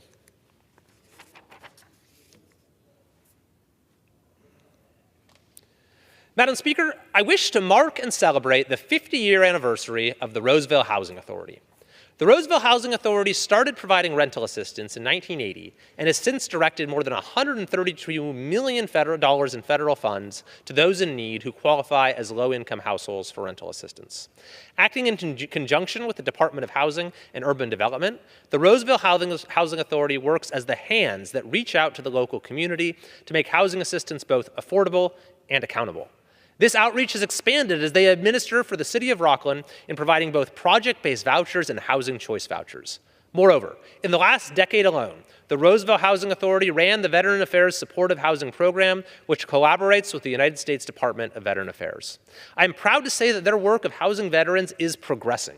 In 2021, the Roseville Housing Authority leased the first project-based vouchers in Roseville, which provided lease assistance for households directly from homelessness, and nearly 2/3 were issued to veterans. The enduring strength and innovation of the Roseville Housing Authority in creating and implementing new housing opportunities was on full display last year when their landlord incentive program served 140 households and achieved a near perfect 97% lease success rate. These recent successes provide a short glimpse into the Roseville Housing Authority's dedication to assisting with and initiating housing opportunities in the community. Their success is consistent and historic, and they have earned the designation of high performer by the Department of Housing and Urban Development for decades. This distinguished and meritorious status is the highest rating the department can bestow on a public housing agency. The Roseville Housing Authority is and has been among the top public housing authorities in the country. It is a great honor and privilege to represent pioneering and exceptional organizations, such as the Roseville Housing Authority in Congress. Therefore, on behalf of the United States House of Representatives, I am honored to recognize the Roseville Housing Authority for 50 years of providing outstanding contributions to our community.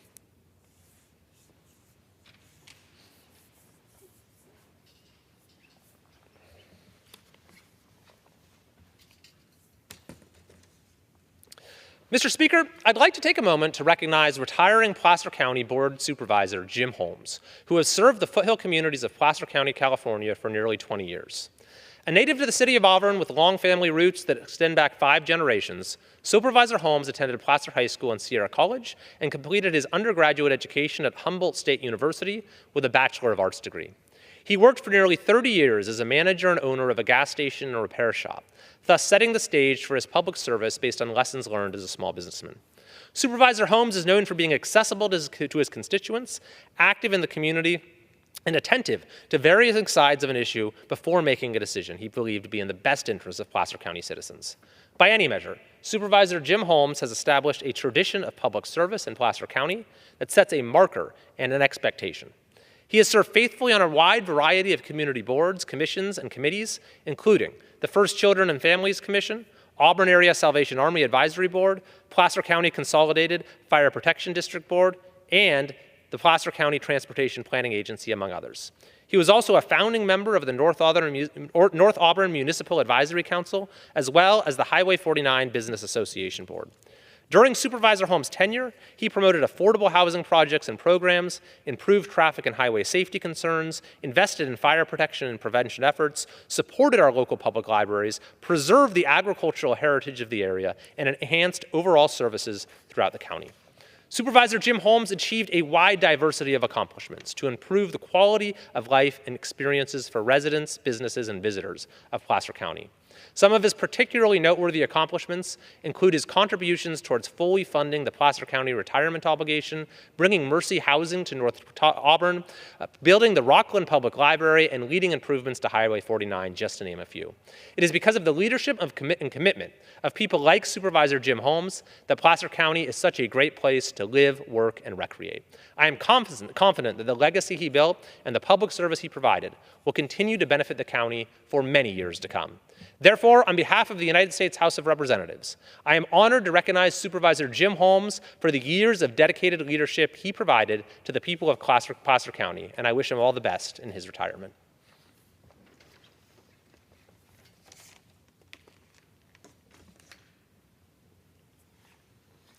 Madam Speaker, I wish to recognize the retiring Sacramento County Supervisor for District 4, Sue Frost, for her years of service to the Sacramento area community.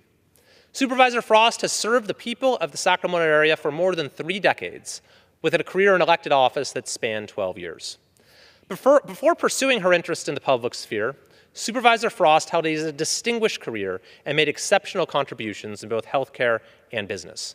With a strong foundation in nursing and physical education from Pacific Union College, she became a California certified emergency nurse, showcasing her dedication to community health.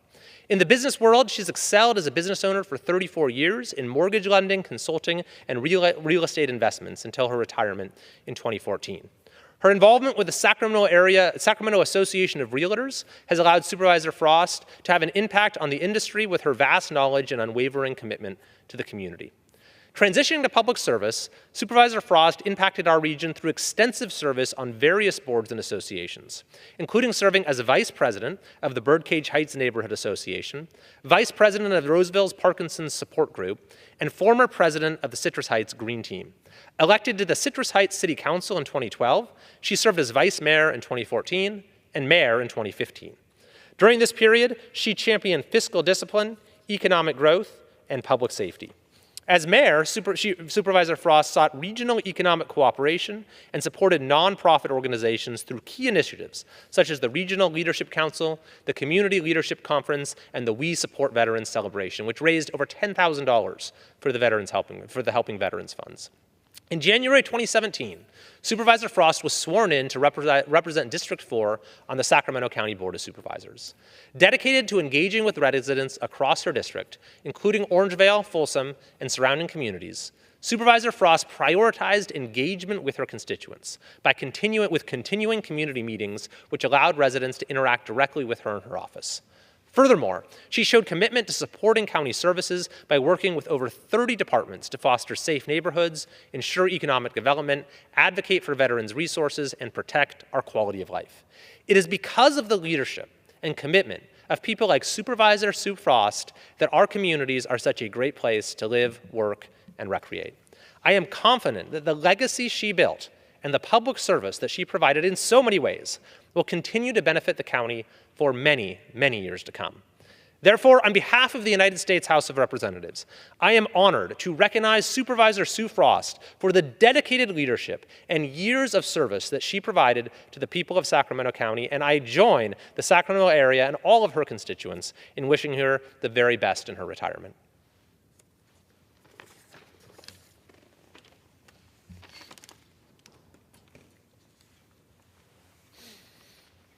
Madam Speaker, it is with a heavy heart that I wish to take a moment to honor the memory of Robert Hugh Tanner, known as Bobby, an Inyo County resident and community leader who passed away earlier this year in June. Bobby Tanner was known by others as an inspiration, a role model, a local legend, a man of integrity, a great mule man, and a friend to the Eastern Sierra who contributed greatly to his community. He was born in Inyo County in the city of Bishop in 1959.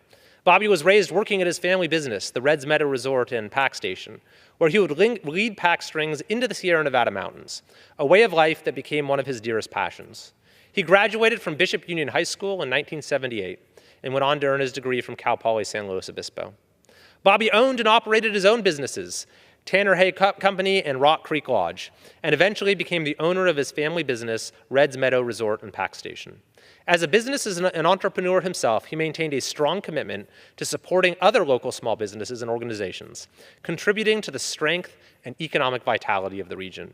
He loved the outdoors, which was reflected in his enthusiasm for sports, namely skiing and football, skills of which led him to mentoring and coaching youth in the local ski and high school football teams. Bobby placed his heart in the center of the Eastern Sierras and served the community in several capacities. Of particular note were the monumental contributions he and his families made to the famous Bishop Mule Days celebration, a first-rate mule show in classic Eastern Sierra tradition. As a son to one of the founders of Mule Days, Bobby participated in this event since its inception in 1970 when he was just 10 years old, and served for many years as a member and president of the board later in life. He also played a vital role in recreating and operating the famed 20 Mule Team, a special historical attraction iconic to Death Valley. Undoubtedly, Bobby Tanner's many contributions are part of the fabric and fiber of the city of Bishop and surrounding communities, and I am confident that the impact of the remarkable legacy he left will be felt for many generations to come. Therefore, on behalf of California's 3rd Congressional District and the United States House of Representatives, I want to offer my heartfelt condolences to Bobby's mother, Jean, wife, Claudia, son, Bo, sister and brother-in-law, Suzanne and Harvey Bertrand, and the countless others whose lives he touched throughout Inyo County and the Eastern Sierra region.